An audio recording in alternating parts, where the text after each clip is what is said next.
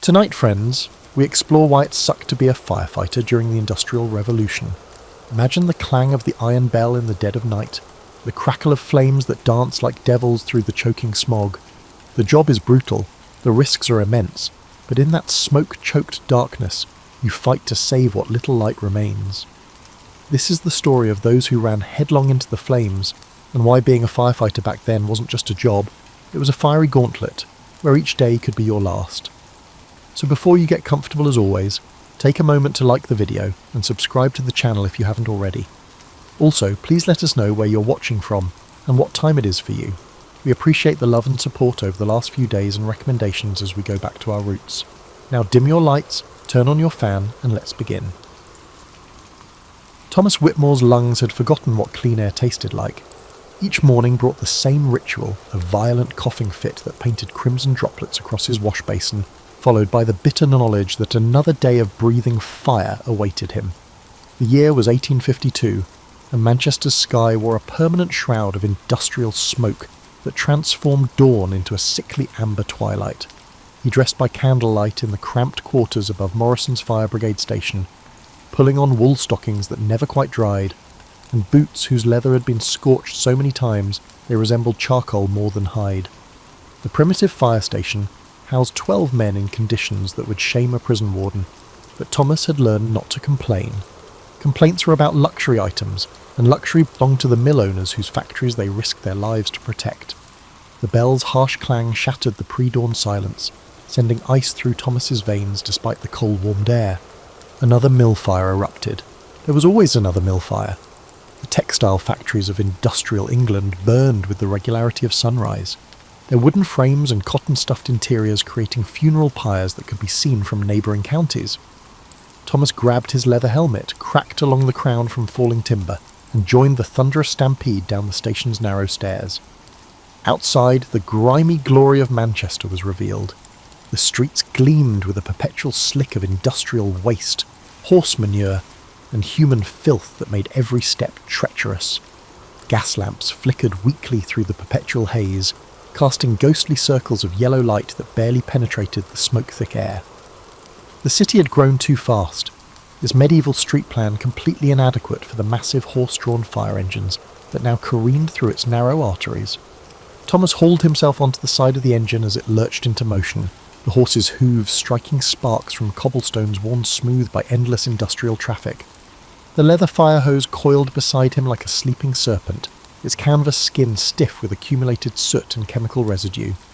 These hoses leaked profusely, often burst under pressure, and delivered water with all the force of a garden sprinkler, but they represented the cutting edge of firefighting technology, in an age when most blazes were fought with bucket brigades and prayer. The mill district loomed ahead, a landscape from Dante's imagination, where towering brick chimneys pierced the sky like accusatory fingers. Steam engines coughed and wheezed behind the rhythmic pounding vibrated through the grimy windows, creating a constant industrial heartbeat. Between the factories, ramshackle tenements housed the workers in conditions that would make medieval peasants weep. Entire families crowded into single rooms, sharing their space with rats, disease, and the ever-present threat of fire. As they rounded the corner onto Bridgewater Street, Thomas saw their destination. Pemberton's cotton mill, its upper floors already crowned with flames that danced against the smoke-dark sky like a demonic ballet. The fire had started in the picking room. They always started in the picking room, where cotton fibres floated through the air like combustible snow, waiting for a single spark from the gas lighting, or an overheated steam pipe to transform the workspace into an inferno. Workers streamed from the building in panic, their faces blackened with soot, many clutching burned hands or nursing singed hair. Among them stumbled children, some barely 10 years old, who had been operating the spinning machinery when the fire erupted. The sight of these young faces, aged beyond their years by industrial labour, and now marked by terror, reminded Thomas why he had chosen this profession, despite its countless horrors. The mill owner, Mr. Pemberton himself, stood across the street in his fine wool coat and polished boots, calculating his losses with the same dispassionate precision he used to calculate his profits. Insurance would cover the building, but not the disruption to production. Tomorrow, he would simply relocate his operations to another mill, and resumed grinding human lives into cotton thread and shareholder dividends. Thomas checked his equipment one final time: a crude leather speaking trumpet for coordinating with his fellow firefighters, a hand axe for breaking down doors and clearing debris, and a length of rope that served as both lifeline and last resort. No breathing apparatus existed. Firefighters simply held their breath or breathed through wet cloth when the smoke became unbearable. The firefighters wore no protective clothing apart from their thick wool coats and leather helmets. They lacked radio communication, hydraulic ladders, and foam suppressants. There were only 12 men equipped with hand-pumped engines who were determined to stop the fire from engulfing the entire district. The heat hit Thomas like a physical blow as they approached the burning mill, the flames creating their own weather system of updrafts and downdrafts that sent burning debris spiralling through the air like deadly confetti. The temperature difference between the fire and the frigid Manchester air created sudden wind shears that could knock a man off his feet or redirect flames in unexpected directions. The Pemberton Mill fire revealed its true character as Thomas and his crew established their position. What appeared from a distance to be a manageable blaze transformed into a multi-headed monster that defied every principle of 19th century firefighting. The flames had found the mill's ventilation system, utilising the carefully designed airflow that prevented workers from suffocating on cotton dust, and allowed the fire to spread throughout the building with terrifying efficiency. Thomas's crew chief, Captain Morrison, shouted orders through the chaos, his voice barely audible above the roar of flames and the screaming of steam engines. With 20 years of firefighting experience under his belt, the captain's face was marked with scars from flying sparks, and his left hand was missing 2 fingers due to a rope burn that had gone septic. In an era before workers' compensation or medical benefits, Morrison's wound served as both a badge of honour and a painful reminder of the profession's costs. The hand-pumped engines positioned themselves along the street, their crews settling into a brutal rhythm that would persist until the fire was extinguished or the men succumbed to exhaustion. 2 men operated each pump handle, working in shifts of 30 seconds before switching off, while a third man aimed the leather hose and prayed it wouldn't burst from the modest pressure that they could generate. The pumps delivered perhaps 50 gallons per minute at their peak, a pathetic trickle compared to modern standards, but revolutionary technology in 1852. Thomas found himself assigned to search and rescue, the deadliest job in a profession where death was a frequent visitor. Mill fires were particularly treacherous because the building's wooden floors and supports could collapse without warning, transformed by heat into elaborate death traps. The textile machinery itself became another hazard. Massive spinning wheels and looms turned into twisted metal sculptures that could impale or crush anyone unfortunate enough to encounter them in the smoke-filled darkness. He wrapped a wet cloth around his face and plunged into the mill's ground floor where the air hung thick enough to cut with a knife. The temperature climbed steadily as he ascended the building's rickety stairs, each step taking him deeper into an environment hostile to human life. Gas lamps had exploded throughout the building, their broken fixtures creating additional fire sources while leaving the interior in near-total darkness. The mill's layout followed the industrial efficiency principles that maximise production while minimising worker comfort or safety. Narrow aisles between massive machines left little room for evacuation, while the building's few exits concentrated workers into bottlenecks during emergencies. Windows were small and high, designed to prevent workers from being distracted by the outside world rather than to facilitate escape. Thomas navigated by feel and instinct, calling out for survivors while trying to maintain his sense of direction in the maze-like interior. On the second floor he found her, Mary O'Brien, a spinner whose skirts had caught fire from a fallen gas fixture. She lay unconscious beneath an overturned loom, her breathing shallow and laboured. The flames had spread to her hair before she managed to smother them, leaving patches of scalp visible through the burned strands. Thomas lifted her carefully, knowing that burns covered much of her body beneath the charred fabric of her work dress. The journey back to the stairs became a nightmare of disorientation and mounting heat. The fire had spread across the ceiling above them, creating a canopy of flame that dropped burning debris like rain. Thomas's wool coat began to solder, the heavy fabric protecting his skin while slowly cooking him from the outside in. His leather helmet grew hot enough to brand flesh, but removing it would expose his head to the falling embers that filled the air. Halfway down the stairs, the building shuddered. Thomas felt the floor beneath his feet sag ominously as the fire consumed the structural supports. Somewhere above them, a steam engine's boiler exploded, creating a tremor throughout the building that cracked walls and shattered the few remaining windows. The mill was dying, its industrial skeleton collapsing under the assault of flames and superheated air. Thomas emerged from the building just as the roof began its final collapse, Mary O'Brien's unconscious form draped across his shoulders. His fellow firefighters rushed to help, but their faces told him what he already knew: she would likely die from her injuries. Burns covering more than 30% of the body were almost invariably fatal in an era before antibiotics, IV fluids, or skin grafts. The best they could offer was laudanum for the pain and perhaps a priest for the end. Behind them, the Pemberton Mill continued its spectacular destruction. The fire had found the building's main steam engine, a massive beast that powered the entire facility's machinery. As the flames heated its boiler beyond safe limits, the engine began to scream, literally scream, as steam escaped through safety valves that had never been designed for such extreme conditions. The sound pierced the air like the death cry of some industrial dragon, audible for miles across Manchester's smoke-shrouded landscape. Thomas set Mary O'Brien gently on a stretcher improvised from mill workers' coats, then turned back toward the building. Captain Morrison grabbed his arm, shaking his head grimly. "She's gone, lad! The whole upper floor's coming down." But Thomas had heard something else. A child's cry from the building's far end, where the mill's newest workers operated the smallest spinning machines.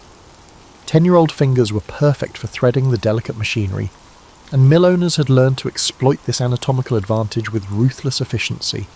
Now those same small hands were trapped somewhere in the collapsing structure, and every second of delay meant another young life would be consumed by industrial progress. The mill's east wing housed what the workers grimly called the children's floor, a cramped, poorly ventilated space where boys and girls as young as 8 operated the piecing machines that connected broken cotton threads. Their small stature allowed them to crawl beneath the spinning machinery to collect waste cotton, while their nimble fingers could perform repairs that would take adult workers twice as long.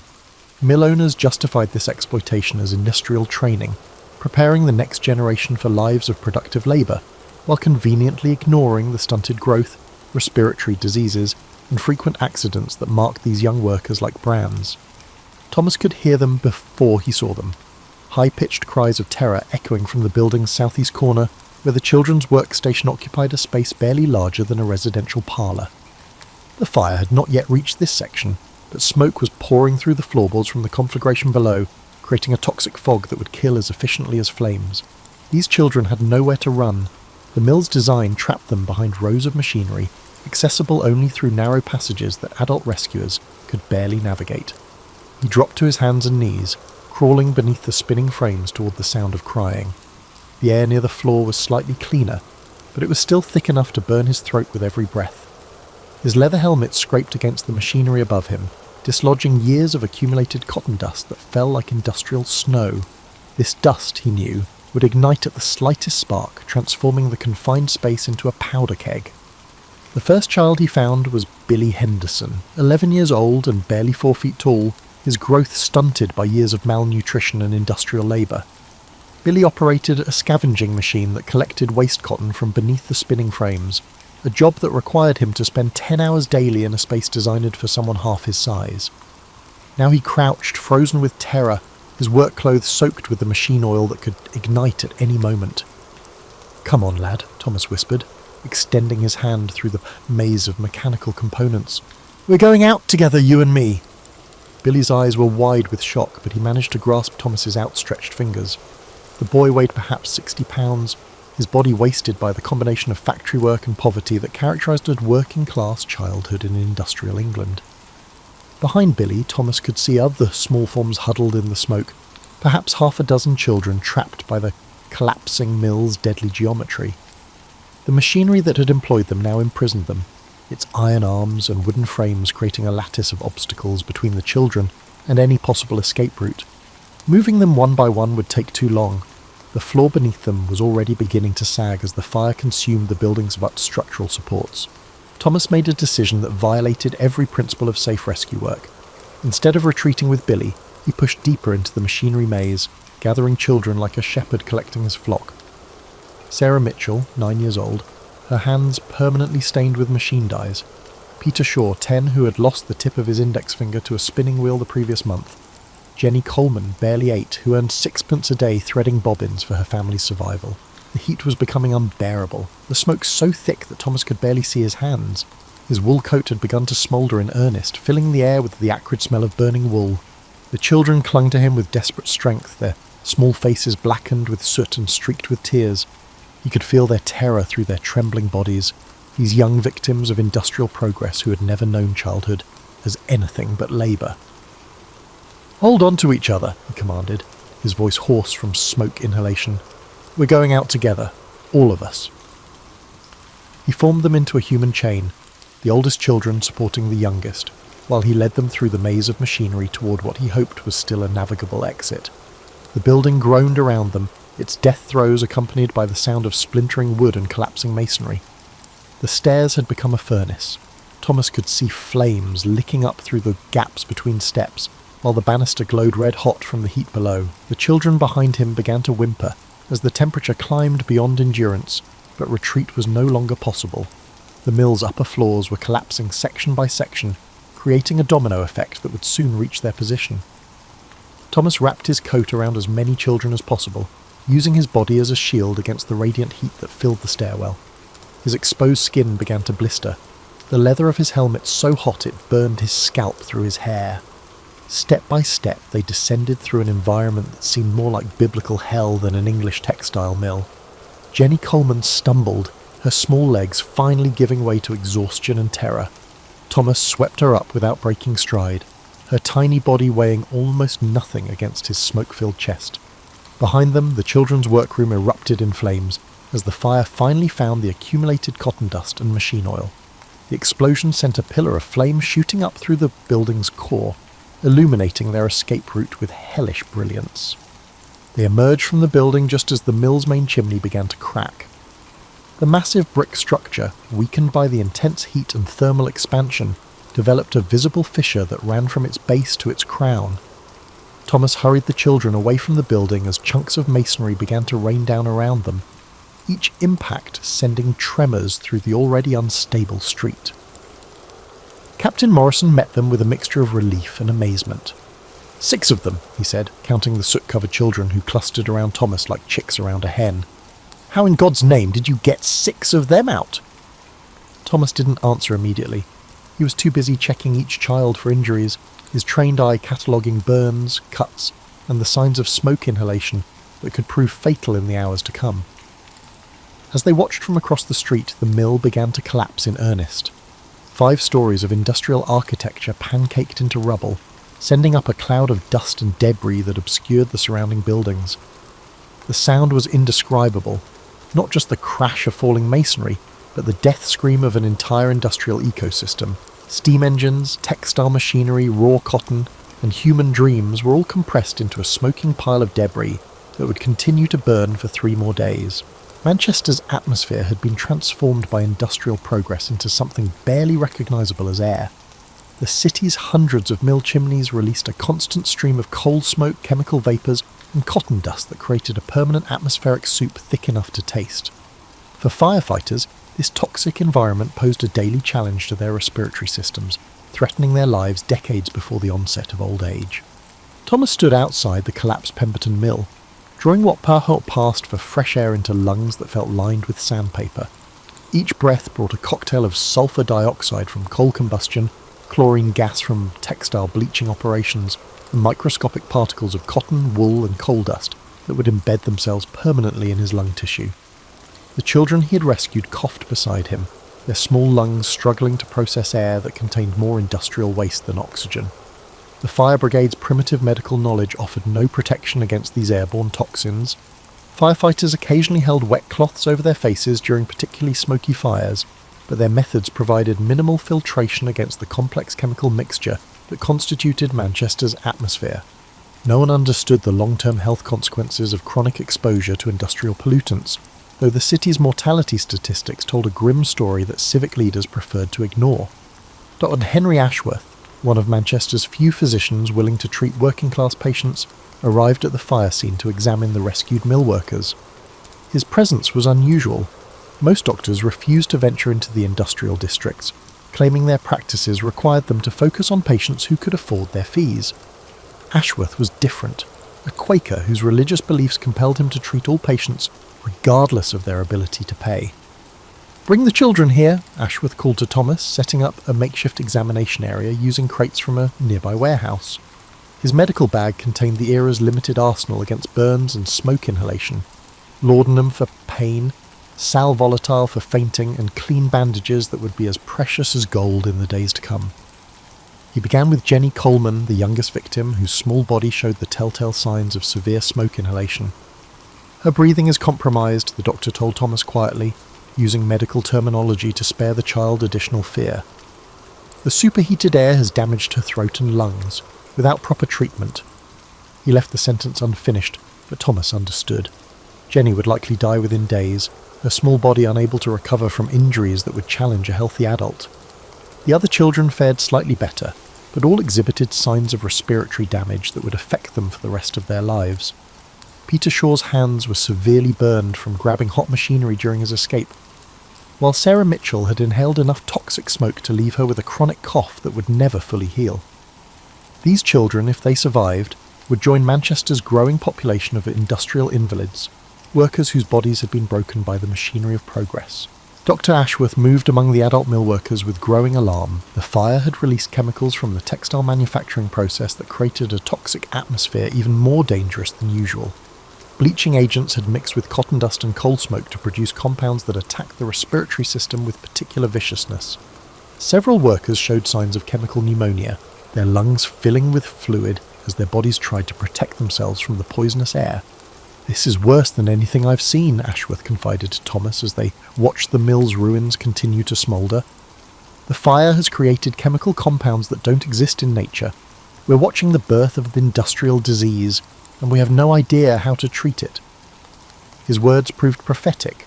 Within a generation, Manchester would become synonymous with respiratory illness, its residents suffering from conditions that doctors struggle to understand, much less cure. Thomas felt the toxins working on his body as he helped organise the rescue efforts. His throat burned with each breath while his eyes streamed continuously from the chemical irritation. His chest felt tight, as though invisible bands were constricting his lungs, making each inhalation a conscious effort. Around him, his fellow firefighters showed similar symptoms, their faces flushed and their breathing laboured, despite their years of experience with smoke-filled environments. The city's response to the toxic air crisis revealed the industrial age's priorities with brutal clarity. Mill owners demanded that their workers return to the neighbouring factories immediately, claiming that production delays would harm Manchester's economic competitiveness. Local authorities focused on clearing the rubble to restore traffic flow, showing little concern for the health consequences of disturbing the contaminated debris. Only Dr. Ashworth and a handful of religious leaders seemed to recognise the human catastrophe unfolding in the smoke-filled streets. Captain Morrison gathered his men for the journey back to the fire station, his face grim with the knowledge that their work was far from over. The industrial district of Manchester housed dozens of mills similar to Pemberton's, each posing a potential hazard due to their combustible materials and insufficient safety precautions. The fire they had just fought would be followed by others, an endless cycle of destruction and rescue that consumed firefighters' lives as efficiently as it consumed buildings. As they loaded their equipment onto the horse-drawn engines, Thomas noticed that several of his colleagues were coughing up blood, a sure sign that the toxic smoke had damaged their lungs beyond the body's ability to repair. These men would continue working because they had no choice.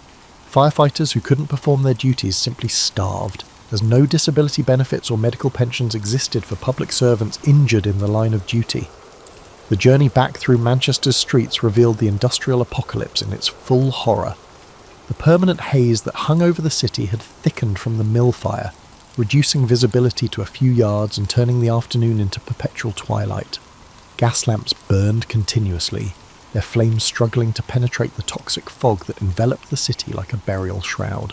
The Morrison Fire Brigade station stood as a monument to society's half-hearted commitment to public safety, its cramped quarters and primitive equipment reflecting the industrial era's priorities with depressing accuracy. Built in 1845 as Manchester's textile wealth reached its peak, the station housed state-of-the-art firefighting technology that would have been considered inadequate 50 years earlier. The building's designer had clearly never witnessed an actual fire, creating a facility that prioritised architectural appearance over practical function. Thomas climbed wearily from the fire engine, his body aching from the physical demands of rescue work and the toxic assault of Manchester's poisoned air. The station's equipment bay revealed the pathetic arsenal available to firefighters in the industrial age. Leather hoses that leaked more water than they delivered, hand-pumped engines that required 8 men to operate effectively, and wooden ladders whose rungs had been charred and weakened by repeated exposure to flames. The fire engine itself represented the pinnacle of 1852 technology, a steam-powered pump mounted on a horse-drawn chassis that could, under ideal conditions, deliver water at pressures approaching those of a modern garden hose. The boiler required 20 minutes to build steam from a cold start, assuming someone had remembered to keep it supplied with coal and water. During fires, this delay often meant the difference between saving a building and watching it collapse into rubble. Captain Morrison initiated the post-fire equipment inspection with a weary resignation reminiscent of a man who had carried out this ritual countless times. The leather hoses showed new splits and tears from the superheated environment, their canvas reinforcement charred beyond reliable use. The brass nozzles had warped from exposure to extreme temperatures, creating irregular spray patterns that reduced their effectiveness even further. Most of the hand tools, axes, pry bars and rope, showed signs of heat damage that would make them unreliable in future emergencies. Henderson, Morrison called to the station's senior firefighter, a grizzled veteran whose left arm hung useless from an injury sustained during the Great Warehouse Fire of 1849. Take inventory of the hose sections. Please identify the sections that require patching and those that need complete replacement. Henderson nodded grimly, knowing that replacing entirely meant submitting requests to the city council that would be debated for months, while fires continued to consume Manchester's industrial districts. The station's primitive communication system consisted of a single bell that could be heard perhaps 6 blocks away on a quiet day, but was often lost in the industrial cacophony that filled Manchester's streets. Fire reporting relied on runners or mounted messengers who often arrived at the station long after flames had established themselves beyond any hope of control. Thomas had responded to fires that had been burning for hours before anyone thought to summon professional firefighters, arriving to find only smouldering ruins and charred corpses. A corner of the equipment bay held medical supplies, a testament to society's high expectations for firefighter survival. A few rolls of bandages, a bottle of laudanum, and some sal volatile represented the brigade's entire medical arsenal. No provisions existed for treating burns, smoke inhalation, or the countless injuries that firefighters sustained during rescue operations. Fires simply claimed the lives of men seriously injured, adding their bodies to the growing casualty list of the Industrial Revolution. The sleeping quarters above the equipment bay housed 12 men in conditions that would shame a medieval monastery. Narrow cots arranged in military formation left barely enough room to walk between them, while a single window provided the only ventilation for the entire space. During summer months, the combination of body heat and smoke-saturated clothing created an atmosphere that rivaled the fires they fought for sheer unpleasantness. Thomas meticulously inspected his personal equipment as if his life relied on its dependability. His leather helmet bore new scorch marks from the mill fire, the protective coating blistered and peeling from exposure to extreme heat. The speaking trumpet he used to coordinate rescue efforts had developed a crack along its length that would reduce its effectiveness in noisy environments. His rope showed signs of heat damage that could cause it to fail under stress, leaving him stranded in a burning building. The brigade's horses occupied stalls adjacent to the main building, their care consuming a significant portion of the department's modest budget. These animals were essential to firefighting operations, but they required constant maintenance and were vulnerable to the same toxic atmosphere that plagued human residents. Several horses had died from respiratory ailments caused by chronic exposure to industrial smoke, their replacement representing a financial burden that stretched the brigade's resources beyond their limits. Water supply presented another insurmountable challenge in Manchester's industrial environment. The city's water mains, designed for domestic use rather than firefighting, could not provide adequate pressure or volume for serious blazes. Firefighters often found themselves competing with industrial users for access to water, while mill owners who controlled private water sources frequently refused to make them available during emergencies. The economic realities of firefighting in industrial England created a system where property owners' ability to pay determined the level of protection they received. Wealthy mill owners could purchase private fire insurance that included dedicated firefighting services, while working-class neighbourhoods relied on municipal brigades that were chronically underfunded and understaffed.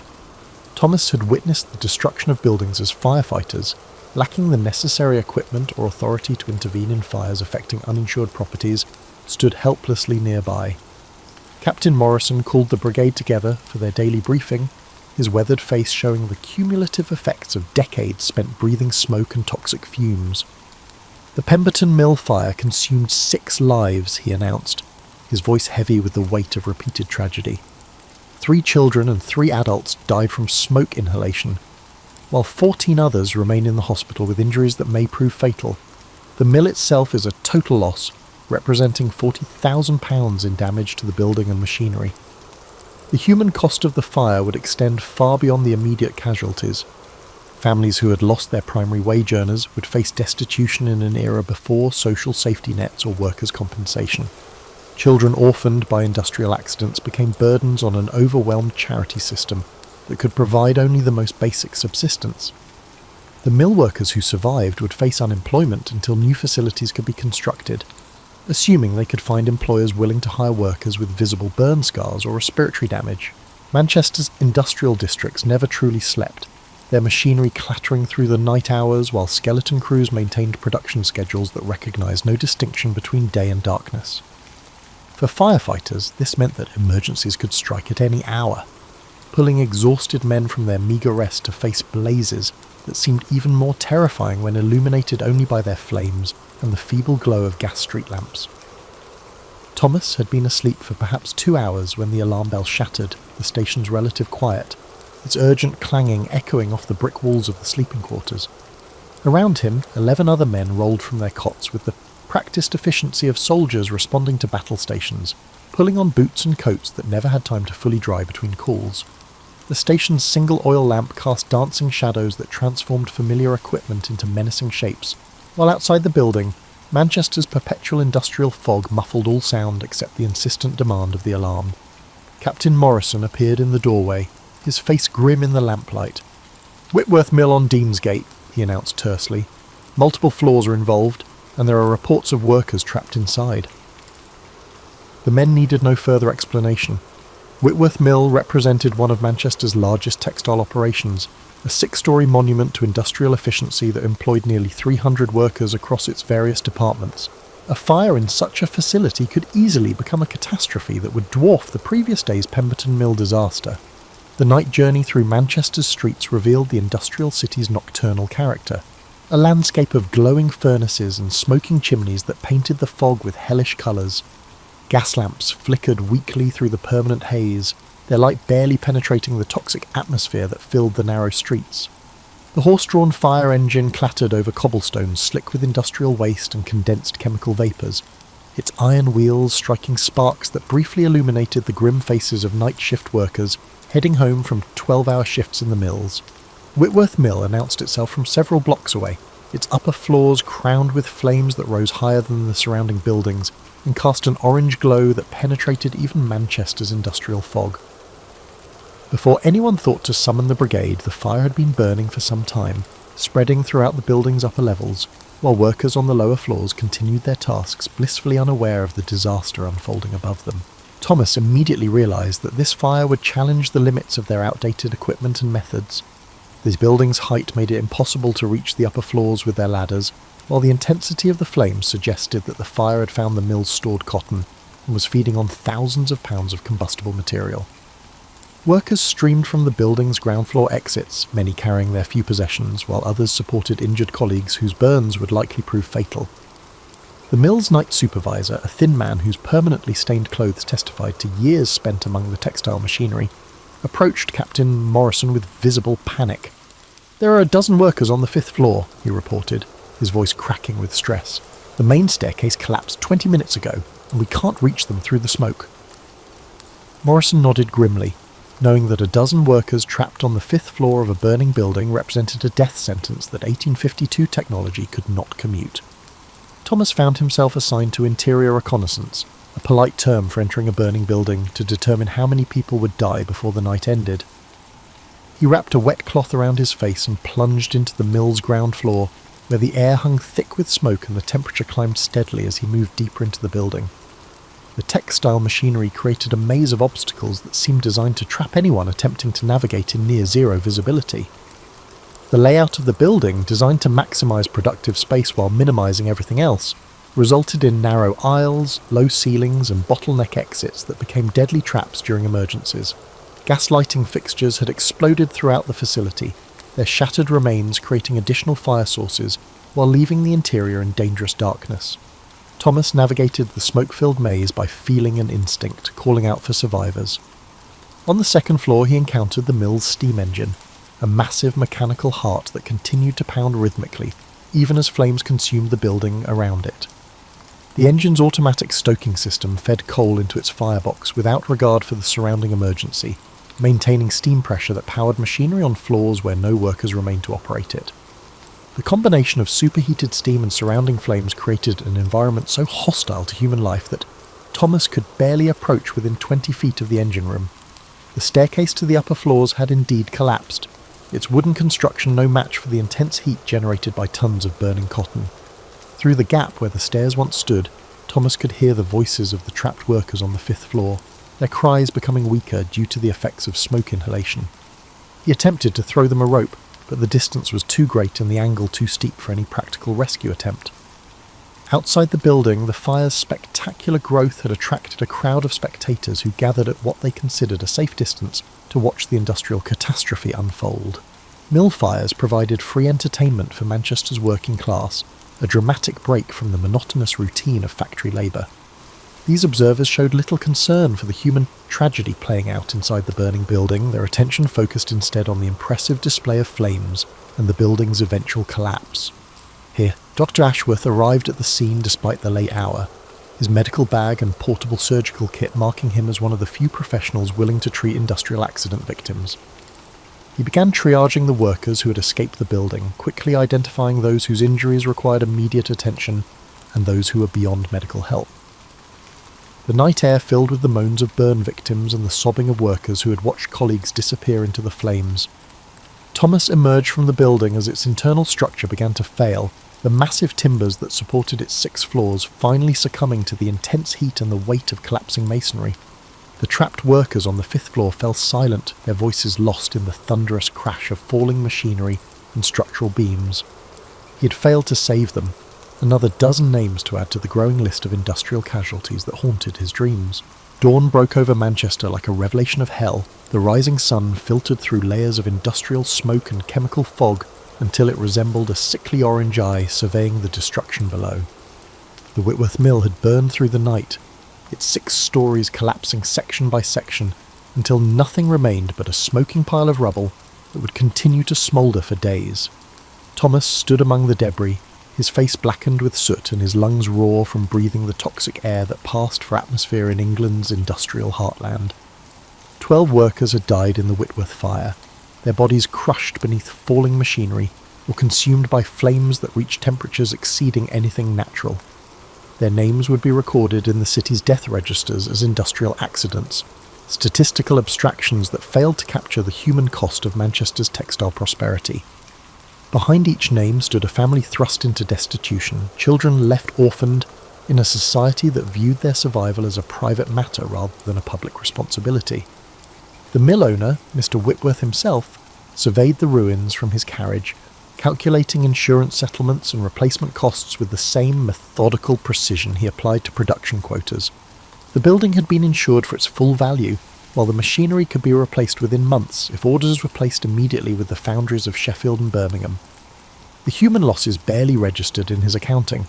Workers were abundant and easily replaced, their families suffering invisible to men who measured success in pounds sterling and production efficiency. Thomas walked among the survivors, offering what comfort he could to people whose worlds had been destroyed in a single night. Mrs. Hartwell clutched the burned remains of her husband's work clothes, the fabric still warm from the flames that had claimed his life. Her 3 children huddled around her skirts, their faces already showing the hollow expression of poverty that would mark them for the remainder of their shortened lives. Industrial England provided no compensation for workplace deaths, no pensions for widows, and no support for orphaned children whose crime was being born into the working class. Dr. Ashworth moved among the injured, with growing despair, his medical knowledge inadequate against the scale of suffering that surrounded him. Burns covering more than 20% of the body were invariably fatal, in an era before fluid replacement therapy or antibiotic treatment. He could offer laudanum for pain and perhaps preserve life for a few additional days, but the fundamental reality remained unchanged. Industrial progress consumed human lives as fuel for its advancement, and society accepted this sacrifice as the natural order of things. The city's response to the fire revealed the true priorities of industrial civilization with brutal clarity. Within hours of the building's collapse, municipal authorities had dispatched crews to clear the rubble and restore traffic flow through the district. The dead would be buried quickly and quietly, their families' grief subordinated to the economic imperative of maintaining industrial production. New workers would be recruited from the countryside, drawn by promises of steady wages that failed to mention the probability of industrial accident or early death from respiratory disease. Captain Morrison gathered his exhausted firefighters for the journey back to their station, his weathered face showing the cumulative toll of decades spent fighting fires with inadequate equipment and insufficient support. 3 of his men showed signs of serious injury from the night's work. Henderson had suffered severe burns on his hands and arms, while Collins coughed blood that indicated potentially fatal lung damage. These men would continue working because they had no alternative. Firefighters who could not perform their duties simply disappeared into Manchester's growing population of industrial invalids. The economic mathematics of firefighting in 1852 Manchester demonstrated society's perverted priorities with mathematical precision. The city allocated more money to street cleaning than to fire prevention, and more resources to maintaining public gardens than to protecting working-class neighbourhoods from industrial blazes. Fire insurance companies employed private brigades to protect wealthy districts while public firefighters struggled with primitive equipment and skeleton crews. The message was clear: property mattered more than people, profit more than human life. Thomas reflected on his chosen profession as the fire engine clattered through Manchester's smoke-filled streets. He had become a firefighter, believing he could save lives and protect his community from the ravages of industrial progress. Instead, he found himself serving as witness to a systematic destruction of human life that masqueraded as economic advancement. Every fire revealed the same pattern: preventable accidents caused by cost-cutting measures, inadequate safety equipment, and building designs that prioritized production efficiency over worker survival. The Industrial Revolution had transformed firefighting from a community responsibility into a professional necessity, but society had failed to provide the resources necessary for success. Firefighters operated with equipment that belonged in the previous century, received training that consisted mainly of learning from the mistakes of dead colleagues, and worked for wages that barely sustained life in the expensive industrial cities.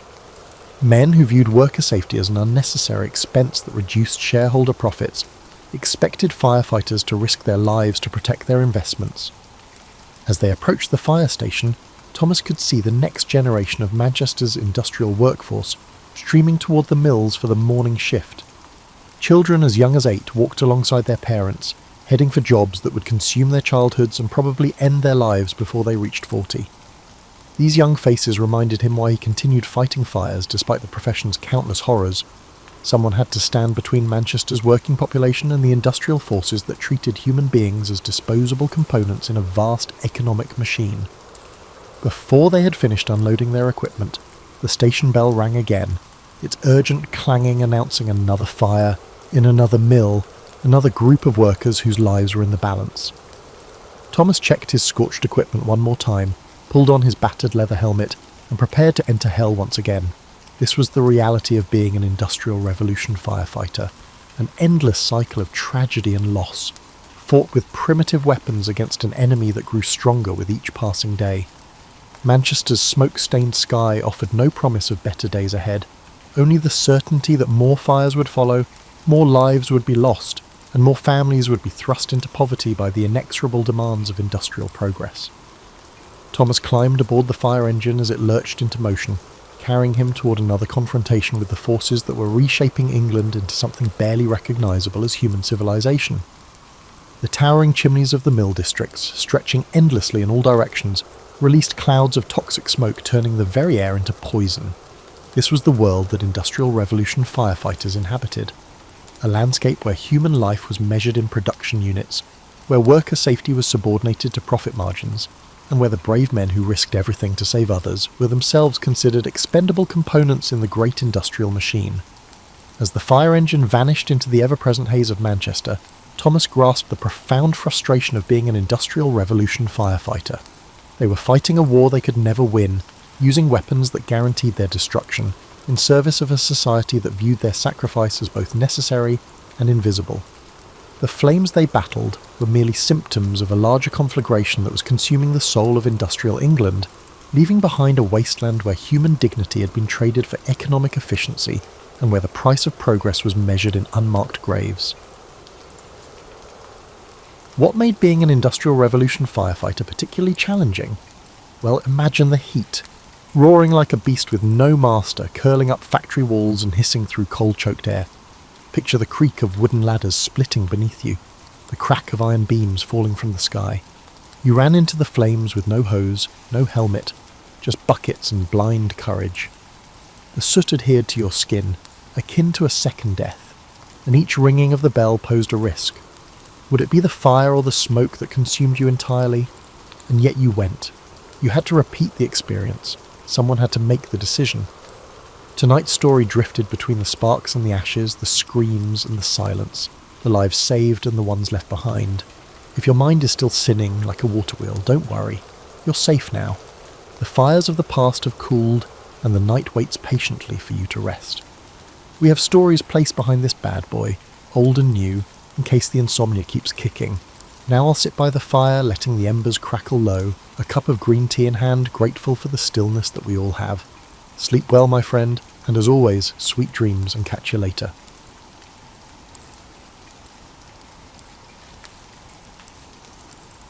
In the hushed darkness of a 13th century manor house, as the last embers in the central hearth faded to soft orange glows, the lord of the manor would not retire alone.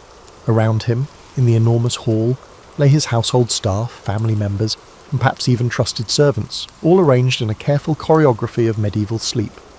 This collective slumber, so foreign to our modern sensibilities, represents one of history's most misunderstood phenomena, the medieval relationship with sleep. Contrary to popular assumptions about the discomforts of pre-industrial life, medieval Europeans may have enjoyed sleep patterns more aligned with human biology than our current regimens. The sleep of the Middle Ages wasn't merely a functional necessity squeezed between brutal days of toil. It was an elaborate practice infused with ritual, social significance, and a profound understanding of human needs that modern science is only now rediscovering. The medieval night began not with the flick of a light switch, but with the gradual recession of daylight. As twilight descended across Europe's countryside and burgs, a natural wind-down period commenced. Without the harsh blue light of electronic devices to disrupt melatonin production, medieval bodies responded naturally to environmental cues. The dimming of the day triggered sleep hormones in perfect synchronicity with the body's circadian rhythm. Evidence from medieval household accounts, monastic records, and medical manuscripts reveals that medieval people practiced what sleep researchers now call sleep hygiene, not through scientific understanding, but through customs evolved over centuries. Families would gather around fires in the hours before bed, engaging in what one 14th century English text called the gentle telling of tales. This storytelling tradition served multiple purposes, reinforcing community bonds, passing down cultural knowledge, and, crucially, allowing the brain to transition from the active demands of daytime to the receptive state conducive to sleep.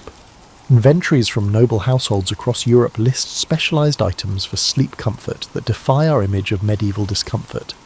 While commoners might sleep on straw-filled mattresses regularly refreshed with aromatic herbs like lavender and chamomile, natural sleep aids, the wealthy invested heavily in sleep quality. Featherbeds, documented in the 1380s household accounts of John of Gaunt, could contain up to 60 pounds of down. These were topped with linen sheets, woolen blankets in winter, and lightweight coverlets in summer, seasonal adaptations showing a sophisticated understanding of sleep temperature regulation. The medieval bed itself evolved into an architectural feature in its own right. Far from a simple platform, the bed became what historian Sasha Handley calls a micro-environment for sleep. High bedsteads kept sleepers above drafts, while bed curtains created microclimates that preserved body heat. Particularly in northern regions, these enclosed bed spaces maintained optimal sleeping temperatures through bitter winters without central heating. Perhaps most notably, medieval people organised their sleep around natural human ultradian rhythms.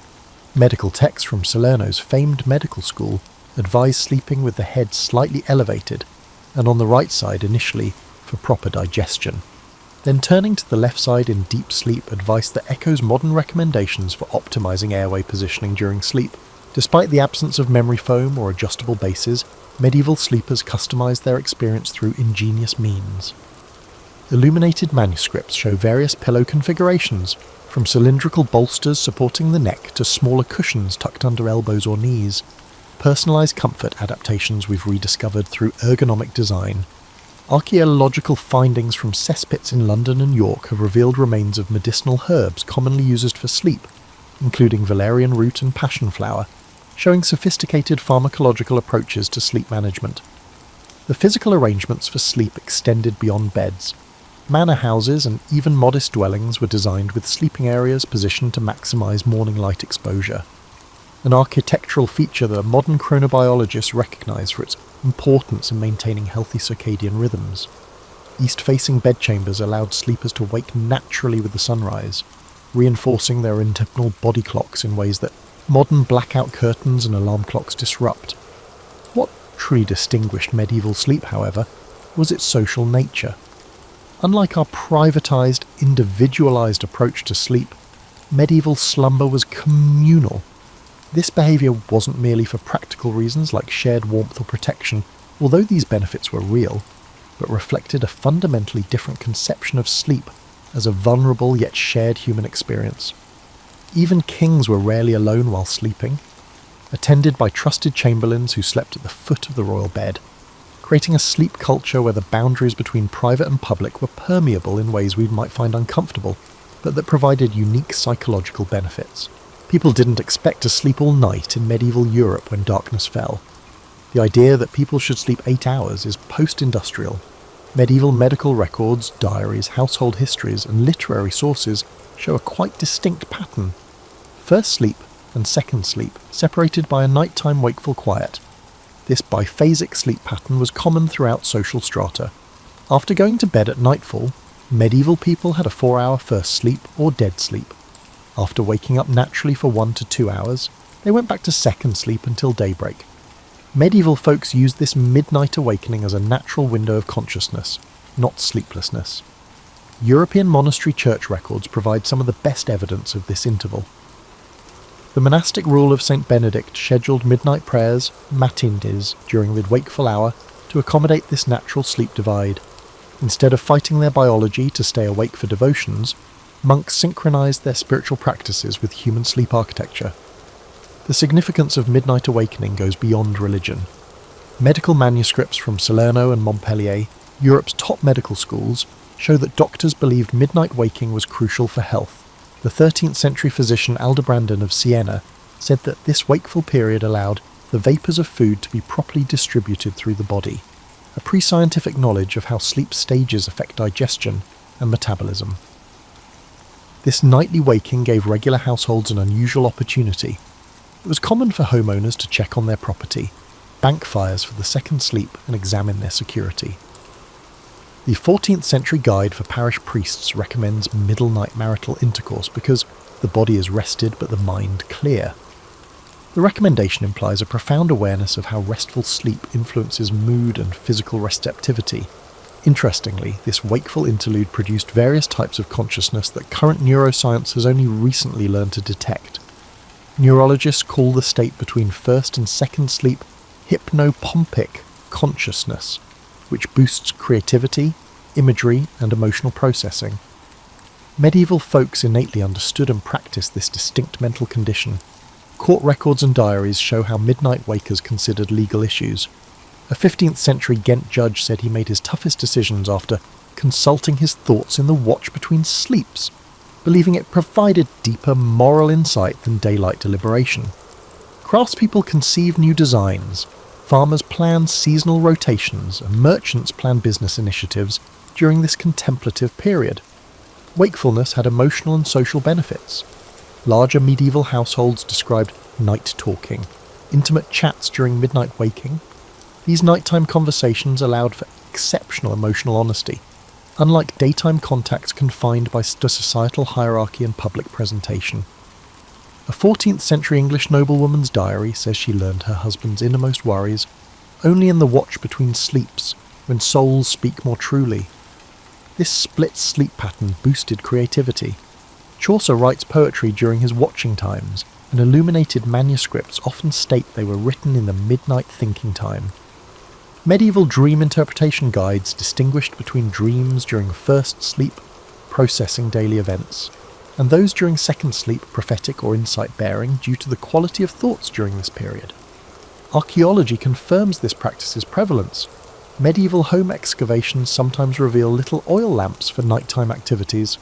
In household inventories across social classes, night tables with writing tools, miniature prayer books, and meditation tools are common.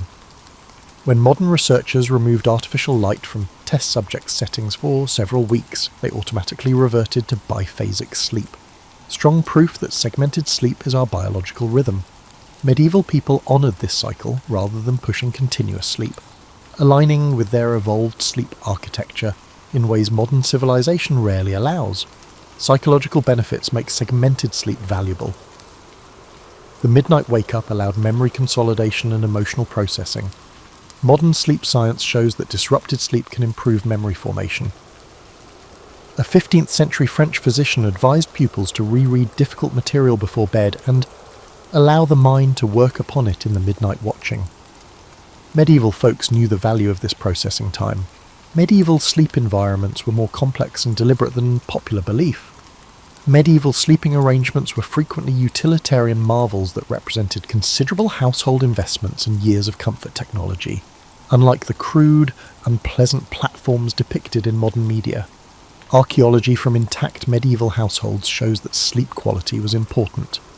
Excavated 13th century merchant homes in London showed specialised floor designs with insulating materials packed beneath sleeping areas, including wool, straw, and even feathers in wealthier homes, to block the cold from stone or packed earth floors. This intelligent underfloor insulation shows heat transmission concepts that affect sleep quality. Medieval sleep revolved around the bed, which evolved quickly. Bed technology improved by the 13th century from simple raised platforms. Estate inventories from around Europe reveal more sophisticated bed designs with specialised comfort components. The bed's hardwood frame, termed the bedstock, has mortise and tenon joints allowing minor flexibility without squeaking, which 14th century Florence Carpenter Guild laws required for undisturbed rest. Medieval mattress technology improved constantly. Peasant homes still used straw-filled beds, although they were more advanced. Traditional European farming groups using medieval methods used straw beds, not loose straw piled into sacks. Specially selected straw, oat straw, was recommended for its softness. Completely dried to prevent mould and broken to provide a springier texture was used. Most homes emptied and refilled these beds seasonally. For the wealthy, mattress technology evolved. By the 14th century, merchants and artists used wool-filled mattresses, while feather beds were the height of medieval sleep luxury. These were constructed sleep surfaces, not feather sacks. Guild regulations from 14th century Paris required feather beds to be built with particular weights of different feather varieties piled for compression and rebound. The most sumptuous examples had goose down on top and stiffer feathers underneath for stability, similar to modern high-end mattresses. Medieval pillows are often forgotten sleep technologies. Modern pillows are uniform, whereas medieval pillows were individualized. Archaeological evidence and household inventories show at least 4 pillow types: neck bolsters for spinal alignment, softer head pillows for comfort, wedge pillows for medical conditions, particularly respiratory issues, and smaller support pillows for positioning. Salerno medical writings advise lifting the head for digestion disorders and supporting the legs for back pain. Bed sheets were also designed for sleep comfort. Linen sheets were valued for their breathability and moisture-wicking capacity. Even small houses had many sets of linens and regular laundry records. In winter, woolen blankets provided insulation, while silk or light wool coverlets gave summer warmth. Seasonal bedding rotation shows a profound awareness of how ambient temperature influences sleep quality.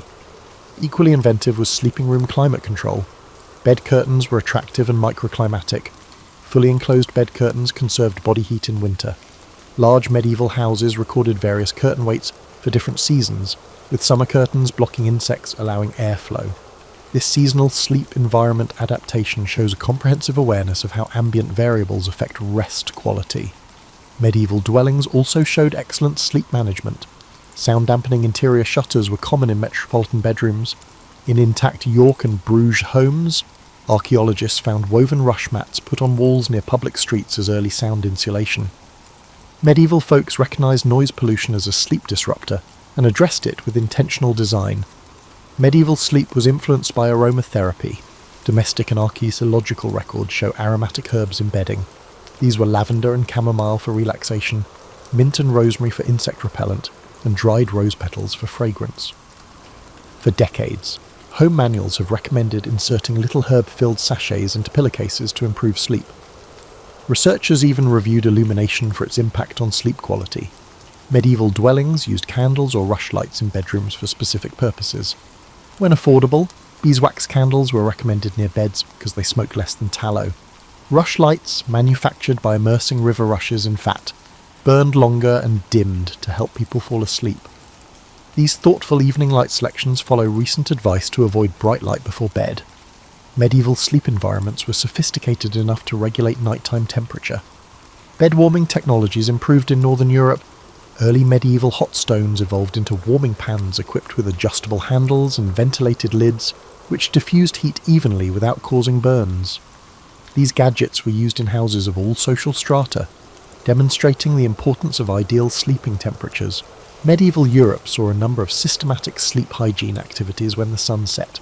These were centuries-old practices that prepared body and mind for repose. The intricacy of these pre-sleep practices undermines the idea that scientific sleep optimization is new. The transition to night began with day-shutting rituals that separated waking and sleeping. Closing shutters or drawing curtains were symbolic thresholds.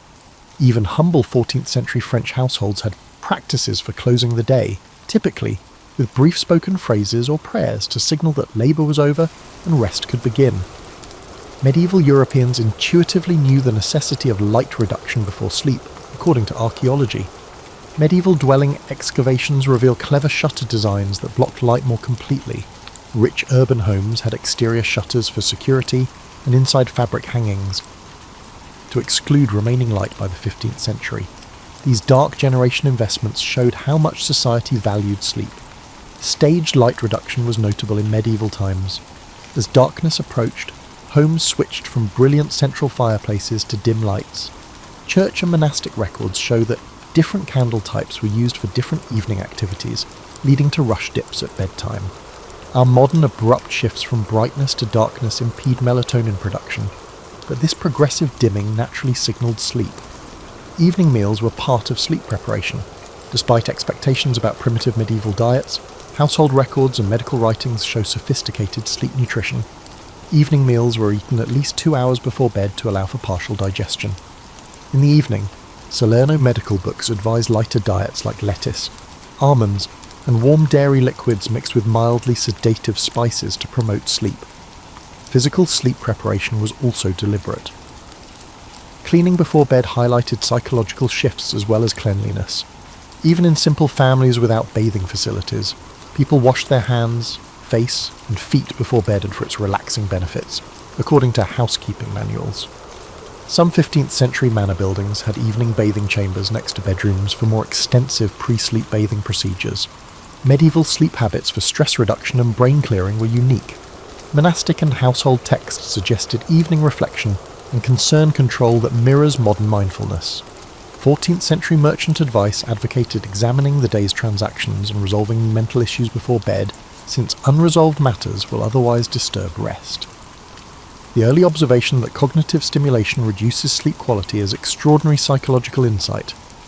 Bedtime prayer sequences were both spiritual practice and sleep induction.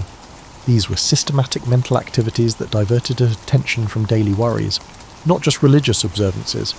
Popular nighttime prayers alternated between simple, repetitive elements, relaxing, and brief narrative segments, focusing the attention. This advanced structure naturally induced tiredness from active thought. Even bed-making was ritualized, according to household sources. Medieval folks of all classes made beds each night. It was common to shake and turn mattresses to rejuvenate their loft, arrange bedding for best warmth distribution, and sweep the area around the bed to remove dirt and symbolically clear the space for rest. Social interactions were manipulated to aid sleep transitions. Manorial records required quiet time in the evening. Sleep preparation began with specific phrases or little customs in some households. For quieter, more introspective conversation, a 15th century housekeeping manual encouraged the head of the home to say, "The day is now put away." Most notably, medieval sleep rituals addressed sleep onset insomnia. Medical manuscripts provide advanced sleep treatments. They comprise mental tracing of patterns, rhythmic breathing, and progressive muscle relaxation expressed in language that resembles modern approaches. A 14th century Montpellier medical treatise discusses body scan meditation, similar to that taught in sleep clinics. Medieval sleep literature emphasized posture. Medical texts outlined ideal sleep postures for different body types and health issues. Modern understanding of how body position influences digestive processes during sleep suggests commencing sleep on the right side to help digestion before turning to the left. This was not common wisdom, but scientific observation of sleep quality. Auditory practices helped wakefulness transition. Night watch calls the hours in villages and cities, providing temporal grounding. These repetitive sound patterns may have helped maintain sleep rather than disrupt it. People say the familiar calls comforted and oriented them during brief overnight awakenings without disturbing sleep architecture. The social structure of sleep may be the biggest distinction between medieval and modern sleep. Medieval sleep was a shared, vulnerable state entrenched in well-arranged social ties that offered distinct psychological benefits not found in modern, isolated sleep. European household archaeology shows sleep arrangements that challenge privacy notions. From humble farmhouses to royal palaces, medieval sleeping places were shared. This sharing wasn't just for economic reasons, it represented attitudes about sleep vulnerability and communal protection. It started in childhood. Medieval children slept with family, unlike modern Westerners. Household inventories and architectural evidence demonstrate that wealthy people rarely had separate nurseries until the late medieval period. Young children usually slept on communal beds near parents or caregivers. This arrangement provided physical warmth and safety as well as auditory and olfactory cues from trusted people to promote sleep. Children continued to sleep together as they grew. Household and guild records show service children, apprentices, and biological children sleeping together by age. Young people slept 2 or 3 to a bed, clustered by gender and age, establishing sleep communities, groups that share sleep vulnerability and build sleep standards. The psychological benefits of these arrangements were significant. Medieval medical literature says youngsters who sleep together have fewer night terrors and sleep disturbance. Medieval folks intuitively knew that trusted persons' sensory awareness triggers parasympathetic nerve system reactions that deepen sleep. Modern sleep science has just lately recognized this. Adults slept together beyond family. Medieval residences had a central hall where servants, apprentices, and extended family slept. This setup gave psychological security rather than disrupting sleep. Household accounts provide methods for grouping sleepers to accommodate individual needs and relationships. Even the rich, who could afford separate sleeping chambers by the later medieval period, rarely slept alone. Noble household chamber accounts show that servants lay on pallets at the foot of the bed with their masters. Medieval nobility preferred reliable companions during vulnerable sleep phases over loneliness. This communal sleep design had several psychological benefits that modern sleep experts are now recognizing. Shared sleep rooms corrected sleep patterns, reducing anxiety over perceived sleep anomalies. When brief nightly awakenings occurred, the noises and presence of other sleepers reassured and reduced anxiety-induced sleeplessness. Medieval travel tales show how rooted these communal sleep obligations were. One 15th century merchant called private sleeping unnatural and disquieting to the mind. Inn regulations across Europe required tourists to share beds with strangers of the same gender until the early modern period, demonstrating how common shared sleep vulnerability was deemed. The intimacy of communal sleep areas encouraged unusual social bonds. Medieval stories emphasize pre-sleep discussions for resolving conflicts and improving relationships. Before bed, a 14th century family manual encourages settling disputes because harmony before rest brings better health to all. This incorporation of dispute resolution into sleep habits provided regular relationship healing that standalone sleep arrangements rarely do. Medieval sleep's communality improved safety. Before modern locks and security measures, numerous sleepers were protected by collective vigilance. Medieval households generally placed younger, lighter sleepers, usually apprentices or younger servants, near doorways, establishing a natural surveillance system.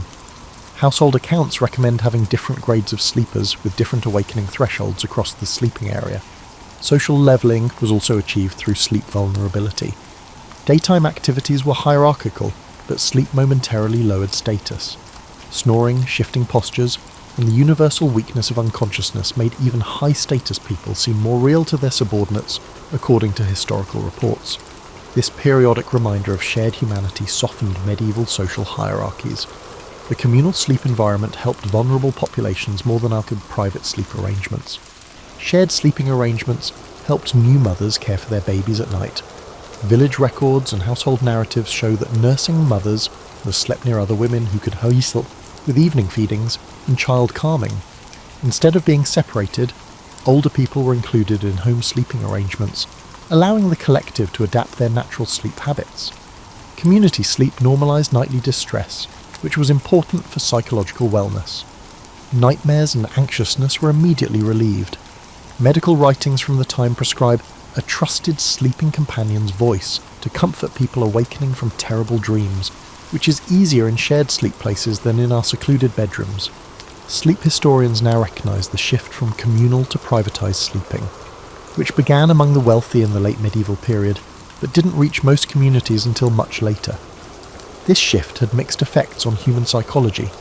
While privatising sleep increased individual control, it eliminated many of the security and social benefits of communal sleep. Medieval understanding of dreams and nighttime consciousness was highly developed, predicting modern findings concerning dreams' effects on emotion, creativity, and problem-solving. Medieval civilization developed intricate frameworks for identifying dream varieties and promoting positive dream experiences. Medieval dream theory classified dreams by psychological cause and meaning. Medical books from Salerno and Montpellier distinguished digestive dreams, those influenced by nutrition and physical conditions, from spirit dreams, those originating from deeper psychic processes. This distinction acknowledges dreams' psychological purposes and modern awareness of how physical variables affect dream content. Medieval understanding of how sleep absorbed everyday events was sophisticated. The 13th century encyclopedist Bartholomeus Anglicus observed that the mind sorts through the day's events while the body rests, foreshadowing REM sleep memory consolidation research. Household instructions advise quickly revisiting important daily events before bed to aid this processing function, which sleep researchers now know improves memory integration. Medieval dream notebooks show that people actively engaged with their dreams. Several preserved monastic and noble household dream diaries document dream content with attention to repeating themes and emotional patterns. A 14th century Florentine merchant kept a thorough book about how he tracked dream symbols, linking them to his waking concerns and using dreams to make commercial decisions.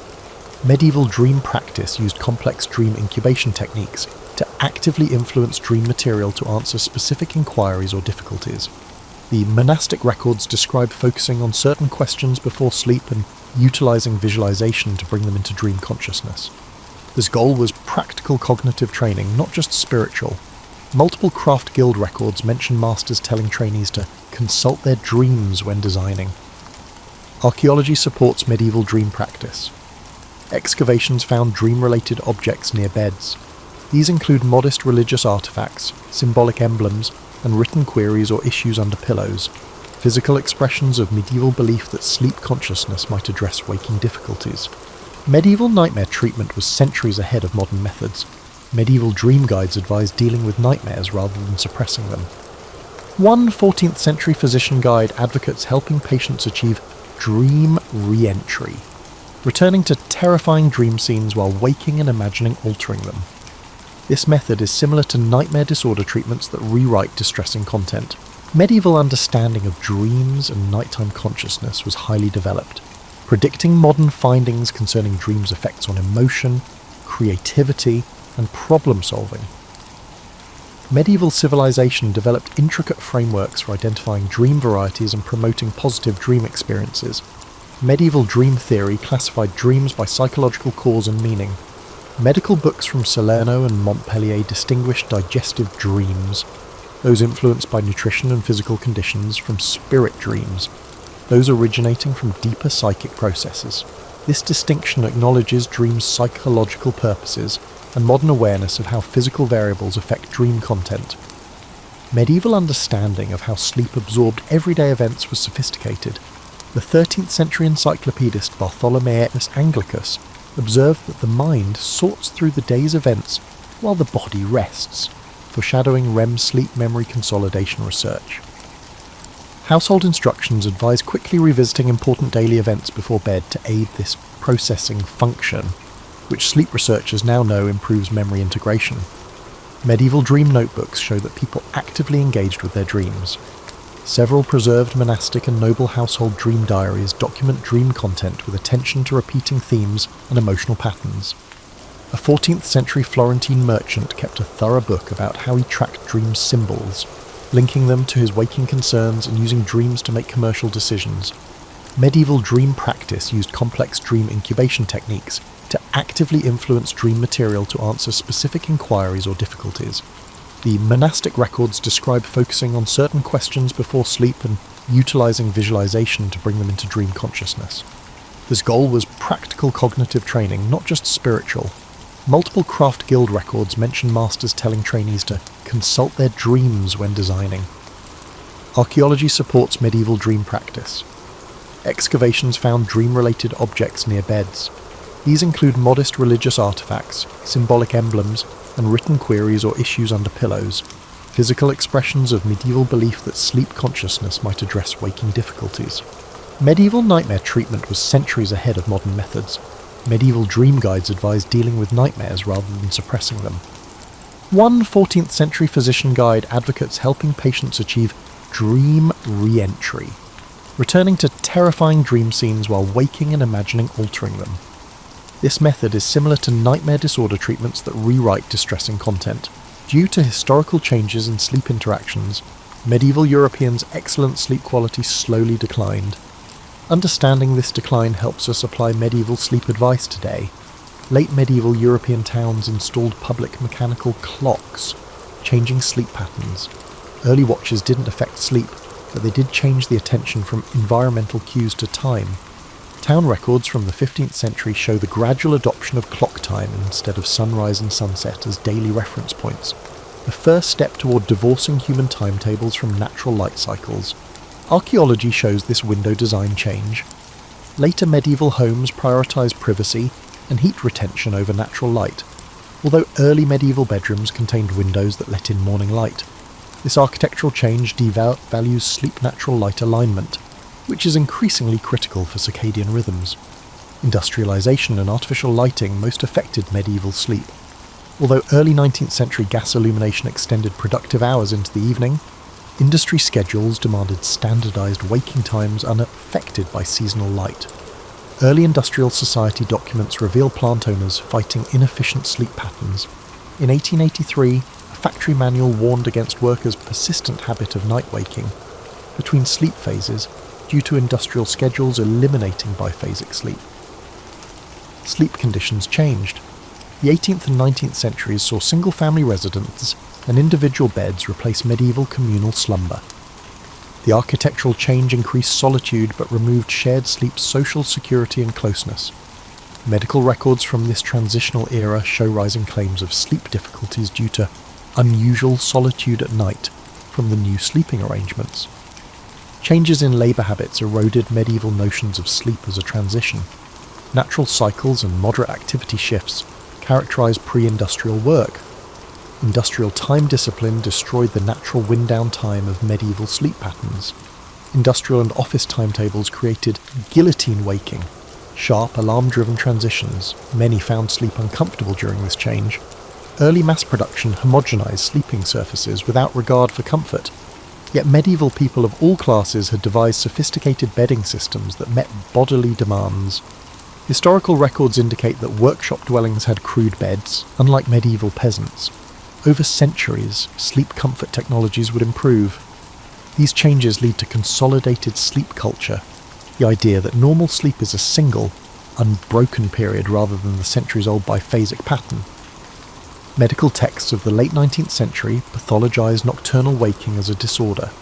This medical reinterpretation replaced medieval sleep wisdom with modern norms. This historical transformation goes beyond discomfort. Medieval sleep practice was physically and psychologically advantageous, according to modern studies. With unprecedented rates of insomnia, sleep-disordered breathing, and circadian rhythm issues, sleep professionals call the global sleep crisis caused by suppression of natural sleep patterns.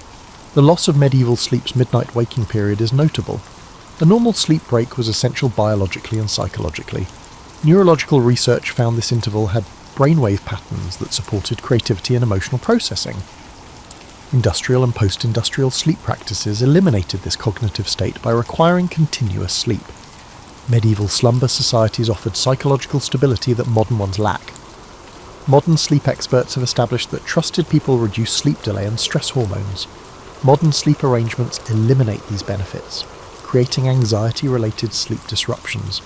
Even in medieval times, seasonal sleep duration fluctuations were biologically good. Pre-industrial civilizations and historical sources show that medieval people slept longer in winter due to natural melatonin synthesis. Modern sleep schedules ignore seasonal changes, creating winter circadian misalignment. Medieval and pre-industrial sleep traditions are being rediscovered despite these losses. Sleep medicine now admits that medieval sleep practice was sophisticated and biologically sound, so we should revisit it. New sleep transition. Understanding is the best rehabilitation. After centuries of alarm clocks disrupting sleep, sleep professionals emphasize pre-sleep wind-down, reclaiming the medieval idea of sleep as a transitional activity. Modern sleep hygiene follows medieval practices of gradually reducing light exposure, quieter evening activities, and systematic pre-sleep routines. Modern technology harms and helps sleep. Screen usage influences melatonin production, yet apps and devices measure sleep and support circadian cycles. There are programs that regulate lighting throughout the day to approximate natural light progression, and alarm systems that pinpoint optimal awakening points throughout sleep cycles to recreate medieval sleep patterns. Architecture honours sleep wisdom. After decades of decreasing natural light in bedrooms, modern sleep-focused architecture prioritises eastern exposure for morning wake-ups, reverting to medieval design. Some creative neighbourhoods are investigating communal sleep solutions for uneasy sleepers. Researchers and sleep experts studied medieval segmented sleep. Biphasic sleep patterns like first and second sleep improve sleep, mood, and cognition in long-term studies. Sleep clinics increasingly recommend this routine for insomniacs who believe their sleep disorder is their body re-establishing its natural cycle. Medieval sleep surroundings were rediscovered. Modern designers emphasize natural materials, temperature regulation, and personalized support similar to those used in medieval bedding systems, following years dominated by artificial sleep environments. Adjustable firmness mattresses and weighted blankets are inadvertent homages to medieval sleepers' custom bedding. Medieval sleep still affects psychology and spirituality. Sleep experts recommend medieval home evening contemplation style mindfulness. Increasing interest in dream work and creative dream engagement rediscovers medieval ideas of dreams as valuable sources of knowledge and creativity. The rising recognition that sleep is a cultural habit motivated by societal values and goals is positive. Medieval people valued sleep quality and built social norms to protect it, unlike modern production cultures.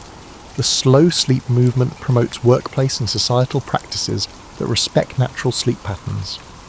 A key paradigm change is realizing that societal institutions mismatch human nature and create numerous sleep disorders. Modern companies are experimenting with flexible timetables that match natural chronotypes and seasonal changes, like medieval civilizations did. Workers were organized around seasonal light shifts and human energy cycles. These strategies apply medieval wisdom to modern conditions. Medieval sleep reminds current sleepers that many human sleep features are neither infinitely adaptable nor flawless to copy. Human nature operates best when aligned with rhythms our medieval ancestors intuitively recognized and honored. Despite great pressure to conform to industrial and post-industrial sleep demands, medieval sleep teaches us to examine whose pre-industrial sleep expertise remains physically and psychologically helpful, not to reject comfort or technical progress. Current knowledge and rediscovered old customs may help us create sleep patterns that match evolutionary and current needs. Researchers say medieval people didn't understand the neurochemistry of sleep, but they recognized its patterns and respected its requirements in ways we're only now beginning to appreciate. That appreciation can solve our sleep crisis without drugs or technology by restoring decades of pre-industrial sleep practice. Medieval sleep advice is more than just history.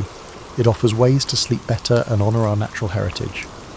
As research validates medieval sleep patterns and practices, we may find that rediscovering our ancestors' centuries-old knowledge of natural sleep is the best sleep advancement.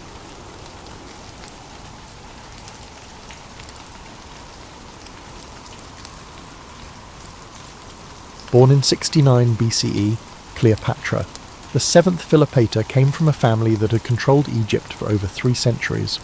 These were the Ptolemies, who were descended from a general under Alexander the Great. The Ptolemaic Empire was a peculiar hybrid by the time Cleopatra was born, a Greek-speaking monarchy situated atop a deeply Egyptian terrain.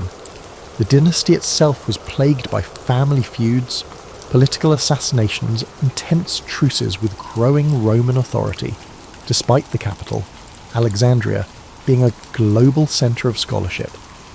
Tradition frequently portrays Cleopatra as a captivating queen who captivated influential men.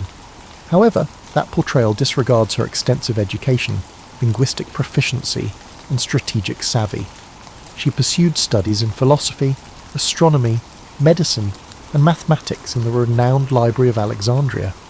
Cleopatra was raised in a society that demanded royals demonstrate their abilities, as each prospective heir faced the risk of being outwitted by cunning family members. In a court notorious for backstabbing, mental acuity was just as important to survival as birthright. For a large portion of his rule, her father, Ptolemy XII Orleans, had to balance local unrest with Roman favour. Despite the Ptolemies' claims to divine heritage, Roman power actually loomed big. To gain Roman political support, athletes paid hefty prices, which put Egypt's finances in jeopardy. As she observed these discussions, Cleopatra learned early on that money could purchase allies but could never ensure true respect. She also saw how quickly a monarch may lose their position of authority if they made a mistake that alienated those in charge. When Cleopatra was a little girl, she travelled to Rome with Auletes on diplomatic missions and saw a civilization on the verge of enormous growth. She watched the Senate's operations there as well as the moves of powerful people like Julius Caesar and Pompey. She had a first-hand insight from these experiences that few Egyptian royals had ever experienced. Cleopatra's route to the Egyptian throne was uncertain. To maintain the unity of the bloodline, Ptolemaic law encouraged sibling marriage partnerships, and her father had other children. An ancient Macedonian custom that the Ptolemies had taken to extremes, this behaviour was startling to modern ears. As a result, Cleopatra's destiny was intertwined with her brothers, one of whom would, at least in theory, share power with her. Everyone knew that a puppet sibling could be used to overthrow a more ambitious relative, and the tension in the royal family was evident. History frequently reduces Cleopatra to an exotic character who courted Roman rulers, but she was developing her diplomatic abilities from an early age. She acquired multilingual skills in addition to Greek. She reportedly knew Aramaic, Ethiopian, and probably Hebrew well as an Egyptian, which most of her Ptolemaic predecessors never tried to master. She was able to avoid having her comments misinterpreted by interpreters by speaking to courtiers, merchants, and foreign envoys in their own tongues. Her ability to communicate directly became one of her most powerful assets, enabling her to bridge cultural gaps. The domestic politics of Egypt were very complicated. As they had done for thousands of years, priesthoods held considerable power. Careful supervision was required of this irrigation system. Grain shipments fueled the kingdom's economy by feeding both Egyptians and international markets. Cleopatra was aware of the fragility underlying the opulence of the court spectacles. In ancient times, grain was valuable, and managing the Nile's resources meant managing the money needed to survive. To keep the Roman bankers happy, the priests placated, and the crops steady, a wise ruler was required. However, when her father passed away in 51 BCE, Cleopatra was still a young woman. She and her younger brother, Ptolemy XIII, were designated as joint rulers in the will. This arrangement was less about true balance and more about ceremonial tradition. Groups in the court tried to influence the young boy king against his sister very immediately. Cleopatra had to decide whether to submit to these power struggles or to stand up for herself at the risk of starting a civil war. Cleopatra's early life prepared her for her eventual decisive actions, even though most people only recall her later involvements with Mark Antony and Julius Caesar. Her background, learning at the library, observing Roman politics, and negotiating a contentious court, formed the foundation of her strategic perspective. She was adamant that ambitious Romans should not use Egypt as a prize or a province. Although the road ahead was dangerous, Cleopatra had been well prepared by her upbringing. She wasn't a passive character. She was already planning ahead and prepared to play a political chess game that would decide her kingdom's destiny. Cleopatra, who was 18 at the time of Ptolemy XII's death, found herself sharing the kingdom with her brother, Ptolemy XIII, who was only 10 or 11 years old at the time. Although they were classified as equals in their official titles, Cleopatra was aware of the covert power structures in the royal court. The young king's advisors saw an opportunity to marginalise her by portraying her as an intrusive sister who posed a danger to the boy's legitimate authority. Political scheming by a flurry of courtiers, including the powerful regent Pothinus and a general by the name of Achilles, soon compelled Cleopatra to leave Alexandria. Cleopatra was sent into exile because she would not concede defeat. Instead of disappearing into obscurity, she gathered a small troop and set up camp east of the Nile Delta to wait.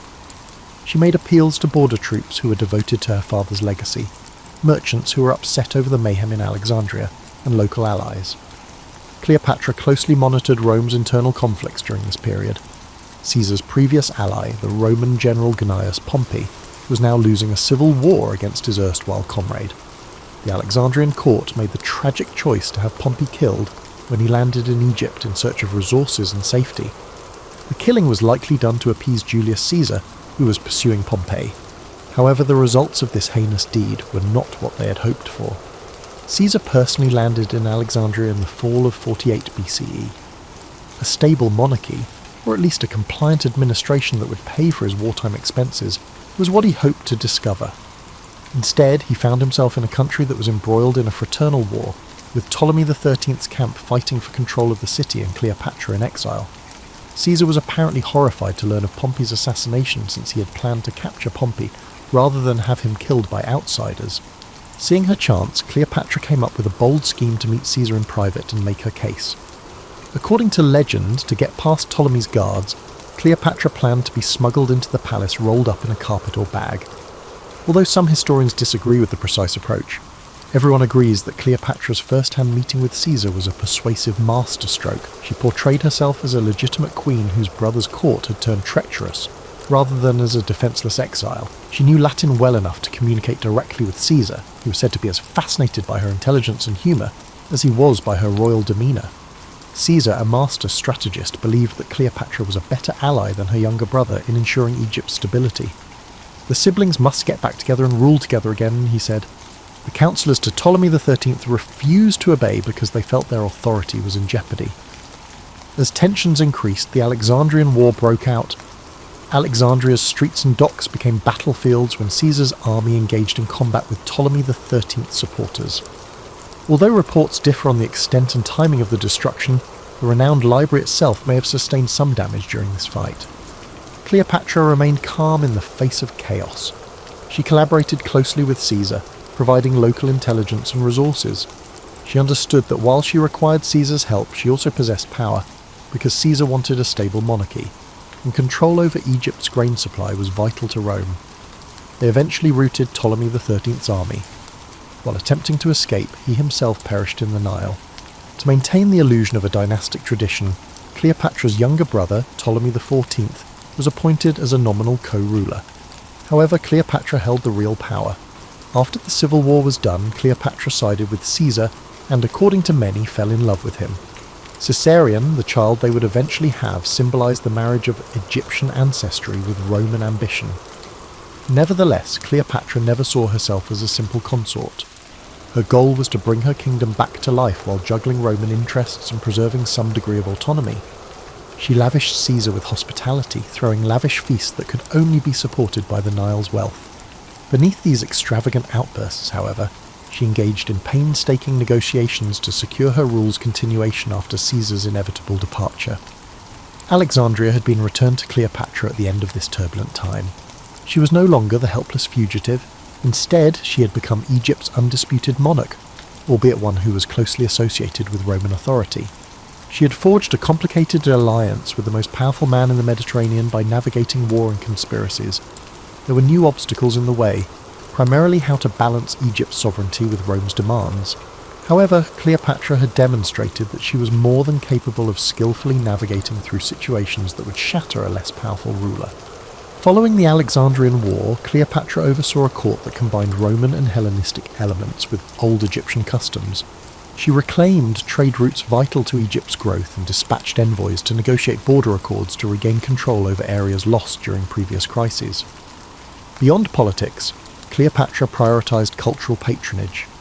She provided financial support for academic pursuits, sponsored building projects, and made sure that Egypt's temples, particularly those honouring the goddess Isis, whom she came to identify increasingly with, received royal backing. She and Julius Caesar's relationship kept changing. Caesar, attracted by Cleopatra's companionship as well as political motives, stayed in Egypt longer than many Roman senators thought was wise. Their well-known Nile cruise, which was later romanticised, served two strategic purposes. Caesar learned about the area's resources and fortifications firsthand, while Cleopatra demonstrated the size of her dominion. Though some Alexandrians questioned the expenditure, Cleopatra recognised the importance of spectacle and heard tales of sumptuous feasts on royal boats. She wanted the Egyptians and Romans to understand that the Ptolemaic throne had not lost its majesty in a time when the ability to dazzle was frequently used to gauge one's level of authority. Caesar and Cleopatra, however, were unable to deny Rome's restlessness. After defeating Pompey's allies, Caesar solidified his hold on power, and his status as dictator was both admirable and vulnerable. He brought Cleopatra back to Rome in 46 BCE, but not as a simple concubine. She successfully positioned herself on the Roman stage by arriving with her retinue, which included the baby Caesarion. Conservative Romans, who disapproved of her alien status and her alleged aspirations, were scandalised by this. Caesar gave Cleopatra a privileged position that no other foreign ruler had, however, by letting her remain at a villa across the Tiber. Within the city's political circles, rumours circulated that Caesar may declare himself king and Cleopatra his queen, a notion that was unappealing to Romans who had vivid memories of overthrowing monarchs centuries before. Both xenophobic animosity and curiosity were stoked by Cleopatra's appearance, her attire, and her entourage of Egyptian courtiers. In the meantime, she researched the tribunes, the Senate, and the network of patronage that connected aristocratic families in Rome. She realised how shaky Rome's acceptance of her was. Nevertheless, she engaged in diplomatic outreach, establishing connections with powerful senators and their spouses, giving presents and organising cultural events that showcased Alexandria's refinement. But Cleopatra's primary goal was to ensure the future of her dynasty. From the Egyptian perspective, she desired Caesarion's recognition as his heir, even if it wasn't official. Caesar gave Caesarion preferential treatment even though he never legally declared him his son under Roman law. Caesar's continuous success appeared to be the key to the future. However, the tide of Roman politics was shifting, and many were disturbed by Caesar's acquisition of awards and display of monarchical accoutrements. Caesar was assassinated on the Ides of March in 44 BCE as a result of a conspiracy. Cleopatra, shocked and exposed, was in a dangerous situation in Rome. She swiftly retreated amid the confusion, returning to Alexandria with Caesarion and her entourage. According to some accounts, she thought about siding with Mark Antony or other groups in the ensuing power war. Cleopatra, however, was realistic. She understood that Romans would fight for the Republic once more, and before making any dangerous agreements, she needed to know who would win. Securely established in Egypt, she concentrated on bolstering the economy and defences of her realm, while she awaited the next Roman ruler to initiate contact. She made a deliberate decision to stay out of Rome during this rough time. If she had stayed, one side or the other might have exploited her as a pawn. Rather, she withdrew to a world in which she was truly in charge. She developed an image of herself at home as a conventional pharaoh in addition to being a Hellenistic queen. Her picture with a diadem, occasionally with subtle references to Egyptian iconography, was featured on coins bearing her name. To guarantee that the priesthood acknowledged her son Caesarion as a prince descended from God, she funded religious ceremonies. Cleopatra cemented her position among her subjects by fusing traditional Egyptian devotion with classical Greek elegance. Though she was aware that Egypt's destiny would unavoidably be shaped by the next wave of Rome's civil war, she never cut off contact with Roman politicians. Cleopatra's top objective amid the chaos that followed Caesar's murder was to maintain her independence to the greatest extent feasible. Although she had already navigated the maze, the Roman stage was about to change again, bringing new performers who would test her wits. She would have to carefully consider her options now that she could no longer rely on Caesar's favour, forming alliances and battling for time in a game where the outcome could affect the Mediterranean's future. After Caesar's death, Rome fell into civil war, creating a power vacuum. On one side were the assassins led by Brutus and Cassius, advocating for a return to republican ideals. The second triumvirate brought together three important figures: Octavian, Caesar's adopted son and heir, Mark Antony, a seasoned general and close ally of Caesar, and Lepidus, whose influence quickly diminished. In the following 2 years, these factions fought for dominance. From Alexandria, Cleopatra observed, knowing Egypt's wealth could become a bargaining chip again. Mark Antony had previously been kind to Cleopatra. He visited Alexandria during Caesar's time and enjoyed the court's hospitality. As the triumvirate faced Brutus and Cassius, Antony required resources, grain, ships and money, to strengthen his position. He called Cleopatra to Tarsus, Asia Minor, to negotiate terms. The summons was not just a polite request. Ignoring it could provoke Roman anger. Cleopatra recognised an opportunity. Negotiating from a strong position could help her gain recognition for Caesarion and assert her autonomy. Her arrival in Tarsus turned into a legendary tale. Rather than seeming like a beggar, she glided up the river Cydnus on an ornate barge, adorned with luxurious fabrics and fragrant sails. Musicians played as Cleopatra, adorned as the goddess Aphrodite or Isis based on the source, invited Antony to witness a display of opulence akin to a royal festival. Cleopatra recognised the significance of spectacle. Her dramatic entrance overshadowed rumours of Egyptian subservience. Antony realised he was not in charge of a subordinate, but was instead welcoming a king in full splendour. He was impressed and accepted her invitation to dine on her vessel, where her wit and cultural sophistication captivated him as much as the luxuries. An alliance began, political and romantic, that would shape the Eastern Mediterranean's fate. Their relationship was complex. Antony aimed to gain Cleopatra's loyalty and resources to tackle the ongoing challenges to the triumvirate.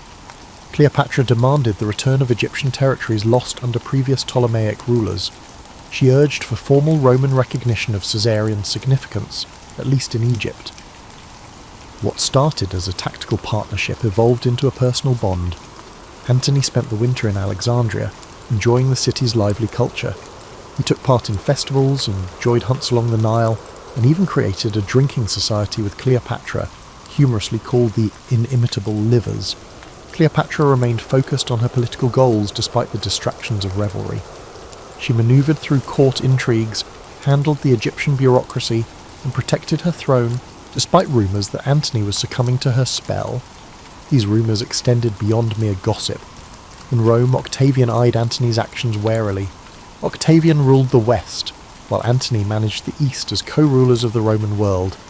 Antony's extravagant gestures toward Cleopatra reinforced the idea that he was abandoning Roman values for Eastern excess. Cleopatra understood the gravity of Octavian's propaganda. She had encountered Roman disdain previously. Now the risks were greater. Loss of Antony's favour in Rome could jeopardise Cleopatra's position. Antony's early campaigns in the East had some success. He reaffirmed Roman authority in rebellious areas and granted Cleopatra land in Phoenicia, Cyprus, and parts of Crete and Syria. These grants enhanced Egypt's power and filled Cleopatra's treasury. At the same time, the triumvirate unravelled. Lepidus was sidelined, intensifying the rivalry between Antony and Octavian. Cleopatra and Antony had children, starting with twins and then another son whom Antony acknowledged publicly. Children were given territories, culminating in the notable Donations of Alexandria ceremony, where Cleopatra and her children donned regalia representing their rule over vast regions of the Near East. Roman observers were shocked. The event resembled the establishment of a new Hellenistic empire at the cost of Rome. Cleopatra understood that her fate depended on Antony's military achievements. Antony found himself increasingly conflicted between the East, where Cleopatra held sway, and the Roman heartland, where Octavian was turning public sentiment against him. Cleopatra employed her diplomatic skills to secure local alliances, ensuring that if war arose, she could gather sufficient Egyptian manpower and naval power to be taken seriously. She noticed the cracks appearing. As Antony embraced his Eastern identity by adopting Greek customs and granting grand titles to Cleopatra, hostility in Rome intensified. Octavian waited patiently, gathering proof to label Antony a traitor influenced by an Oriental queen. This delicate balance endured for years, lending Cleopatra's reign a sense of renewed grandeur alongside looming storm clouds. She had journeyed from uncertain exile to commanding queen, but the horizon suggested a final confrontation that could overshadow all her previous struggles. By the mid-30s BCE, tensions between Antony and Octavian nearly ensured another Roman civil war. To mend the divide, Antony wed Octavian's first sister, Octavia, while still maintaining his affair with Cleopatra. He attempted to balance these conflicting responsibilities. However, the political alliances proved too weak, and Octavian exploited Antony's ongoing stay in Egypt as proof of treachery. In 32 BCE, after Antony divorced Octavia, Octavian claimed that Antony had turned into Cleopatra's puppet, labelling her as the master manipulator. Cleopatra, sensing Rome's growing animosity, prepared for battle. She strengthened the Egyptian coast, gathered grain, and grew her navy. Despite the strength of Egyptian forces, facing Rome's legionary machine was intimidating. Cleopatra thought that victory relied on Antony's skill in maintaining the loyalty of his legions and uniting Eastern client states under his leadership. As war approached, his support started to weaken. Several allied kings hesitated. Roman senators who once supported Antony switched their allegiance to Octavian. Driven by fear or political strategy, the propaganda war intensified. Octavian depicted Cleopatra as a foreign seductress aiming to enslave Rome, stoking xenophobia among the Roman people. In 31 BCE, the decisive confrontation occurred off Greece's western coast, near Actium. Antony and Cleopatra gathered a significant fleet, but Agrippa, Octavian's admiral and subadmiral, outsmarted them. Historians may argue over specifics, but the result is evident. Antony's navy became desperate, lacking supplies and troubled by Agrippa's better naval strategies. In the climactic battle, Cleopatra, leading her squadron, suddenly broke away and fled to Egypt. Antony, realizing she was leaving, gave up the fight to pursue her. The fleet's fate was sealed. Lacking unified leadership, Antony's naval forces fell apart, allowing Octavian to achieve a decisive victory. Rumours about Cleopatra's escape circulated. Was it panic, strategy, or a prearranged plan if the situation worsened? Some accuse her of betrayal, while others believe she realised the battle was lost and tried to salvage what she could. Actium dealt a severe blow to Antony's cause. Afterward, Cleopatra hurried to strengthen Egypt, hoping to rebuild defences and negotiate a diplomatic deal. Octavian had the momentum on his side. He waited patiently, systematically restructuring his forces, rejecting Cleopatra's negotiation proposals unless they met his conditions. Antony and Cleopatra's relationship, once adorned with splendour, faltered under the burden of the loss. Antony experienced shame in front of his troops, many of whom abandoned him. Cleopatra confronted the truth that her meticulously built Eastern Empire was falling apart. She attempted to negotiate once more. Would Octavian allow Caesarion to rule as co-regent if she surrendered Antony? Historical records indicate Cleopatra considered various escape options, yet Octavian remained ruthless. He viewed Cleopatra as a danger and aimed to remove her from power. Caesarion, being Caesar's biological son, complicated his claim to Rome's legacy.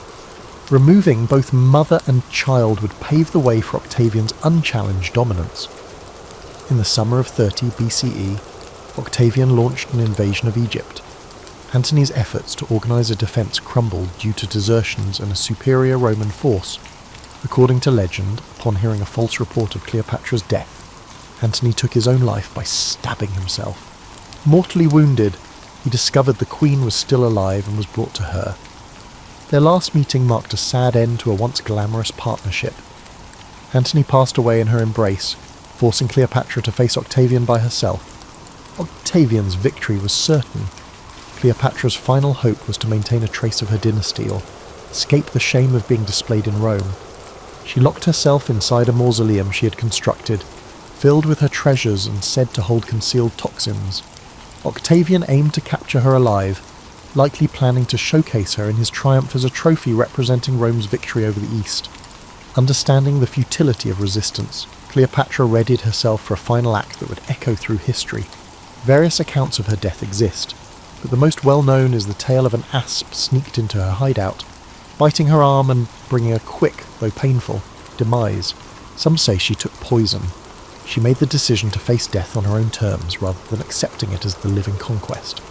Cleopatra's death marked the end of the Ptolemaic dynasty, leading to Egypt becoming a Roman province.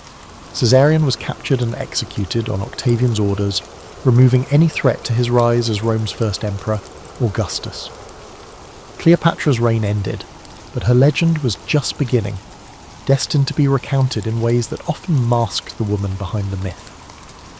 After Cleopatra's death, Roman accounts depicted her as a cunning temptress whose ambitions led Antony astray from Roman virtue. Poets and historians aligned with Octavian, who would become Augustus, reflected the official narrative that Cleopatra represented the corrupt East. Her final stand, the gilded mausoleum, and the tale of the asp became material for moralizing treatises and sensational storytelling. Despite the Romans' vilification, they could not deny her importance. She was the final monarch of a once mighty dynasty, and her fall signified Rome's clear dominance in the Mediterranean. Egypt transformed under Roman control. Cleopatra's administrative frameworks, such as tax systems, land management, and temple support, remained intact, with Roman officials now at the helm. Alexandria remained a significant cultural hub, despite no longer being a royal capital. Cleopatra's memory in Egypt became intertwined with the local folklore over time. Some viewed her as a tragic figure aiming to safeguard the land from foreign control. Some, swayed by Roman propaganda, held her responsible for leading the nation into war. The temples showcased images of Ptolemaic rulers in pharaonic attire, reflecting the hybrid world Cleopatra once ruled. Rome gained a vast province and a compelling narrative. The victory over Cleopatra symbolized the triumph of Roman discipline over Eastern luxury. Augustus leveraged this narrative to consolidate his power. He erected monuments to commemorate his conquest of Egypt, minted coins declaring peace restored, and influenced the Roman mindset to see Cleopatra's downfall as unavoidable. Behind the propaganda was an acknowledgement that Cleopatra was an extraordinary opponent. She matched Roman statesmen in diplomacy, commanded resources, and nearly forged a new political reality. If Actium had unfolded differently, the narrative of Rome could have changed significantly. Over the centuries, Cleopatra's reputation changed numerous times. Roman playwrights depicted her as a witch, captivating Antony with his potions and spells. Early Christian writers used her as a cautionary tale about the dangers of lust and power, emphasizing moral lessons. However, there were also more understanding perspectives. Chroniclers, particularly of Greek descent, lauded her intelligence, multilingual abilities, and cultural refinement. Alternative accounts reveal her negotiations with local elites, philanthropic gestures to the Alexandrian poor, and efforts to maintain Egyptian autonomy. These insights provided an alternative to the prevailing Roman story. In the medieval period, much classical literature remained in monasteries. Cleopatra appeared occasionally in moral tales or collections of notable women, frequently overshadowed by biblical figures. The Renaissance revival of classical learning sparked new curiosity. Scholars found Greek and Roman texts, revealing Cleopatra as a multifaceted figure. Artists drew inspiration from her dramatic life, creating paintings, plays, and poems. Shakespeare's Antony and Cleopatra portrays her with a tragic grandeur. Shakespeare partly followed Roman biases, portraying her as theatrical and manipulative, yet he also revealed her depth, showcasing the fiery intelligence that fueled her allure. Subsequent centuries witnessed additional reinterpretations. Enlightenment thinkers debated if Cleopatra was an enlightened ruler or a reckless tyrant. The Romantics saw her as a symbol of passionate defiance against a cold, practical empire. In the 19th and early 20th centuries, European Orientalist views transformed Cleopatra into the symbol of exotic allure. Painters depicted her in extravagant settings, focusing on her beauty and wealth, while overlooking her administrative skills and political acumen. Hollywood embraced this image, creating epic films that highlighted spectacle, grand sets, intricate costumes, and a Cleopatra who captivated famous Romans with alluring glances. However, beneath these depictions, historical research dismantled the stereotypes. In the 20th and 21st centuries, scholars refocused on Cleopatra's intelligence, linguistic skills, her role as a living goddess in Egyptian tradition, and her adept rule during challenging times. Recent archaeological discoveries and fresh interpretations of primary sources portray her not just as a femme fatale, but as a stateswoman facing the mightiest empire of her time. This change in viewpoint highlighted the conflict between Cleopatra's real governance, managing taxes, suppressing uprisings, directing foreign policy, and the narrative crafted by those who aimed to rationalise her defeat. Cleopatra's reputation changed with Rouge era's agendas, reflecting cultural fantasies and fears. Her true legacy, her efforts to preserve a sovereign Egypt against Rome's expansion, endures as a testament to her strategic prowess, even if overshadowed by the highlights of her personal liaisons. Cleopatra is a figure that urges us to see beyond stereotypes, highlighting that the true complexity of history is often lost in the propaganda and entertainment of the era. Cleopatra's story still captivates in our modern age. She has become an icon that transcends her time, symbolising female power, political skill, cultural fusion, and the tragedy of lost sovereignty. To truly appreciate Cleopatra, one must view her not as an exotic siren or a mere footnote in Rome's story, but as the pinnacle of a unique dynasty navigating a rapidly changing world. Her importance stems from the careful balance she maintained from the moment she assumed power. Cleopatra forged alliances with Caesar and negotiated with Mark Antony, expanded her kingdom's territories, and maintained the reverence of Egypt's priesthoods, orchestrating a precarious dance. She encountered a Rome shifting from republic to autocracy, a superpower in transition, uncertain of its future. Cleopatra understood that to protect Egypt, she needed to navigate Roman politics while embodying the role of pharaoh, merging Greek and Egyptian traditions more effectively than her predecessors. Cleopatra's intellectual interests deserve greater focus. Growing up in Alexandria's vibrant intellectual atmosphere, she gained both scholarly and practical knowledge. She authored works on medicine, cosmetics, and possibly linguistics, but these writings have now vanished. She communicated with the subject peoples in their languages, an ability that granted real legitimacy in the eyes of those unfamiliar with Greek-speaking Ptolemaic rulers. Cleopatra engages with Roman elites in Greek or Latin, and leads Egyptian ceremonies in the local language, showcasing her cultural fluency as a political asset. Her story highlights how quickly propaganda can distort a legacy. Roman accounts depicted Cleopatra as a seductive foreign queen, overshadowing her contributions as a stateswoman. The caricature persisted over the centuries, influencing art and theatre while reducing her complexity. By piecing together scattered evidence, from coins with her profile to Greek historians' descriptions, we glimpse the real Cleopatra, a determined monarch making monumental decisions in a time of colliding global powers. Their ultimate demise highlights the weaknesses of a smaller state trapped among Roman factions. Cleopatra's relationship with Antony was both personal and practical, yet in the competitive realm of Roman politics, it served as a tool for Octavian's ambitions. The empire needed new conquests to solidify its political transformations, and the idea of Cleopatra's conspiracy with Antony gave Octavian the moral pretext to march on Egypt. However, Cleopatra managed to outsmart him, engaging in covert negotiations until Actium irreversibly shifted the balance. Even Cleopatra's death, often recounted with melodramatic flair, reflects her refusal to be paraded as a captive in Rome. By choosing to die on her terms, she denied Octavian a triumphant display, ensuring her final image was one of defiance instead of submission. This act, dramatised in art and theatre, embodies a political strategy. Cleopatra ensured she was remembered as a queen, not a captive. After that final act, Egypt turned into Rome's breadbasket, supporting an empire that would rule Europe, North Africa, and the Near East for centuries. Alexandria continued to be a centre of scholarship and trade, maintaining Greek and Egyptian cultural influences even during Roman rule. Cleopatra's children with Antony were taken to Rome and largely disappeared from history, except for one daughter, Cleopatra Selene, who married into another African kingdom and preserved a fragment of her mother's legacy.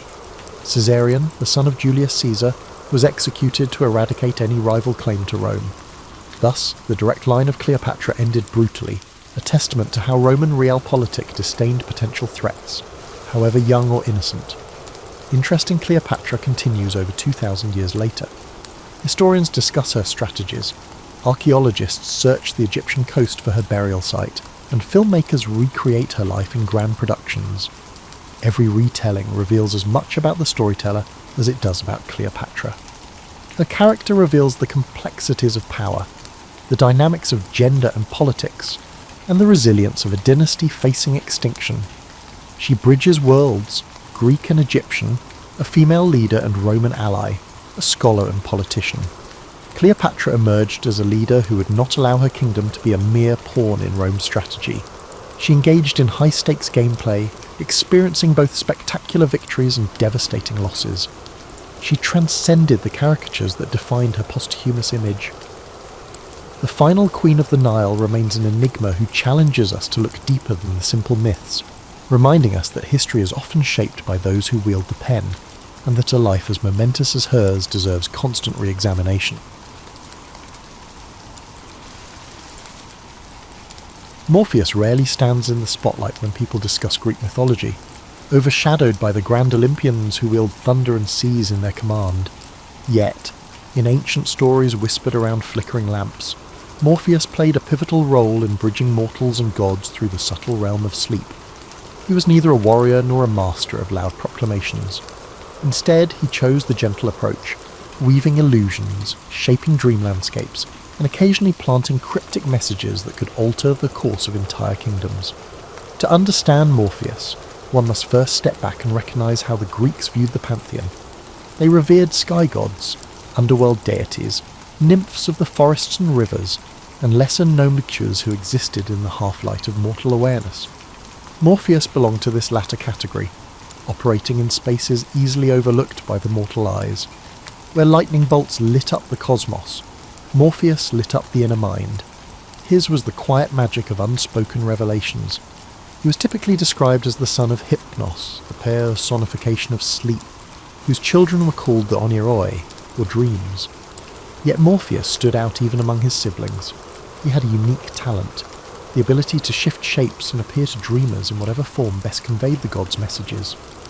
Some tales characterized him as an ethereal being, pale, silent, and drifting through moonlit corridors, while others claimed he was a shapeshifter who took on human guises so convincingly that dreamers seldom realized they were asleep. In either depiction, he was seldom menacing. There was no need to frighten mortals into submission. A carefully placed dream could do more to guide or warn than thunderous commands from on high. Morpheus occupied a pivotal position at the intersection of cosmic power and human fragility. Since ancient times, people have wrestled with the enigma of dreams. Are they mere figments of one's imagination? Or do they carry coded messages from beyond mortal perception? The Greeks, with their flair for blending superstition and storytelling, believed that certain dreams could indeed foretell the future or reveal divine will. For such dreams to occur, though, there had to be an intermediary, someone who shaped the dream into a symbolic narrative. Morpheus stepped into that role with an artistry that rivaled the muses themselves. He was not a mere messenger. The deeper mythic threads paint him as a curator of experience, someone who wove together a dream's characters, locations, and moods. He chose which relatives you might see, which long-lost lovers reappeared to stir your soul, which undiscovered realms you'd traverse. If the gods wanted a king to spare a village or redirect an army, Morpheus could craft a night vision so convincing that the recipient woke up resolute in a new plan. When the pantheon wanted to remain secret, Morpheus could deliver an enigma, a riddle wrapped in dream logic that only the clever or desperate would decipher. Yet for all this influence, Morpheus is largely absent from the boisterous epics of Homer or the grand tragedies performed in Athens. You won't find him leaping into battlefield scenes or presiding over mead-soaked banquets on Mount Olympus. His domain lay in the stillness of late-night darkness, unnoticed by the wide awake. No chorus sang loud odes to him, but behind the scenes, he shaped destinies as surely as any decree from Zeus. That subtlety attracted a certain reverence among those who paid attention. Mystics, seers, and even oracles at Delphi sometimes acknowledged him as a hidden ally. They believed that whereas Apollo declared truths in broad daylight, Morpheus gently revealed them under the cloak of sleep. These characteristics made him neither a rival nor a subordinate, but rather another facet of divine revelation. To them, Morpheus represented the possibility that truth need not be shouted from temple steps. It could be softly breathed into the deepest recesses of human consciousness. In later centuries, references to Morpheus drifted into Roman thought, courtesy of the poet Ovid, who famously described him as the most gifted of the dream-bringers. He was singled out for his ability to mimic any mortal form. This skill, so modest on the surface, hints at the potent capacity to influence not just thoughts, but emotions, a subtlety that immortals rarely mastered. Thus begins the history of Morpheus, a quiet god, half forgotten in popular retellings, but deeply felt whenever dreams unfold. He represents the art of subtle persuasion and the comfort of illusions, a figure whose real power emerges when eyes close and the ordinary senses drift into shadow. To appreciate Morpheus fully, we must understand the lineage that placed him at the nexus of sleep and dreams. In the primordial chaos of Greek mythology, enormous powers battled for supremacy, shaping the universe as they saw fit. Among these entities was Nyx, the personification of night, whose dark cloak stretched across creation. From her came Hypnos, the embodiment of sleep.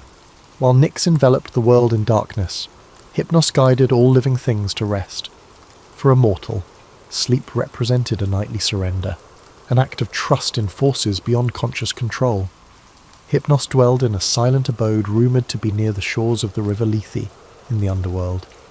The stories describe it as a landscape untouched by sun or moon, draped in eternal twilight, with only the hush of the distant waters echoing through the halls.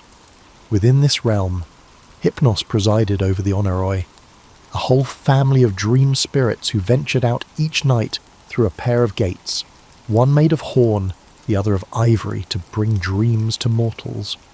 The horn gate delivered true visions, while the ivory gate offered deceptive dreams. This distinction underscored the Greeks' conviction that not all dreams were created equal. Among these Oneiroi, Morpheus stood apart.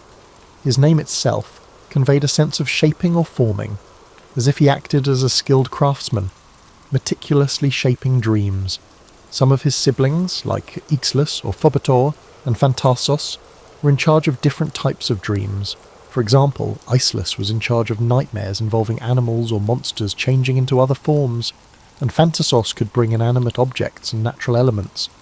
Morpheus alone possessed the gift to appear as any human figure, which made him invaluable whenever the gods needed to send a personalised message. He understood the nuances of human emotion, how to bring forth a familiar face to disarm a dreamer, or how to stage a scene that resonated with unspoken fears and desires. Morpheus's relationship with Hypnos was not one of mere subordination. While Hypnos embodied the abstract power of slumber, Morpheus took that raw potential and shaped it into narrative.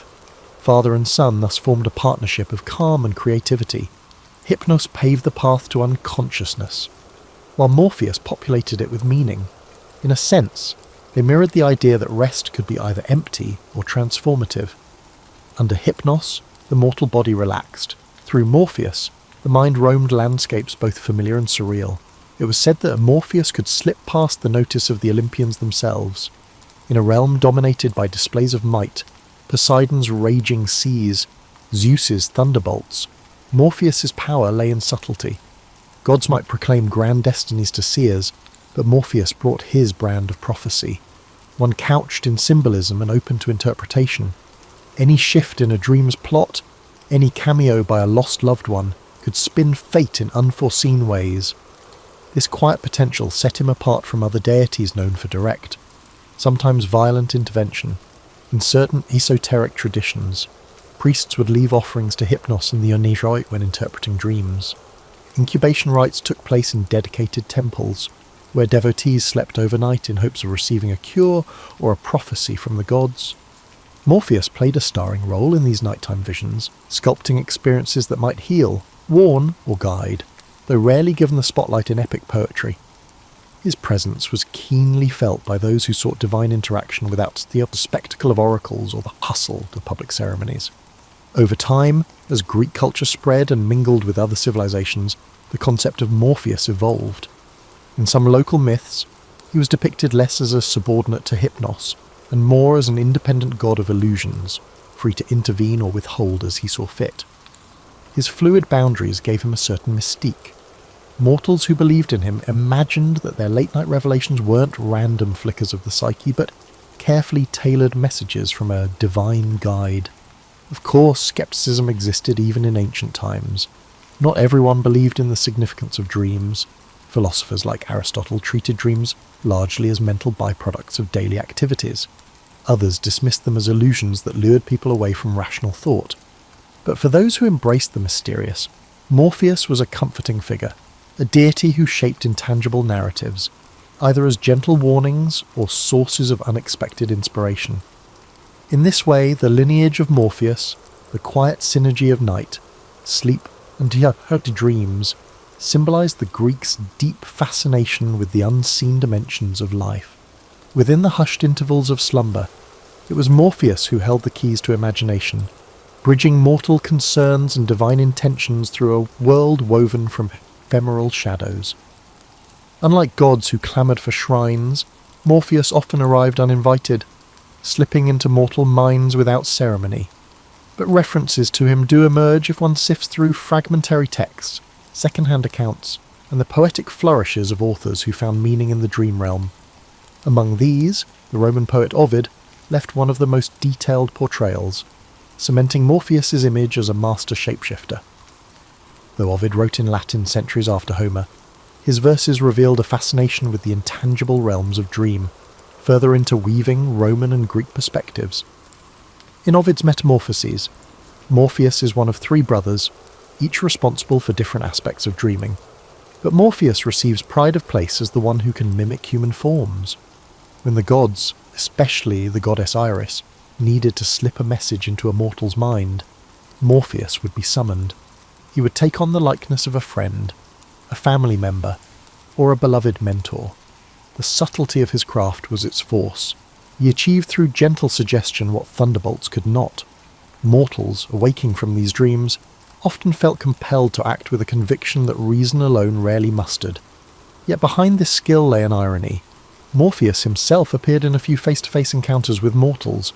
A shapeshifter by profession, he did not sport a signature visage in the stories. He might show up as an old shepherd or a radiant youth, whichever best carried the god's intent. This anonymity magnified his mystique. Though recognized as a deity, he was simultaneously anyone and no one. Averse to dramatics, Morpheus seemed content to remain overshadowed by more flamboyant gods. Perhaps he recognized that anonymity was power. No one begged him for favours, no armies prayed for his intervention, and no temples were built where worshippers might harangue him with pleas. He did his work quietly and receded into slumber's twilight. That is not to say he lacked humour or emotion. In a few lesser-known stories, bards allude to Morpheus toying with dreamers, weaving in playful illusions. A tired traveller might dream of a lavish banquet only to wake up starving, cursing the false feast.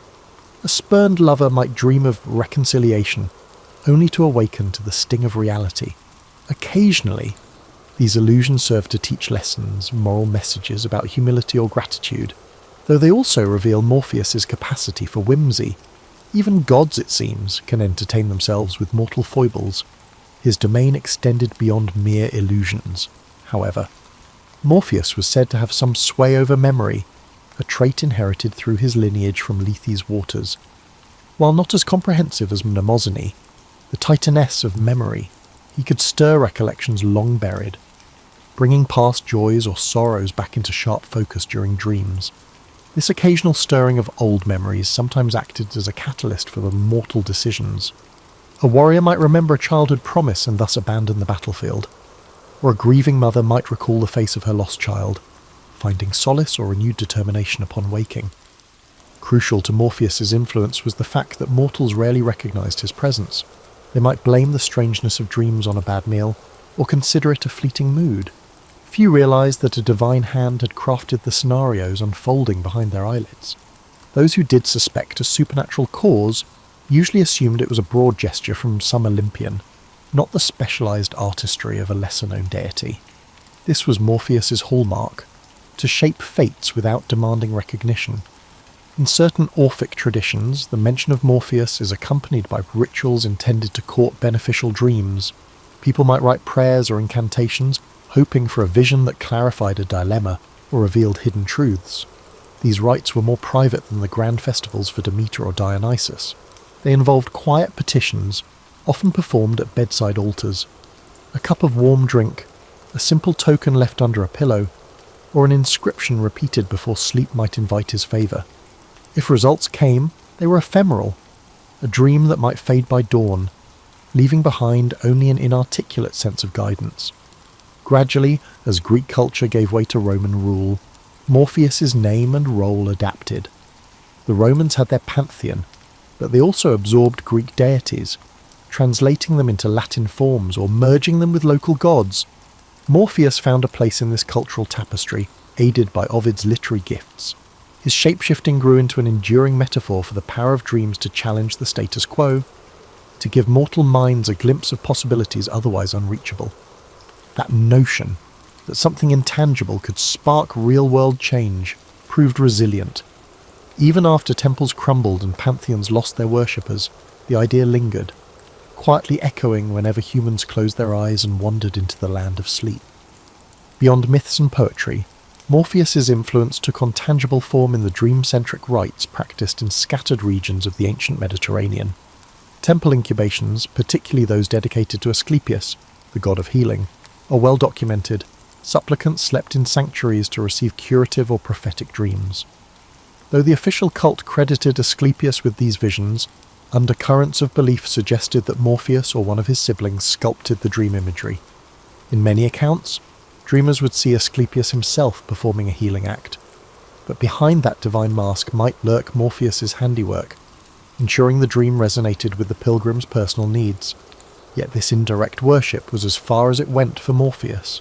No major city erected a grand temple in his honour. His name does not appear on long lists of civic gods who protected armies or oversaw commerce. In a culture that often prized the dramatic, victorious battles, epic voyages, monstrous confrontations, Morpheus's domain seemed too nebulous for large-scale devotion.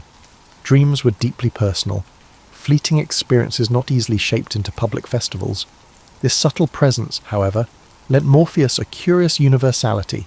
He was accessible to everyone, king or peasant, without the need for elaborate ceremonies. A fisherman dozing by the shore might receive a warning dream about an approaching storm, courtesy of Morpheus. A farmer's child might glimpse a future bride in a fleeting reverie.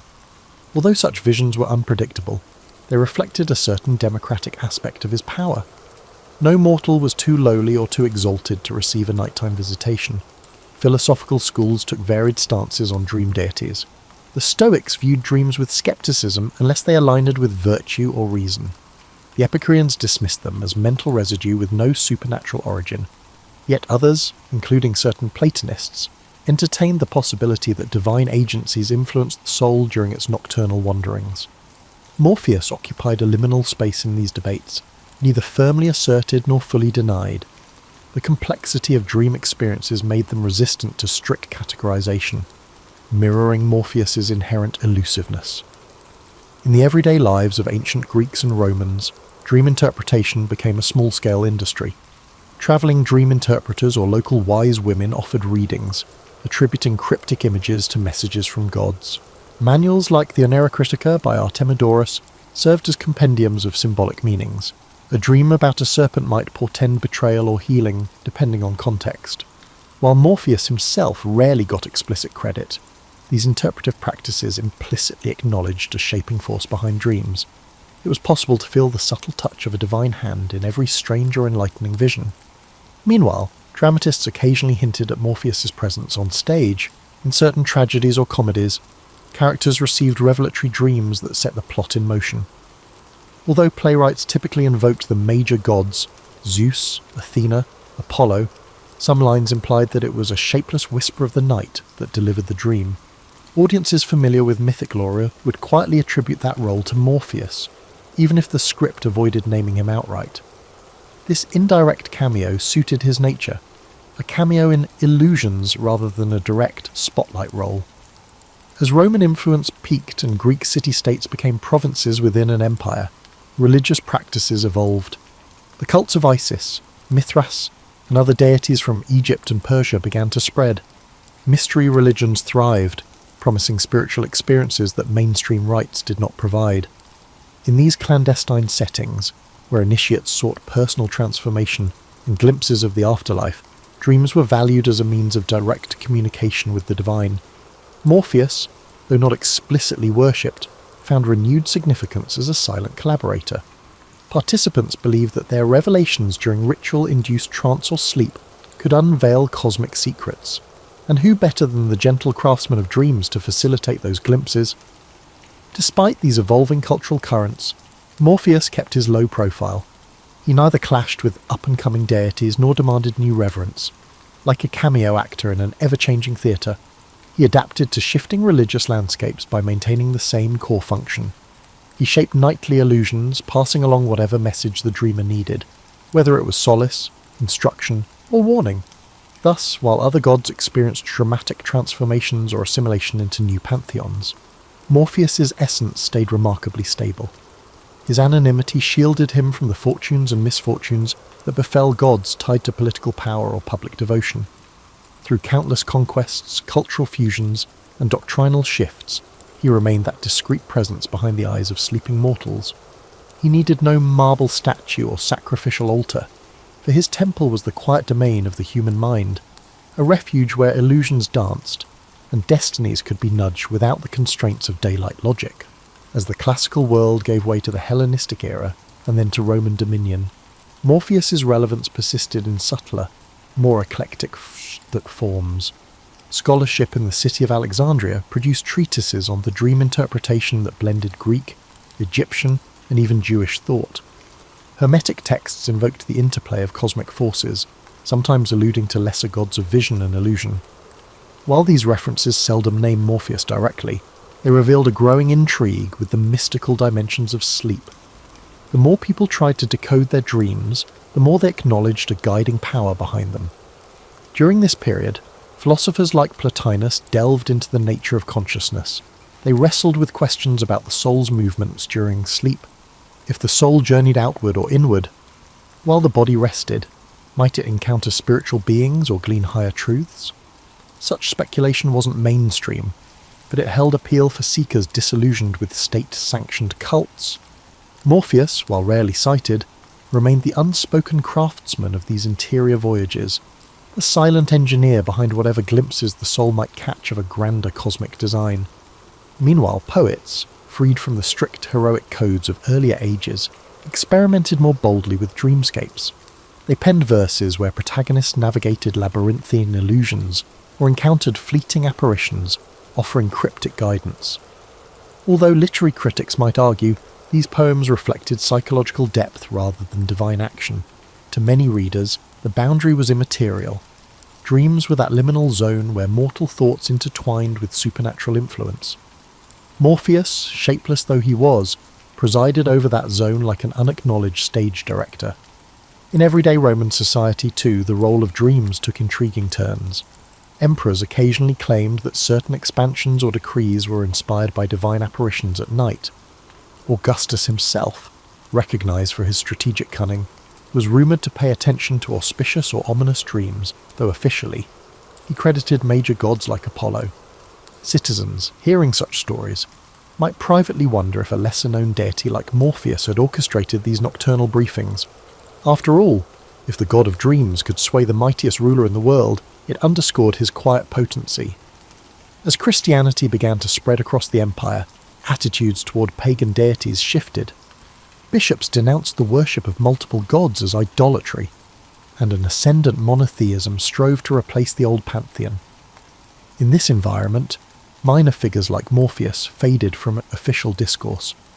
Yet the phenomenon of dream visitation did not vanish.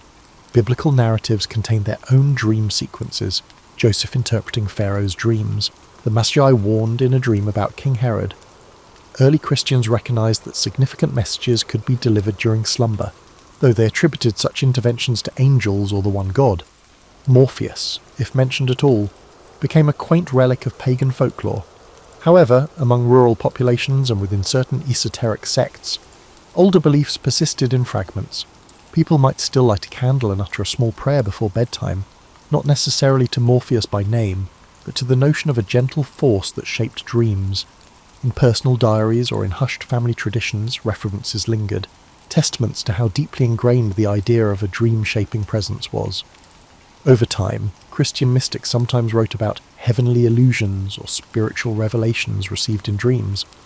Though they did not call Morpheus by name, the conceptual overlap was clear, a benevolent entity bridging the gap between mortal minds and higher powers, all while the world lay in darkness.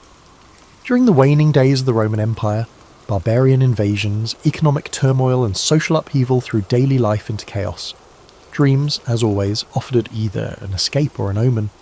Morpheus might appear in scattered references, half remembered in local folklore or embedded in spells within the syncretic practice of magic.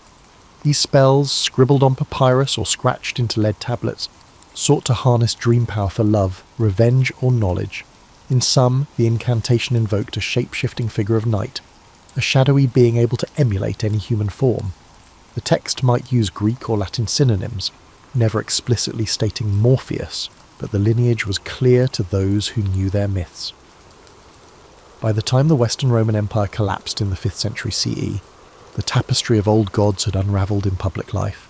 Grand temples stood empty, their rituals undone, yet the intangible realm of dreams persisted as a private frontier. Morpheus, whether recognised by name or not, retained his function.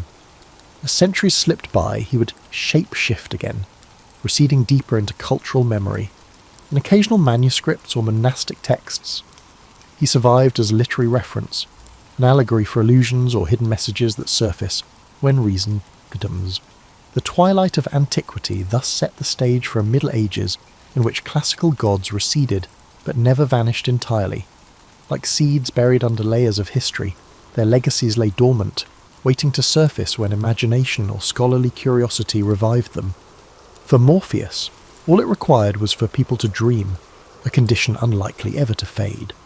Explicit references to Morpheus become rare in medieval Europe.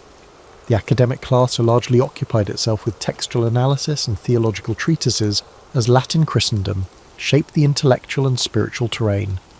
If at all mentioned, dreams were explained as the result of divine or demonic powers. Still, the classical corpus never vanished entirely. Though sometimes covertly, copies of Ovid's Metamorphoses were distributed in monasteries due to the church's conflicted view of pagan literature.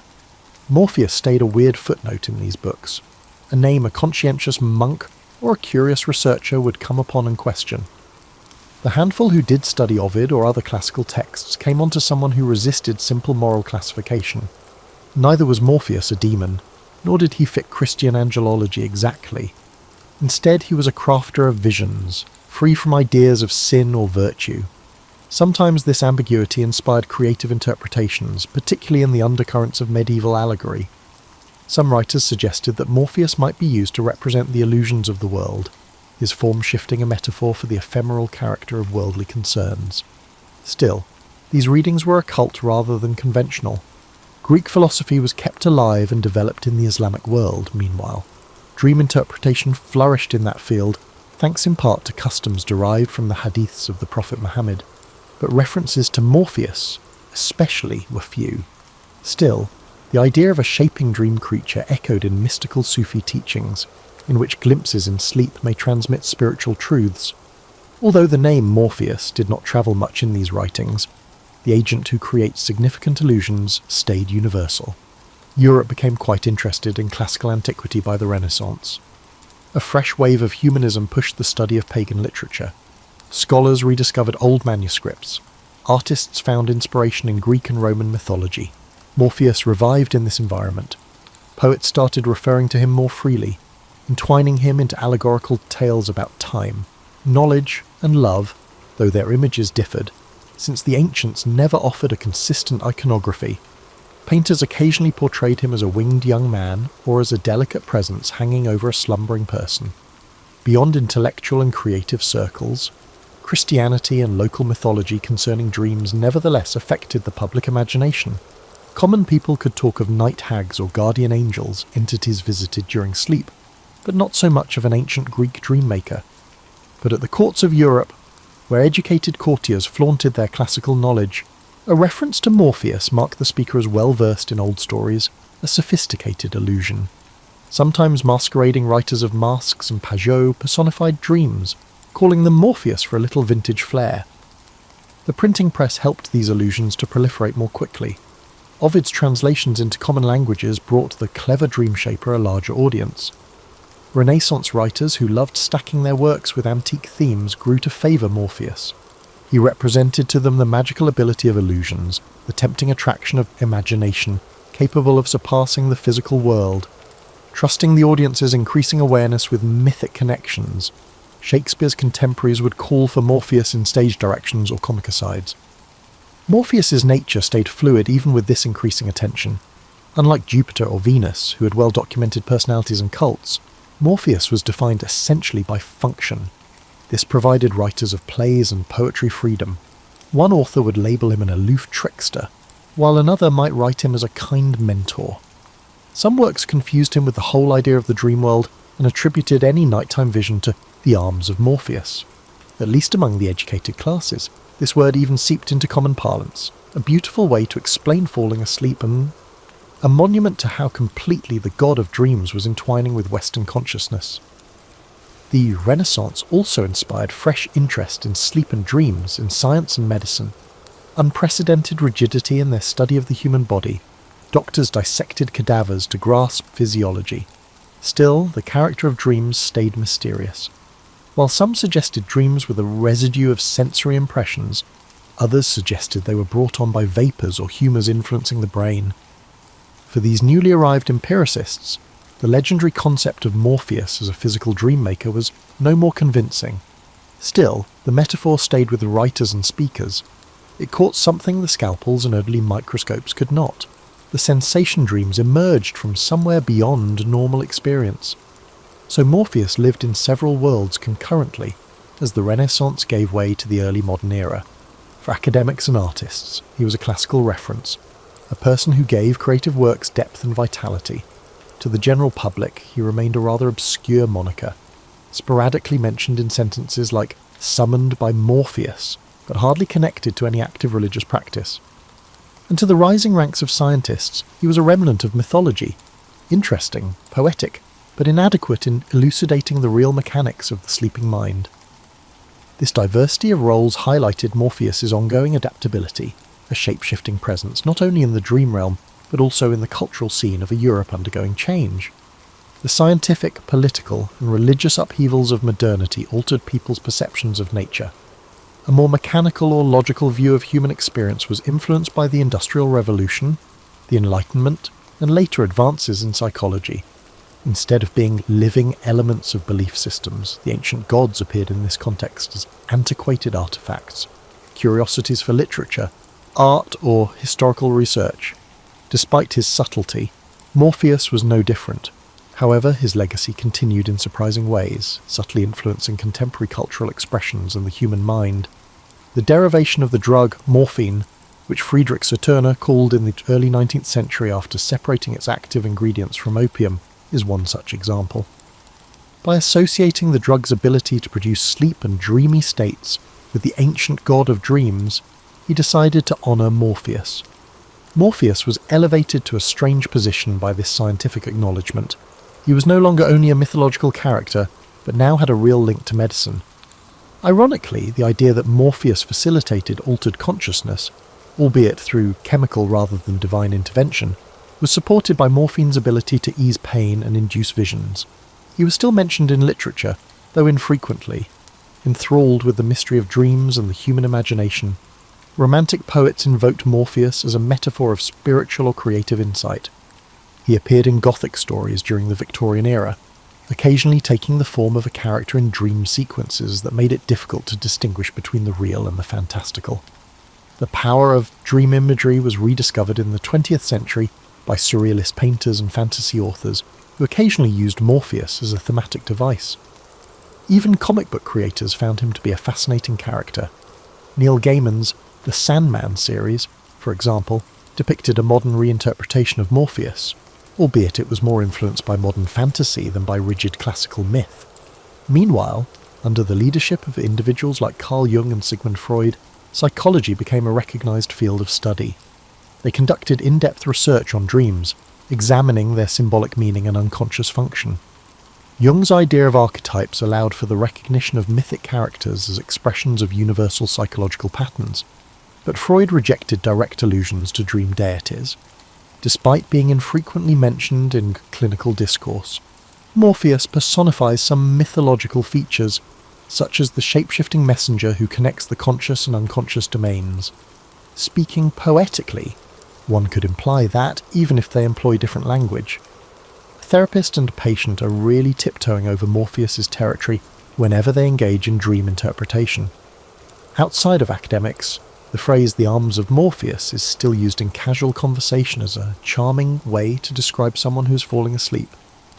Morpheus is sometimes used by songwriters as poetic shorthand for illusions or dreamy situations. Characters in plays or movies may joke that they were taken by Morpheus when they are particularly exhausted or have bad dreams. As a result, the god's name endures in popular culture, reflecting a persistent interest in the transitional realm between the fleeting theatre of dreams and the real world. Morpheus was occasionally likened to comparable dream figures in other traditions, gods, spirits or ancestors. Credited with forming nighttime visions, as religious plurality increased and audiences for myths from around the globe expanded. Morpheus has occasionally attracted followers in some New Age and neo-pagan societies, which revive ancient pantheons for individual spirituality. These contemporary practitioners might view him as a lucid dreaming guide, or an ally in creative inquiry, creating a personal bond that somewhat reflects the age-old practice of looking for important dreams. Naturally, such varied revivals do not dominate popular belief, but they highlight Morpheus's versatility throughout history. He continues to serve as evidence of the human need for a go-between for conscious awareness and the innermost parts of the mind. The appeal of a guiding figure endures even at a time when sleep labs and neurology are used to analyse dreams, the subjective landscapes that play out in our minds every night. After all, cannot be completely mapped by any technology. Therefore, Morpheus persists as a cultural shapeshifter. Initially a minor character in Greek mythology, he was crucial in bridging the gap between mortal life and divine aims, while being overshadowed by Olympians. He withstood scientific breakthroughs, religious upheavals, and conquests throughout millennia. He found new homes in literary flair, psychological metaphor, and medical terminology. He now represents that sedent, all-encompassing enigma, the dream realm where we face self-revelations, delusions, and reflections of ourselves. Despite being elusive and infrequently worshipped in official ceremonies, Morpheus never fails to arouse our imaginations by serving as a reminder that sleep is more than just a place to rest. It is a doorway, thoughtfully crafted by a being who doesn't require a temple to demonstrate it.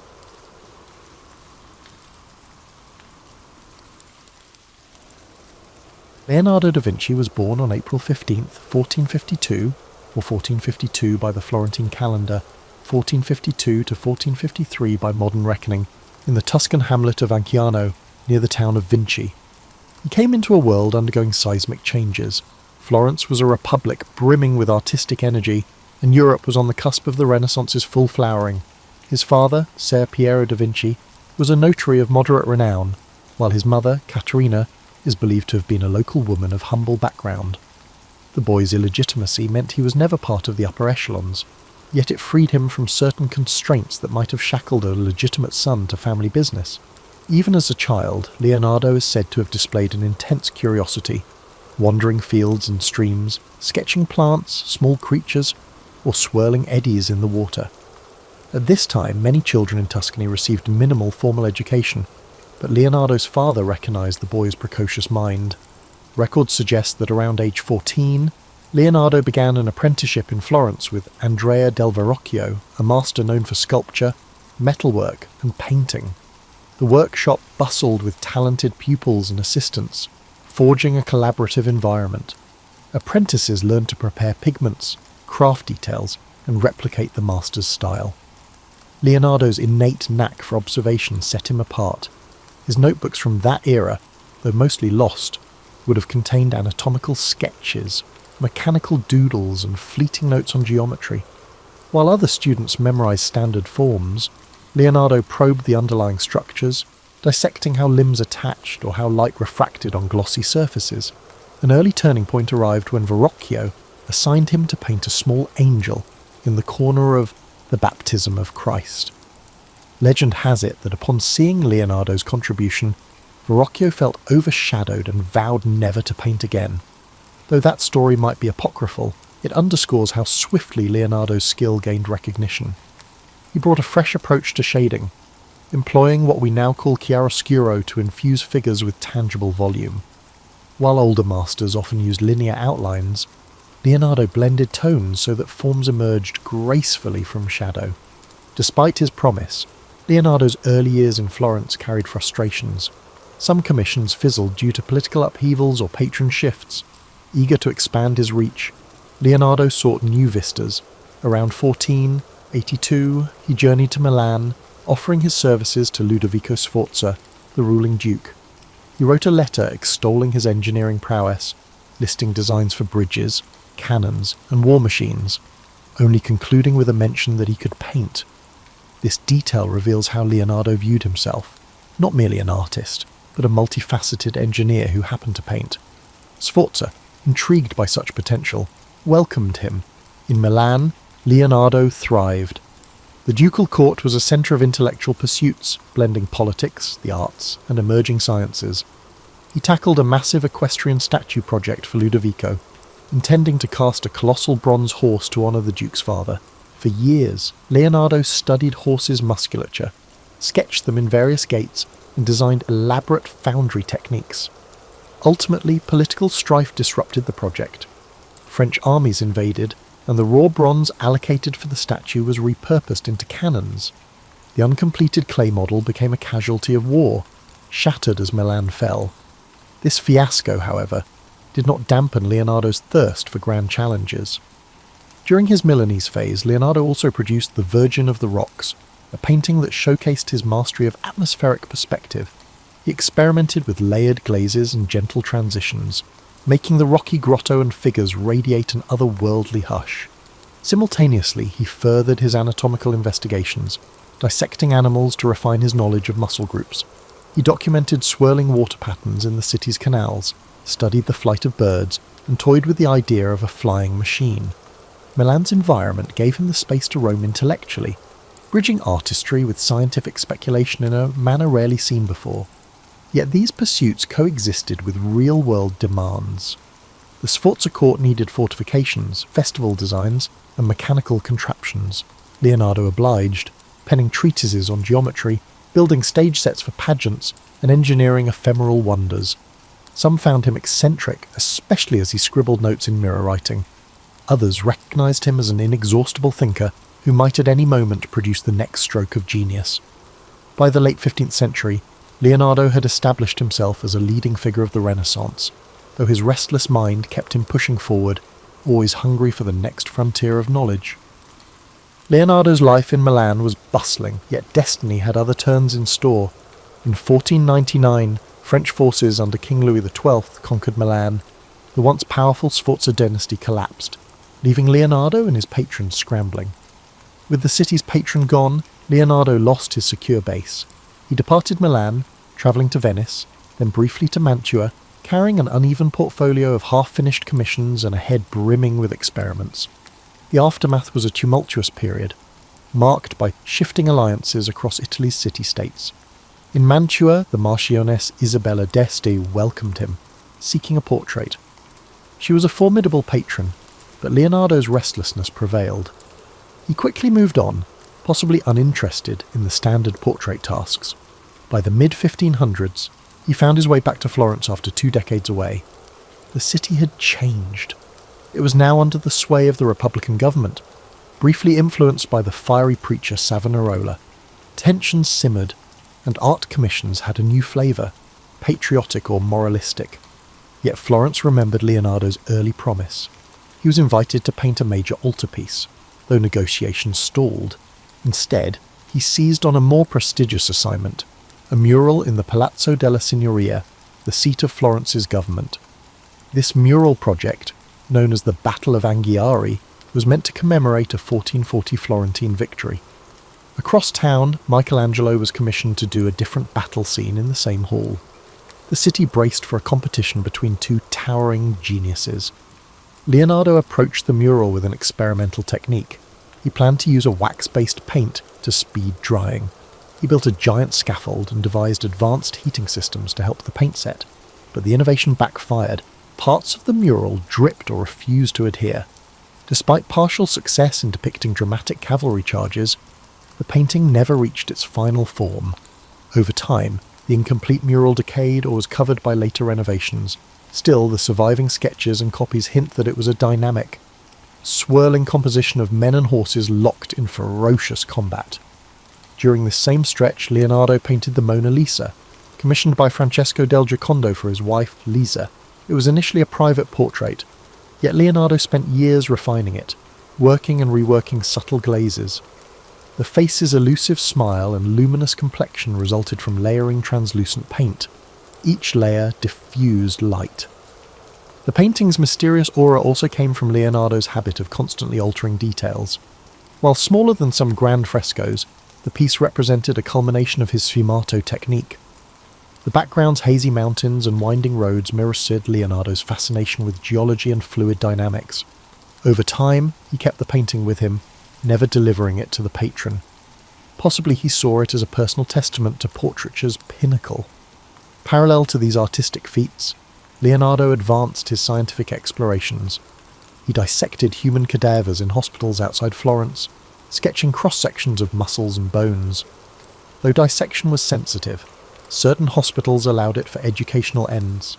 His anatomical drawings, some discovered centuries later, revealed a near-modern understanding of the spine, the arrangement of internal organs, and the skeleton's mechanics. He planned an extensive treatise on anatomy, combining text with diagrammatic precision, anticipating the modern concept of illustrated medical textbooks. However, like many Leonardo projects, it was never formally published in his lifetime. Politics roiled again in 1503 to 1504 when Pisa threatened Florence. Leonardo contributed to engineering solutions, brainstorming ways to divert the Arno River to hamper Pisa's supply lines. He drafted canals, levees, and even considered flooding tactics. The plan was bold but faced practical obstacles in Tuscany's terrain. Although partially attempted, the scheme never fully materialized. The episodes highlight Leonardo's willingness to tackle large-scale engineering challenges, blending topographical studies with strategic insight. The lessons gleaned would echo in his future city planning sketches and water management designs. By 1506, French rule stabilized in Milan, opening the city once more. Long gone was Ludovico Sforza, but the new French governors beckoned Leonardo. Eager to revisit uncompleted ideas like the giant horse statue, he returned. Florence parted ways with him under a cloud of frustration, as the Battle of Anghiari lingered unfinished. Yet Leonardo's departure signalled that loyalty to a single city was never his style. He roamed, following whichever environment let him chase multiple intellectual pursuits. In returning to Milan, he sought continuity for the scientific and artistic projects left behind a decade prior. Thus, by the mid-1500s, Leonardo had become an artist-engineer bridging city-states, forging a pattern of partial achievements and unfinished marvels. Some critics found him unreliable, an eternal tinkerer, yet few denied his brilliance. He left Florence having revolutionized portraiture and capturing ephemeral visual mysteries in the Mona Lisa, while also nearly revolutionizing mural painting. The stage was set for further meanderings in Milan and eventually beyond, as Europe recognized him as a truly singular figure, a testament to the Renaissance's union of art and science. Leonardo's second stint in Milan began around 1506 under the patronage of Charles d'Amboise, the French governor. This time the city was controlled by the French crown, not the Sforza family. The environment was different, less personal loyalty, more bureaucratic oversight. But Leonardo's fame had grown. He was recognized as a Renaissance man, whose counsel was prized for everything from architecture to geometry. Some records indicate he was granted a workshop near the Porta Vercellina district, where he resumed anatomical, mechanical, and artistic endeavours.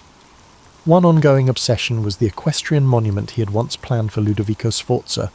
Though the bronze had been lost to war, Leonardo still dreamed of building the largest horse statue known. He refined the design, adjusting how a rearing stallion might balance on hind legs. He sketched innovative casting methods, hoping to circumvent earlier meltdown issues. However, the politics had shifted. With Ludovico deposed, the impetus for a Sforza memorial dissipated. Leonardo might have pitched the idea to the French administration, but it never crystallised. He remained resolute in exploring equine anatomy, capturing every sinew and tendon in fresh sketches. During this period, Leonardo welcomed a youthful apprentice named Francesco Melzi, who would become his most devoted disciple and eventual executor of his estate. Melzi, from a noble Milanese family, offered loyalty, scribing capabilities, and stable finances.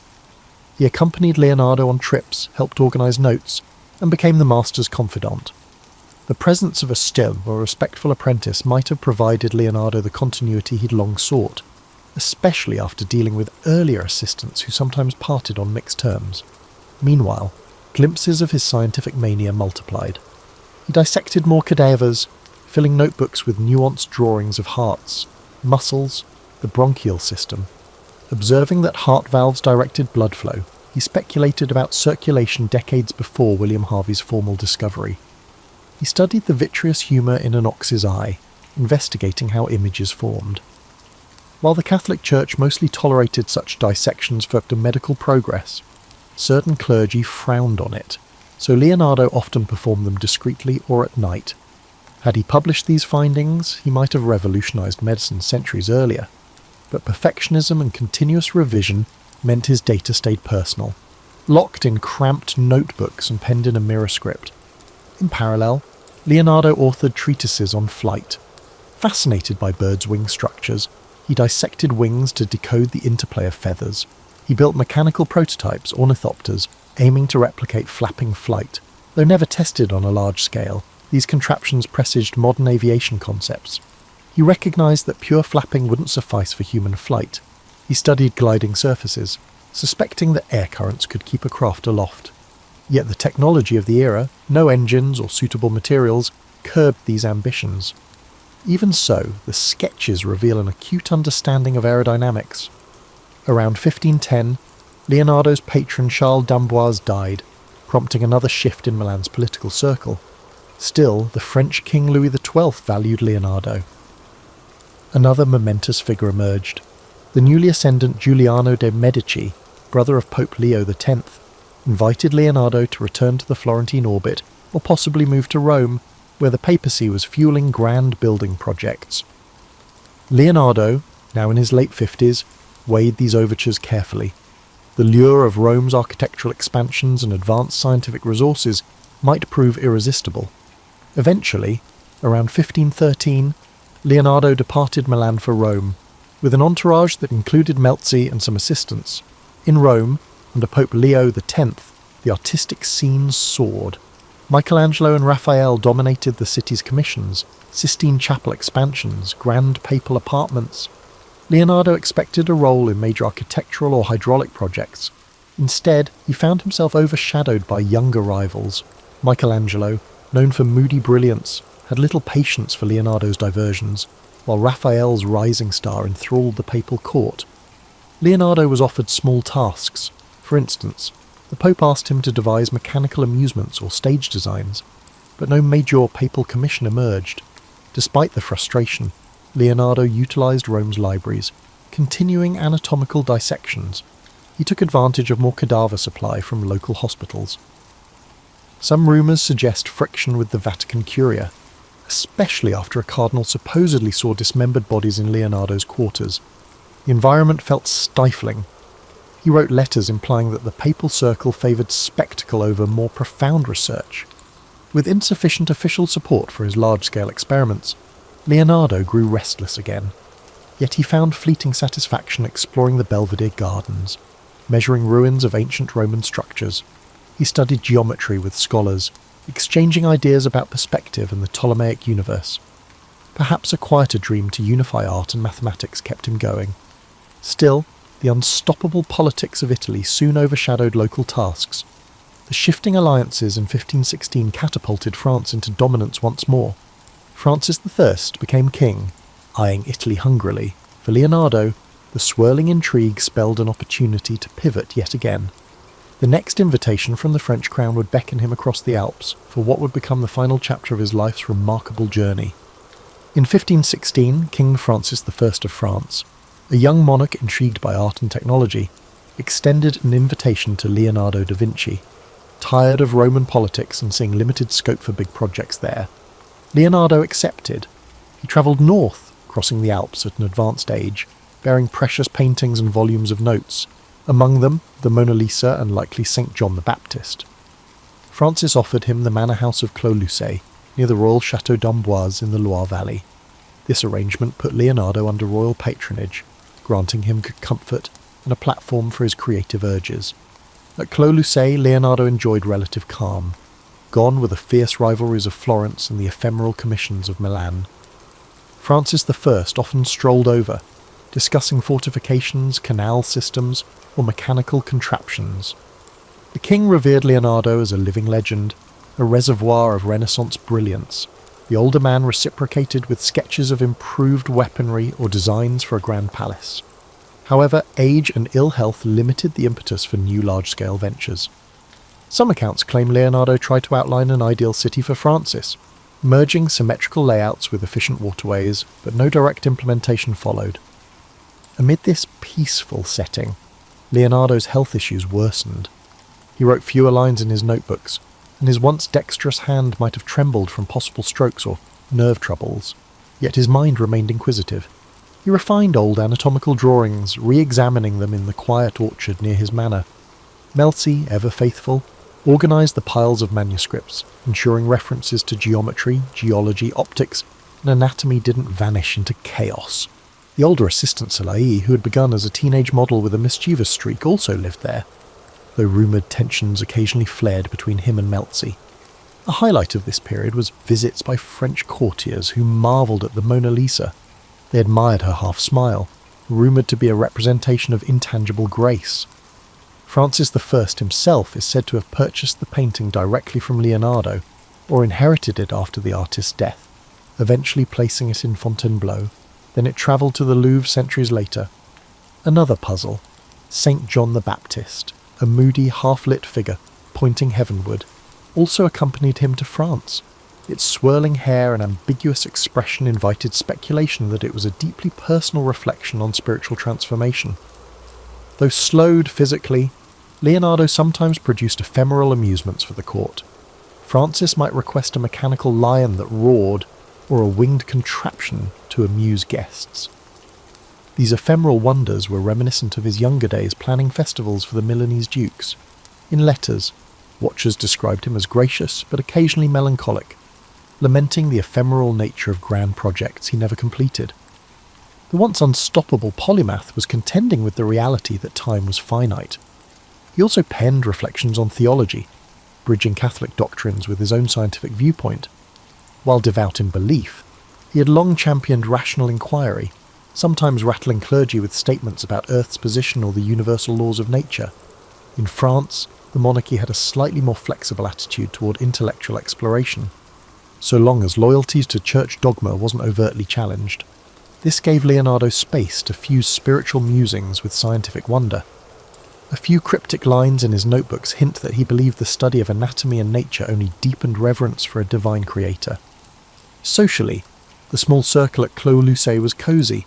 Francis I occasionally dined with Leonardo, absorbing tall tales from Italy's golden cities. Melzi recorded these dialogues, though few transcripts remain. Meanwhile, rumours circulated about Leonardo's final unseen manuscripts. Some believed he was penning a definitive treatise on flight or a universal theory of water currents. In truth, he likely polished segments of older notes rather than forging a single cohesive magnum opus. The scattered nature of his archive meant the future would discover his brilliance piecemeal. During the winter of 1518 to the 1519, Leonardo's condition deteriorated. Chronic arm pains, possibly from a stroke, forced him to rely heavily on Melzi for everyday tasks. Francis, hearing of the decline, visited more often, hoping for final insights from the master. Legend has it that the king was at Leonardo's side as he passed on May 2nd, 1519. While romanticised accounts depict Leonardo dying in Francis's arms, the historical veracity is uncertain. Still, the bond between them was genuine, a deep mutual respect between an ageing Renaissance titan and a monarch hungry for cultural ascendancy. Thus ended Leonardo's mortal journey far from the Tuscan hills of his birth, in a French manor brightened by orchard blooms. This final French chapter was quieter, reflective, yet still brimming with sparks of creativity. From building ephemeral mechanical lions to preserving the greatest paintings humankind had known, Leonardo's culminating years embodied a spirit that refused to go dim.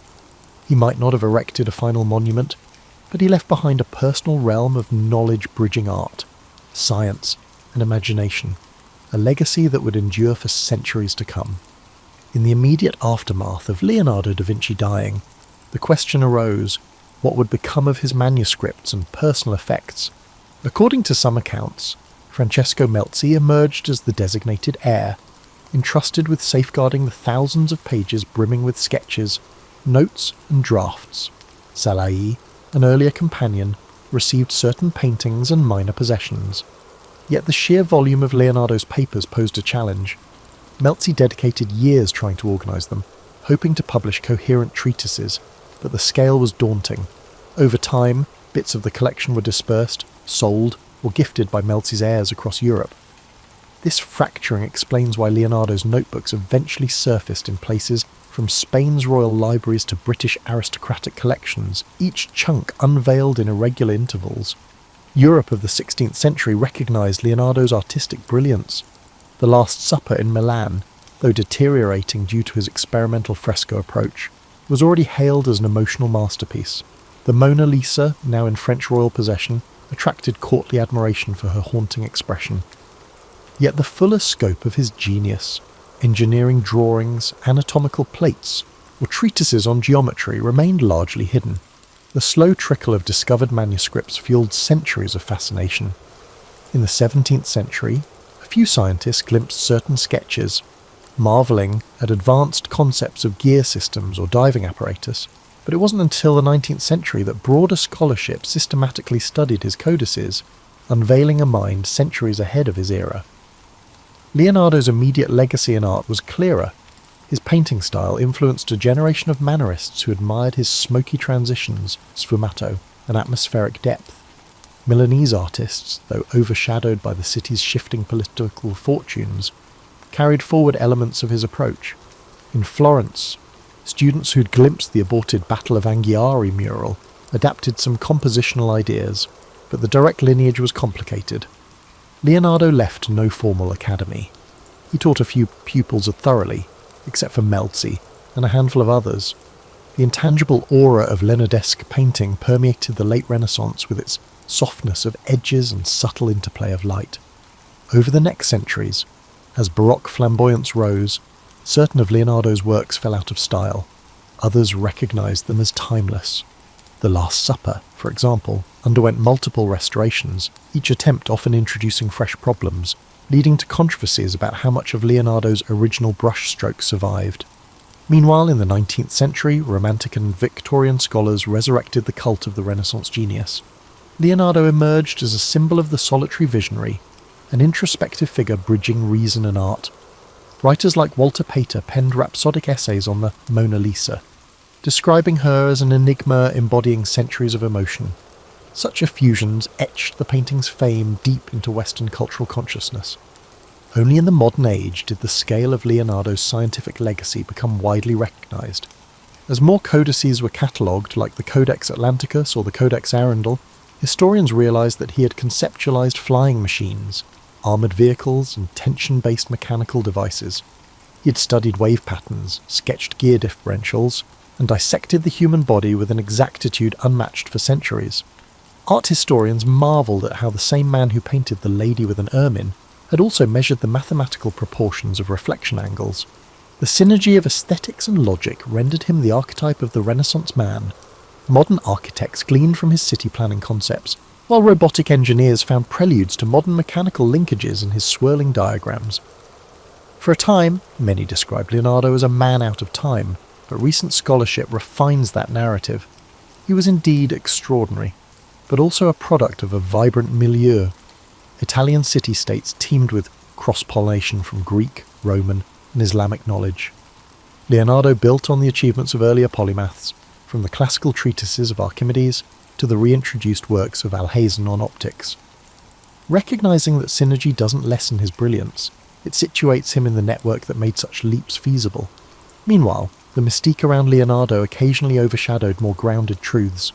Tales of him finishing commissions in a single burst or conjuring bizarre contraptions for stage illusions became embroidered over time. The reality was that he left many tasks incomplete, struggled with perfectionism, and juggled ephemeral court demands. This tension between the unstoppable imagination and the practical burdens of day-to-day labour infuses his story with a human dimension. He wasn't some aloof superhuman, but an individual forging through the same complexities and distractions we all face, albeit with an incandescent spark few could rival. Thus, centuries after his passing, Leonardo's name resonates as the embodiment of creative ambition. Whether in art galleries, engineering labs, or philosophical debates, references to his fusion of imagination and observation abound. People see in him the ideal of curiosity unshackled, bridging the intangible rifts between art, science, beauty, and data. That intangible legacy, more than any single painting or device, might stand as the core reason we revere him. He left behind not just objects, but a testament that the quest for knowledge and mastery can, in the right hands, rewrite the boundaries of possibility. In contemporary times, Leonardo's legacy permeates cultural and scientific discourse in ways both lofty and mundane. The Mona Lisa has become a pop icon, reproduced endlessly on posters and novelty items, its wry smile fueling conspiracy theories about hidden identities or coded messages. Meanwhile, The Last Supper continues to captivate pilgrims and tourists in Milan, though advanced ticket reservations are required to see the heavily conserved mural. Documentaries dissect each brushstroke, offering competing theories about cryptic symbolism in the arrangement of bread loaves or apostolic gestures. Beyond these famous works, Leonardo's name adorns everything from children's educational kits about invention to NASA references to lunar craters named in his honour. Tech innovators sometimes cite him as a paragon of design thinking, bridging aesthetics and function. The phrase Leonardo-like mind denotes someone unbound by a single domain. Museums stage blockbuster exhibitions, assembling scattered folios of his codices under one roof. Visitors queue for hours to glimpse the delicate sketches of a fetus in utero or a swirling aerial screw. In such gatherings, viewers witness the raw lines of a man who wrestled with nature's secrets on scraps of paper, unknowing they'd be revered centuries later. Yet the question arises, what would Leonardo have done with modern resources? Some imagine him thriving in an era of 3D printers and digital imaging, or leading biotech startups. Others caution that the intangible synergy of Renaissance Italy, a world open to invention, but also bound by craft traditions, shaped him. A modern environment might hamper that slow, observational approach. He thrived in a realm where forging your pigments and dissecting cadavers in candlelit corners built a holistic sense of wonder. Today's rapid data flow might overshadow the meticulous wonder that fueled his slow revelations. Scholars continue analysing Leonardo's notebooks for overlooked insights. One might find a newly deciphered margin note revealing how he planned water lifting devices for farmland irrigation. Another might unearth a fragment referencing a missing treatise on mirror making. Each fresh revelation underscores how incomplete our knowledge remains. Because his notebooks were so scattered, lines vanish into private collections, sometimes re-emerging at auction houses with $1 million price tags. Bill Gates famously purchased the Codex Leicester in 1994, digitizing pages for public curiosity. This interplay of private ownership and public thirst for knowledge epitomizes Leonardo's enduring mystique. One dimension of modern interest focuses on Leonardo's personal life. The few references to intimate relationships or sexuality remain ambiguous. Some interpret his heavy focus on male assistance as indicative of hidden personal aspects. Others see no direct evidence of romance in his notes. He rarely wrote about personal feelings, preferring coded references or allegorical musings. The aura of secrecy around his private life parallels the guarded manner in which he protected his scientific methods, fueling endless speculation.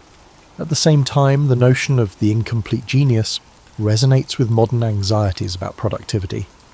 Leonardo's many half-finished paintings and ephemeral designs illustrate the challenge of reconciling curiosity with the finality of deadlines. In an age obsessed with completion and output, his story hints that the path of exploration, though meandering, can yield intangible but profound insights. That he never published his anatomical volumes didn't negate their brilliance. Their posthumous influence shaped fields from architecture to fluid dynamics. Many contemporary creatives draw solace in Leonardo's example. Creation can be iterative, perpetually in flux, and still crucial to progress. Even so, some critics note that praising Leonardo can overshadow other Renaissance figures, like Filippo Brunelleschi, who concretely built the Florence Dome, or Luca Pacioli, whose mathematics influenced him. They argue that the Leonardo legend occasionally romanticizes an era's synergy. While that synergy was real, credit goes to many. Leonardo's singular star shouldn't blind us to the collective genius of the period, but precisely because he integrated so many fields, art, science, engineering and anatomy, he became an enduring symbol for the entire Renaissance moment, capturing the fervour of bridging knowledge domains. Hence, in the 21st century, Leonardo da Vinci remains less a static historical figure than a living metaphor for potential. Each generation reinterprets him, plugging his name into the contexts as varied as STEAM education, cultural diplomacy, or brand marketing. The friction between the legend and the historical details keeps him relevant. People yearn for the secret of how a single mind could roam so broadly, producing both timeless artistic wonders and notebooks brimming with half-realised marvels. That tension between the completed and the fragmentary may well be Leonardo's final gift, spurring us to question how far our curiosity might take us if we refuse to erect barriers between the arts and sciences. The story of Leonardo da Vinci serves as a lens on lifelong reinvention. Born in a modest Tuscan setting, he navigated uneven patronage system, accepted partial successes, and found resilience in perpetual learning. Each city he lived in, Florence, Milan, Rome, and ultimately France, offered fresh vantage points, reminding us that mobility can spark renewal at any stage in life. Though he occasionally lamented incomplete tasks, he pressed forward, bridging discipline after discipline. It's worth extracting lessons from his approach. He cultivated an insatiable observational habit, scrutinizing swirling water, the geometry of a flower's petal, or the subtle shift of a face's muscles. Even in an era lacking cameras or modern labs, he gleaned universal patterns by focusing on the details. As midlife adults, we too can regain that sense of direct observation, whether it's noticing minor changes in a friend's demeanour or analysing complexities at work. A Leonardesque perspective encourages seeing anew, not coasting on assumptions. Another facet resonates with modern times, the synergy of creative expression and methodical research. Leonardo was no carefree dreamer. He systematically tested ideas, building prototypes, dissecting bodies, and refining pigments. He let imagination drive him, but insisted on verifying theories with experiments. For those in middle adulthood, managing teams, families, or personal projects, balancing vision with practicality is an art. Leonardo's notebooks bristle with micro-failures, a water-lifting device that jammed, a mural technique that peeled, yet each misstep taught him something. This iterative mindset fosters resilience and yields deeper expertise. Moreover, Leonardo's story underscores the role of collaboration. He soared highest not in isolation, but in synergy with patrons, mentors, and assistants. The Sforza and French courts gave him resources to dream big. Skilled workshop members helped realise or test concepts. Even his competition with Michelangelo and Raphael, albeit fraught with tension, catalysed fresh impetus. In present life, synergy across skill sets can amplify outcomes. We see parallels in cross-functional corporate teams or community coalitions that blend varied talents to achieve breakthroughs. However, we also need to address the negative aspect, the eerie feeling of unrealised potential. many of Leonardo's grand designs, such as the Sforza horse or the treatise on flight, remained incomplete. Some might interpret him as a cautionary tale about perfectionism. Indeed, he sometimes spent years layering glazes on a single painting or rewriting the same mechanical design. For busy modern adults, it can be a nudge to find closure. Not every idea demands indefinite polishing. Finishing and sharing can unlock new phases of growth. Still, Leonardo's incomplete wonders also remind us that partial efforts can spark future revolutions, even if we ourselves never see them fully bloom. His final years in the French court also highlight that one can remain relevant even in advanced age. By building a lifelong reputation for innovation, he found fresh patrons who treasured his wisdom. He might not have executed large public works then, but he contributed to strategic discussions and shaped cultural enrichment at the French court. Similarly, for those transitioning out of intense early career phases, there's a reminder that mentorship, idea sharing, or specialised as consultancy can be equally impactful. Leonardo's twilight wasn't about retirement in a quiet sense, but about integrating decades of experience into a culminating sphere. Another essential angle is how Leonardo balanced religious sentiments with rational inquiry, deeply respectful of Christian doctrine. He never let dogma quell his questions about nature's mechanisms. He believed understanding creation's intricacies honoured the Creator. In an era where faith and science sometimes clashed, he navigated a personal path, for a modern audience frequently contending with polarised debates. Leonardo's outlook offers a model. Rational exploration can coexist with spiritual depth, each fueling gratitude for existence's marvels. Ultimately, the life of Leonardo da Vinci stands as an emblem of boundless curiosity, bridging disciplines that many treat as separate. He embraced incremental knowledge, acknowledging that each discovery planted the seeds for further mysteries. His notebook, though scattered and partial, reveal a mind enthralled by the interplay of form, motion, and cosmic design. 5 centuries on, we still glean from him the power of wonder, the value of dogged experimentation, and the humility to accept that mastery is a continual journey, never fully complete. In a world that yearns for innovation and empathy, he remains a shining example of what a single human can accomplish when guided by the persistent awe at the world's complexities, and that, perhaps, is Leonardo's ultimate gift, to remind us that even the simplest observation, like a swirl of water in a basin, can unravel entire universes of insight if we only dare to look closely enough.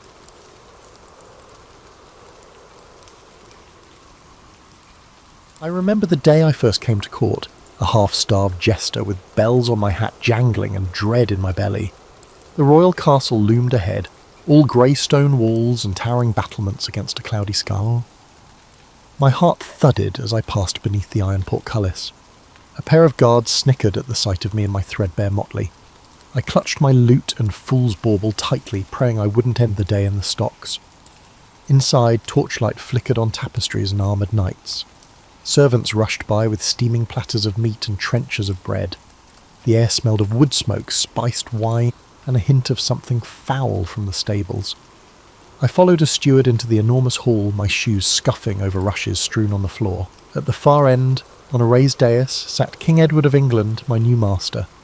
He wore a fur-lined mantle and no crown, yet he radiated authority. He fixed his keen grey eyes on me as the gathered courtiers announced me as the evening's entertainment. Every gaze in the hall turned my way. I felt naked despite my motley tunic and jingling bells. I swept a deep bow, arms splayed comically, nearly losing my balance for effect. A few chuckles broke the silence. "Welcome, fool," called the king, his voice echoing off the rafters. "What do they call you?" "Tom, your majesty." "Tom Fool," I answered brightly, hiding my nerves under a grin. In truth, my Christian name was William, but a new life warrants a new name. My answer earned an approving smirk. "Very well, Tom. Let us see if your humour is as sharp as your tongue is quick," said King Edward.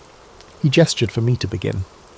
I started with a jaunty tune on my lute, a bawdy tavern song about a tipsy friar losing his robe to the wind. My fingers trembled on the strings, but the melody came out merry and bright. Laughter rose from the tables at the chorus's naughty twist. Emboldened, I launched into a comic tale, peppering it with jabs at castle life, a joke about the cook over-salting the stew, a quip about a knight's rusted armour creaking like an old ox. The courtiers guffawed, and even the queen hid a smile behind her hand. Warm relief spread through my chest. They were laughing. Finally, I decided to make a bold joke aimed at the most significant target. Balancing on one leg in an exaggerated pose, I lowered my voice conspiratorially. "Lords and ladies," I announced, "I've heard a wondrous secret about our sovereign." A hush fell. I flashed an impish grin at King Edward. "It's said His Majesty has a unique blessing from St. Peter himself. Only the king can sit on his throne and make the angels sing, especially after he's enjoyed a hearty dinner."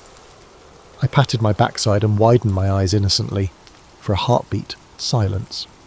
Some lords looked scandalised that I'd joked about the king's royal behind.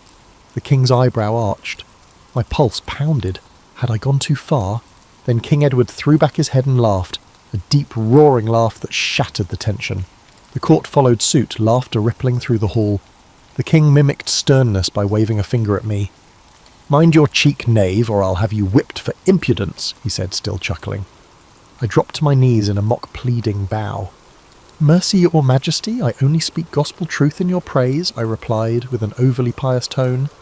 The king laughed again and gave a dismissive wave, signalling my performance was over. As I backed away, trembling with relief, a servant pressed a silver coin into my palm, a reward from the king.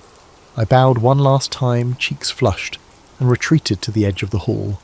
My debut had been a success. That night the steward showed me to a small chamber in the castle's upper kitchens, simple but mine alone.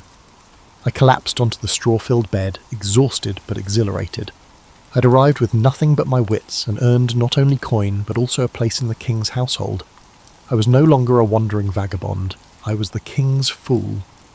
As I stared up at the ceiling, I allowed myself a grin. Tomorrow, and each day that followed, I would balance between humour and power.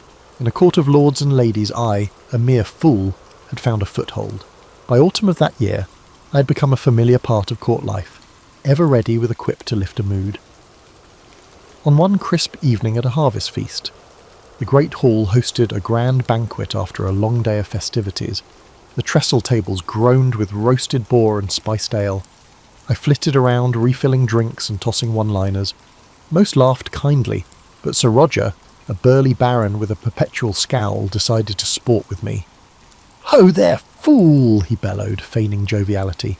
"We hear you juggle anything. Try these." He suddenly hurled 2 oranges at me. The first I snatched out of the air, but the second struck my cheek sharply before splattering on the floor. Laughter erupted. Pain flared in my cheek, and my face burned as nobles howled at my expense. For an instant I nearly flung the remaining orange at him.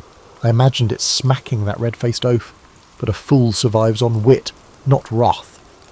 I grinned foolishly and juggled the lone orange as if nothing were amiss. "Many thanks, my lord, for the extra supper," I quipped, pretending to bite into the fruit before nearly dropping it in an exaggerated fumble. The onlookers laughed anew, this time with me rather than at me. Even Sir Roger, satisfied that I'd accepted the mockery, gave a reluctant chuckle. I made a grand bow, swallowing my wounded pride. When I risked a glance up at King Edward, he was watching me with a faint smirk. Later that night, a royal page summoned me to the king. Heart pounding with worry, I made my way to his private chamber. Had I overstepped in some way at the feast? I entered to find King Edward alone by the hearth, gazing at the letters spread on a table. His crown sat off to the side, as if even gold and jewels grew heavy for him tonight. "Tom, come here a moment," he said. This was no summons for entertainment. His tone was pensive. The king rubbed a hand over his brow. "News from the shires," he muttered. "Poor harvests and empty storehouses, yet my lords demand their taxes in full." He sighed, then glanced at me. "Do you have a zest for that?" His question was earnest, not a command for a silly face or song. I took a breath. "Sire, if I may spin a small fable, sometimes answers slink out better in story form." At his nod I spoke softly. I told of a farmer who had a skinny mule that pulled his plough. When drought withered the crops, the farmer threatened to whip the mule to make it work harder, but the beast begged for a bit more feed so he'd have strength to pull. The farmer relented and fed the mule extra grain. Come spring, they tilled enough land to survive and even thrive when rains returned. As I finished, I stole a sidelong look at King Edward. He stared out the window, stroking his beard. For a moment I feared I'd been too bold. My tale's meaning was clear. Then he gave a low chuckle. "Clever mule," he mused. Clever enough to get his belly full." I bowed my head, relieved. "Mules often do, Your Majesty, especially when they bray in rhyme," I said with a jingle of my cat bell. He turned to face me, and I saw a trace of admiration in his worn eyes. "You've a sharper wit than many in silk, Tom. You wrap wisdom in nonsense." I felt a warmth in my chest. However, I responded lightly, saying, "It's but a fool's simple fable, sire." King Edward managed a slight smile. "On the contrary, I will consider what you have implied." He clapped a hand on my shoulder, a gesture of trust and thanks. "That will be all. Get some rest." I bowed deeply.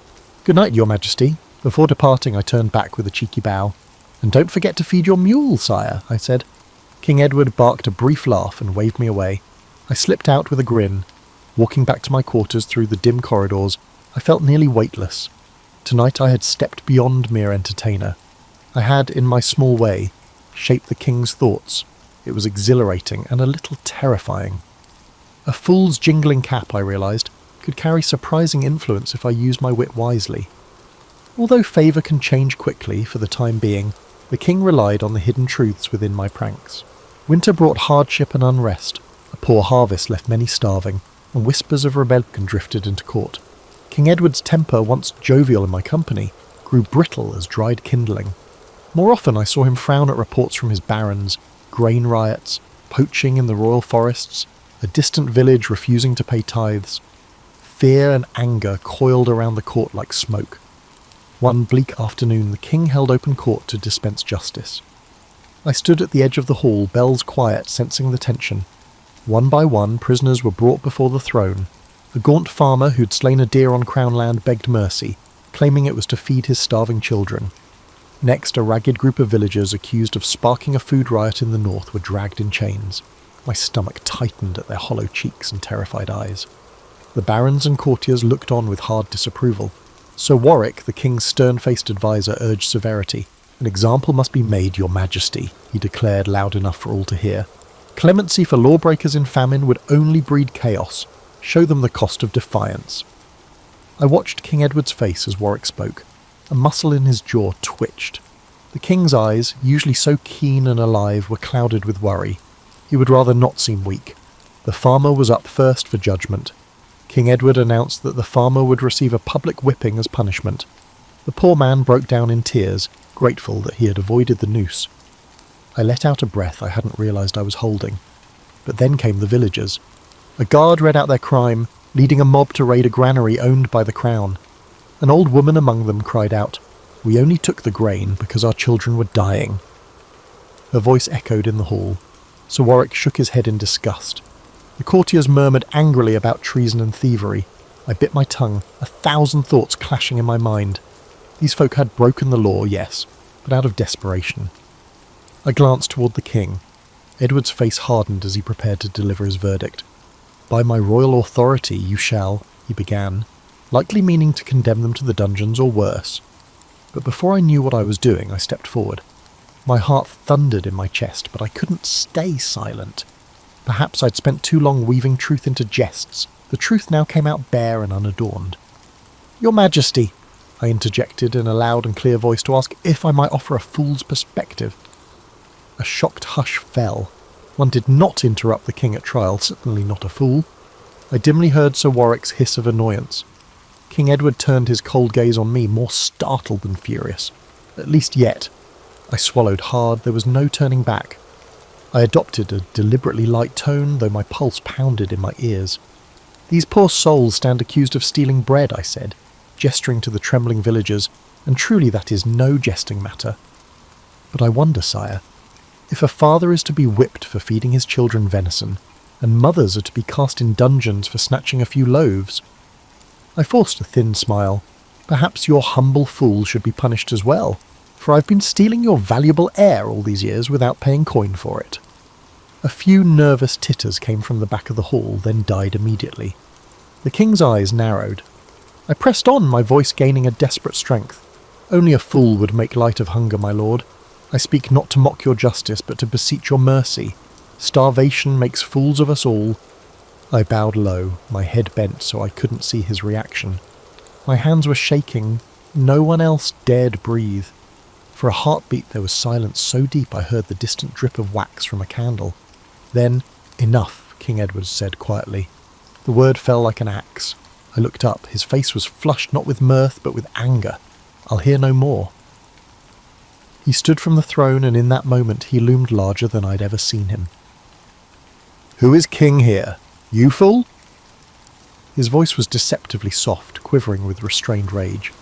"Do you presume to lecture me on duty and mercy, dressed in motley and bells?" Every utterance from his lips felt like a boulder hurled towards my head. I opened my mouth to stammer an apology, but he silenced me with a glare. "Take him," the king snapped to his guards. In an instant, rough hands seized my arms. My bell-tip cap tumbled to the floor as a guard yanked me backward. I heard a few gasps among the courtiers. Lady Marjorie covered her mouth in dismay. Sir Warwick simply watched with a thin smile. My cap's little bells jangled on the stones, a faint jingling that seemed to underline my folly. King Edward's voice echoed in the rafters, cold and formal. For his disruption and insolence, let the king's fool receive the same punishment he pitied. He should receive 20 lashes before the court at dawn. Terror washed over me. 20 lashes. My knees nearly buckled. I wanted to beg for forgiveness, to plead that I'd only spoken out of concern, but my tongue felt paralysed. 2 guards dragged me from the hall as the king's attention returned to the stunned prisoners before him. As they hauled me away, none dared to object or even meet my eyes. They threw me into a draughty antechamber, where I collapsed to the floor. My back pressed against cold stone as I tried to catch my breath. I tasted blood. I must have bitten my tongue without noticing. When I shut my eyes, hot tears forced their way out and rolled down my cheeks. Fool, fool, fool, I cursed myself silently. What had I done? I had wanted to save a few peasants from the king's wrath. Instead, I had only intensified the king's wrath and burned myself in the process. In my mind I saw the king's face again, enraged and unyielding. That image stabbed at my heart more sharply than any whip could. Not long ago I had sat by that same man's hearth trading fables and easing his burdens. Now he looked at me as just another disobedient subject. Toward midnight, the guards came to escort me to the pillory in the courtyard. The sentence was to be carried out at first light. They locked my wrists and neck in the wooden stocks. I stood hunched in that cruel device for endless hours, shivering in the winter cold alone under the stars. Snow began to fall, thin, icy flakes catching in my hair. The pain had not yet begun, but a dread deeper than any wound gnawed at me. As darkness deepened, a lone figure approached through the torchlit yard. I squinted through frozen lashes to see Master Robert, the king's old chamberlain, carrying a cloak. Without a word, he draped it over my shoulders. His eyes were sad as he met my gaze. "You were brave, Tom," he whispered, just loud enough for me to hear. He was indeed brave, if not a little foolish. A bitter laugh escaped me. What other thing could I be? He shook his head and pressed a small flask of ale to my lips. Gratefully, I drank a burning mouthful that chased some of the chill from my bones. "Is His Majesty—" I croaked. My throat raw from the cold night air as I struggled to hold back sobs. Master Robert sighed. He was alone in his chambers. He's unlikely to change his mind by morning. "I am sorry," he hesitated. "Some of us perceive the truth in your words, but the king, he's under enormous strain." I nodded as best I could with my neck trapped. A tear slipped down my face, hot against my numb skin. "Thank you," I managed to whisper. The chamberlain squeezed my shoulder gently and departed, leaving the cloak as my only comfort. I spent the remaining hours in silent prayer that the king's heart would soften, that dawn would never come, and that I might endure what was to come. I was not a warrior or a martyr, just a fool who had flown too close to the sun. The strange freedom I'd had to speak truth had shown its price. At sunrise they flogged me. I bit down on a leather strap to keep from screaming as each lash tore across my back. Fiery pain exploded with every stroke. By the 10th blow my vision blurred. By the 20th I hung limp in the restraints, unable to stand. I dimly heard an official read out my crime of insolence to the gathered courtiers as the punishment was delivered, as if it were some theatre, and I was the main spectacle. When it was mercifully over, they released the pillory's lock, and I crumpled to the snow. The world spun for a moment as I lay there with my cheek against the white, trampled ground. I could hear distant applause from 1 or 2 nobles, an ugly mockery. Warm blood trickled under my shirt. 2 guards lifted me to my feet and carried me away as if I were worthless trash. I drifted in and out of consciousness. Once, through a blur of tears, I thought I saw the king watching from a high window. I couldn't discern his expression. They dumped me in my little chamber and left without a word. I don't know how long I remained motionless on the floor, curled up and gasping. Eventually a kind maidservant slipped in and tended my wounds with vinegar and clean bandages, clucking softly in pity. I thanked her in a hoarse whisper. By nightfall I could at least sit upright on my straw cot. Every movement sent bolts of agony through my welted back. I stared at the dark ceiling, hollow and heartsick. A fool I had been indeed, thinking I could speak for the weak and not be struck down. As the castle around me bustled with the evening supper and song, I lay in silence, tasting bitterness like bile. I did not know what hurt more, the fiery stripes across my back or the cold distance that now yawned between me and the king I had thought perhaps foolishly was my friend. After a week under siege with little progress, the king decided to send a message of surrender terms to Duke Geoffrey. To my surprise, he chose me as the envoy. Perhaps he chose me as the envoy as a form of punishment, or perhaps he believed that having a fool present would emphasize his contempt. Either way, I found myself standing before the king in his pavilion as he thrust a sealed parchment into my hand. "Carry our surrender offer to Duke Geoffrey's gate. You've a silver tongue. Perhaps you can persuade him where siege engines cannot," he said coolly. His knights smirked. We all knew this errand carried risk. A rebel might easily kill the king's fool as a mockery of the message. I realized King Edward was effectively sending me as a disposable herald. Still, I mustered my courage. This was the first duty he had given me since my disgrace. Perhaps, if I succeeded, it could begin to mend the rift. "As you command, sire," I said quietly. Soon after, I rode out under a truce flag, replacing my motley with a simple tunic adorned with the royal arms. A pair of trumpeters accompanied me part way and sounded a call before falling back. Alone, I approached the castle's gate across a field littered with broken arrows. My spine prickled, expecting at any moment to hear the sinister twang of a bowstring and feel an arrow between my shoulders. But none came. Instead, a knot of the Duke's soldiers emerged atop the battlements, crossbows trained on me. "I come bearing a message from King Edward," I shouted up in as steady a voice as I could manage. Eventually, the iron portcullis creaked upward, just enough for a handful of armoured men to drag me inside. I was roughly searched and relieved of my small dagger, more a tool than a weapon. Then they shoved me into a torchlit great hall where Duke Geoffrey himself awaited. He was a formidable figure in steel plate and a crimson cloak, a middle-aged man with a scarred brow and weary eyes. "So," he said, his voice echoing off the stone walls, "Edward sends his fool to parley. Is he so short of loyal knights?" Snickers echoed from the Duke's men around me. I straightened to my full height, trying not to let my knees quake. "Loyal knights are too valuable to risk on Duke Geoffrey," I replied, before thinking better of it. My old reflex for wit had slipped out.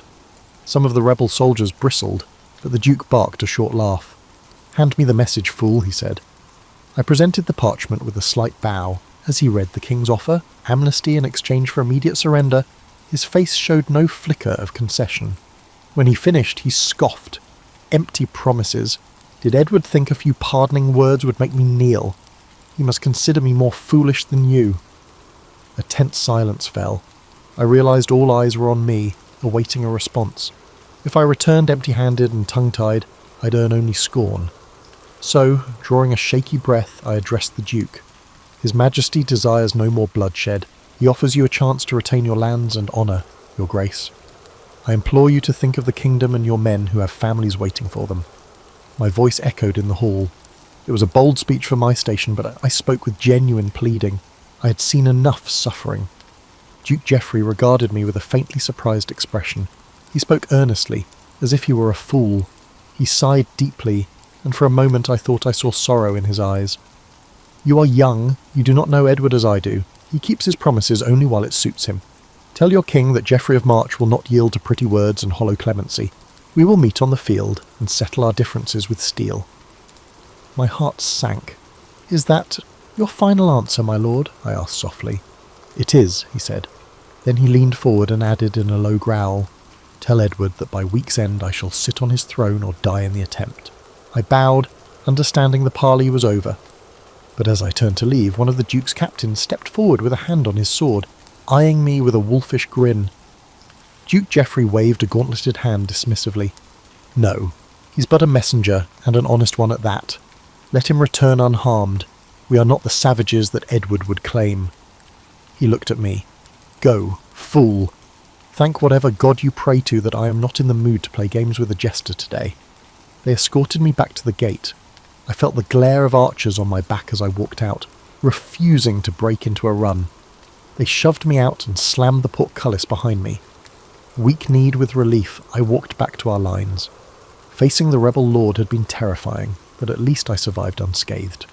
Back in King Edward's camp, I delivered Duke Geoffrey's reply faithfully to King Edward and his council. The king's face tightened at the Duke's defiance. He said nothing to me except a curt nod of dismissal. It was as if I were truly nothing more than a talking letter. That night I sat by the campfires, watching armoured men hurry about sharpening swords and whispering prayers and murmuring about ill omens. Blood would begin to flow by dawn. I felt utterly small beneath the vast dark sky. Once a fool's quick wit had mattered in the king's hall, now it meant nothing on the eve of slaughter. I realised I was witnessing the gears of history turning, indifferent to one humble jester. In the flicker of the firelight, I caught sight of King Edward standing with his generals, resolute and grim. I remembered when he used to smile at my antics, but that was before famine, rebellion, and my own overbold tongue had come between us. Now I was just another soul in his train, useful only for the odd errand. As trumpets sounded low and mournful in the darkness, I wrapped my cloak tight and tried to steal a few hours of sleep on the cold ground. Tomorrow's battle would decide the fate of the kingdom. I could do nothing but witness it, a fool on the sidelines of kings hoping to survive the coming dawn. At dawn, King Edward's army clashed with Duke Geoffrey's rebels in a cacophony of steel and screams. Suddenly, I saw King Edward unhorsed. His white charger had been felled under him, and the king was on foot fighting off rebel soldiers who pressed in around him. My heart pounded in my chest. The knights who should have been by his side dispersed, leaving only me close enough to assist him in that moment. Without thinking, I grabbed a discarded spear from the churned mud and ran towards the king. The sight of a motley-clad fool sprinting into the thick of battle stunned both friends and foes alike. One rebel knight charged the king from behind. I hurled myself at him with all my might. By sheer luck, he went down in a clatter of armour, more surprised than hurt. King Edward whirled at the sound and caught sight of me, mud-splattered and wild-eyed, standing over the knight I'd felled. For an instant our eyes met. Then another rebel lunged at the king. Edward parried, and together we stood back to back, sovereign and fool, in an unlikely circle of defence. I brandished the spear wildly, screaming more in terror than fury. In that moment a surge of royal knights ploughed into the melee, driving the rebels back. As the enemy fell into confusion and began to retreat, we pulled the king onto a fresh horse. The battle soon turned in our favour. Duke Geoffrey's line broke under the onslaught of the king's rallied forces. By noon it was over. The rebels threw down arms or fled. Victory belonged to King Edward, but it came at a terrible cost. Bodies carpeted the field and the cries of the wounded echoed in the smoky air. In the aftermath I slumped, exhausted, on a fallen log, my hand still trembling from adrenaline. Blood spattered my once colourful attire, some of it from a shallow cut on my arm. As the king moved among the living and dead, tending to the wounded and gazing sorrowfully over the carnage, I watched in a daze. When at last the king approached me, I struggled to my feet and bowed unsteadily. I expected perhaps a reprimand for plunging into the fight unbidden. Instead, King Edward dismounted and stepped forward. For a long moment he simply regarded me, taking in the spear still clenched in my hand and the drying blood on my cheek. Then, to my shock, he knelt slightly and placed a hand on my shoulder. "You saved my life today," he said quietly. There was an openness in his face I had not seen since my earliest days at court. "Fool or not, Tom, you have the heart of a true friend." "Sire, I only did what anyone would," I stammered, suddenly choking up. He shook his head and turned to the lords gathering around. In a clear voice he proclaimed that my bravery had saved him and would not be forgotten. My cheeks burned with humble pride as nobles who once sneered now inclined their heads to me. I understood that my return to the king's favour was not due to humour, but rather to my unwavering loyalty during crucial moments. That evening we shared a quiet victory meal in camp. Late that night, as I sat by the dying fire, King Edward draped his own fur cloak around my shoulders. "You'll catch your death in this chill, Tom," he said softly. Side by side under the starry sky, we sat in a comfortable silence. After a long pause, he murmured, "So much loss. Will God forgive me for this day?" In that moment, he was not a mighty king, but a weary man. I found the courage to answer gently that he had done his duty and even shown mercy. "If a king can be merciful," I said, "surely God can too." He managed a worn smile and gripped my arm. "Thank you, Tom," he whispered. By the time I crawled into my small tent, I felt lighter than I had in a long while.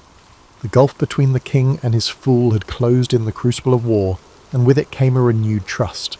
I dared to hope that better days lay ahead, when I might serve him with both wit and devotion as I once did. For a brief golden time after the battle, life at court was kinder to me. King Edward kept me close, and though I still donned caps and bells to amuse him, I also became something of a confidant again. I even offered the king an occasional candid observation to aid his rule. The memory of my past estrangement faded like a terrible dream.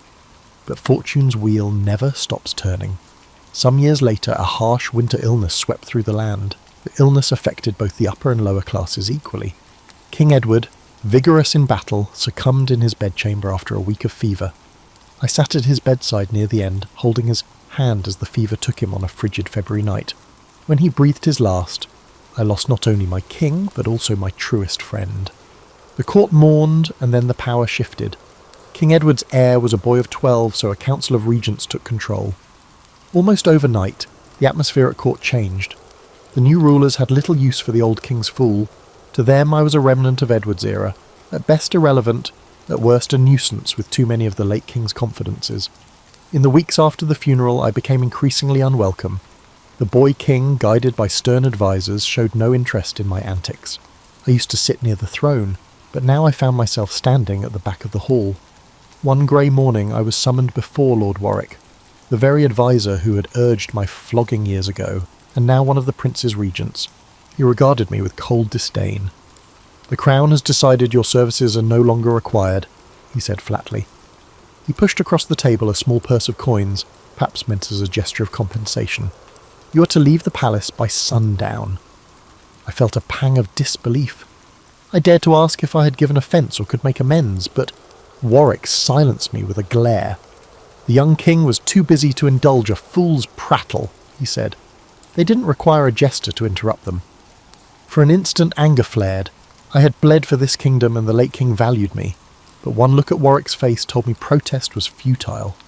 These men saw only a clown, not a counsellor. I took the leather purse with trembling fingers. It felt pitifully light. I bowed my head. "As you command, my lord," I murmured. There was nothing else to do. To resist would mean imprisonment, or worse. That afternoon I packed my scant belongings, a few worn motley tunics, my lute, and the gilded wooden fool's sceptre King Edward had once given me as a jesting staff of office. Not one familiar face came to wish me well. Any who might have were gone, or afraid to show kindness to a dismissed fool. I walked out of the palace gates at twilight, a solitary figure for the first time in years. The guards hardly glanced at me as I passed under the portcullis, where I'd first entered so many years ago, a frightened youth, eager to entertain a king. How different that departure was now, older, wiser, and bearing the weight of sorrows and joys alike. As I left the royal court behind, I paused on a hill overlooking the capital. The sun was sinking in a cold purple sky. In the distance the towers of the castle caught the last light. Standing in that same spot on happier days alongside King Edward, I recalled listening to him confide his worries. I remembered our laughter, our battles of wit, and even our moments of anger. A sad smile tugged at my lips. "A fool I came, and a fool I depart," I whispered to the chill air. My breath swirled like ghostly incense. There was no audience to laugh or applaud, only the lonely wind. I drew my tattered cloak tighter and turned away from the only home I had known in my adult life. It was time to explore the fate that a king's fool without a king might face. For months I roamed through villages and market towns, free and without a master. Initially the freedom felt jarring. I could go anywhere, say anything, yet who cared now for the words of a king's fool? I earned my supper by telling stories or juggling in tavern yards, performing not for nobles but for farmers and fishermen. Some nights I slept in a hayloft or under the open sky, and my joints ached more than they used to, and the laughter of coarse villagers was a poor substitute for the attentive hush of a royal court. One autumn evening I found myself in a small country inn, entertaining a handful of locals by the hearth. I narrated humorous stories about court life, taking care not to mention specific names, and managed to elicit a few chuckles from the audience. Afterward, as the patrons drifted off, the innkeeper pressed a mug of ale into my hand, pity or payment, perhaps both, and asked, "Were you truly the king's fool once?" I nodded with a faint smile. "I was," I replied. He shook his head in wonder and went to lock up, leaving me alone with the dying fire. I sat there long after the last embers crumbled, nursing the ale and my memories. Yes, I had been the king's fool. I had lived in a castle, worn silks, however patched, dined on venison and custard, and traded wits with powerful men. I had experienced both highs and lows. Now I was no one of importance. Despite feeling unimportant, I still sensed the same heart beating in my chest and maintained the same keen eye for absurdity in the world. In the silence of that tavern, I realized that in my own way, I still carried the truth speaker's torch. I could now speak freely about the Lord's vanity, the poor's plight, and other palace secrets. The strange privilege I once held to speak truth to power had come at enormous risk. Now I held a different sort of freedom. I could speak truth openly, but power no longer heeded. It was a lonely freedom, stripped of the glamour that once gave my words weight. I drained my ale and stepped outside into the crisp night. A thin sliver of moon hung overhead. The village was dark and sleeping. Only the distant bark of a dog and the rustle of trees kept me company. Pulling my threadbare cloak around my shoulders, I walked down the empty lane toward the inn's stable loft, where a pile of straw waited as my bed. Overhead, countless stars glittered. The same stars I used to gaze at from the castle parapets in King Edward's day. How many times had I stood by his side after a feast, pointing out a constellation or making a wish? I closed my eyes and could almost hear the king's rich laugh beside me. An ache swelled in my throat, part sorrow, part sweet reminiscence. "Ah, Edward," I murmured to the sky. "They took your fool away, but they'll never quite rid me of you." Perhaps it was a foolish thing to say, but then foolishness had always been my trade. I climbed into the loft and lay down on the straw. Through a gap in the roof I could see a splash of stars. I thought of the people I had been, the eager young jester, the broken wretch in the stocks, the unlikely hero on the battlefield, the trusted friend, and now the vagabond storyteller. Which was the real me? Perhaps all of them, perhaps none. As I drifted to sleep, I found myself smiling in the dark. I had played my part in the grand pageant of kings and clowns, and though my costume was torn and my stage now a humble inn, I still had my wits, my memories, and my voice. In the morning I would move on to the next village and the next crowd. Maybe I'd make them laugh.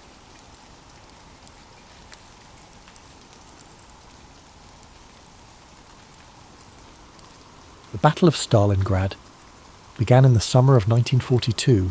During the height of World War II, the German army, under Adolf Hitler's command, launched a massive offensive aimed at capturing the industrial city of Stalingrad on the Volga River. Stalingrad was more than just a strategic target. It bore the name of the Soviet leader, Joseph Stalin, and its capture would deal a psychological blow to the Soviet Union. For Hitler, taking Stalingrad was as much about prestige as it was about military strategy. Stalingrad was a vital industrial hub, producing weapons, ammunition, and supplies. Crucial to the Soviet war effort, its location, on the Volga River, made it a key transportation route, linking the northern and southern regions of the Soviet Union. For Stalin, the city's defense was non-negotiable. Losing it would be both a symbolic and logistical disaster.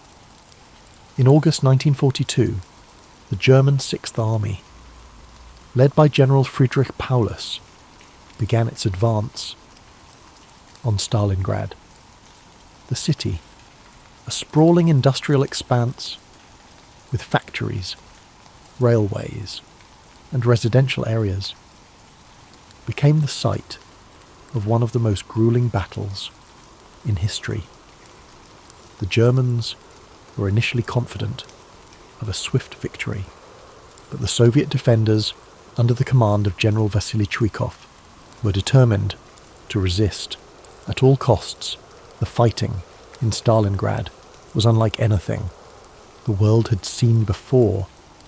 Urban warfare turned every street, building and factory into a battleground. The Germans and Soviets engaged in brutal close-quarters combat, often fighting, room by room, floor by floor. The city became a labyrinth of destruction, with rubble and debris transforming entire neighborhoods into treacherous landscapes. The Soviets adopted a strategy of hugging the German forces, staying as close as possible to avoid being targeted by German airstrikes and artillery. This forced the Germans into relentless hand-to-hand combat, draining their resources and morale. Soviet snipers, hidden in the ruins, became a deadly force, picking off German soldiers with precision. One of the most famous snipers, Vasily Zaitsev, became a symbol of Soviet resilience, his actions inspiring defenders across the city. As the weeks turned into months, the harsh Russian winter set in, adding another layer of misery to the already dire conditions.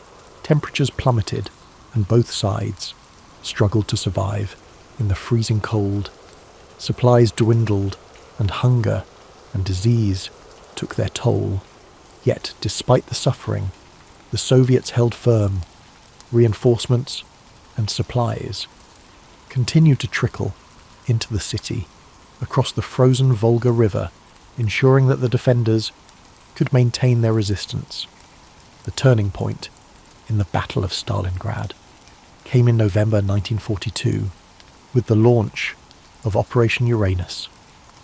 The Soviet High Command, led by General Georgy Zhukov, devised a bold counteroffensive to encircle the German Sixth Army.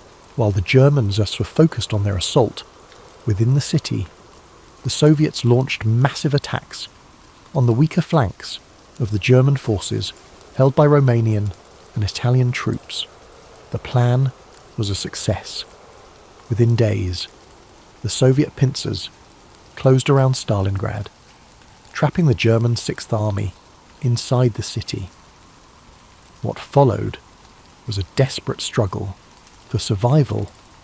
The encircled German forces, numbering over 300,000 men, were cut off from supplies and reinforcements.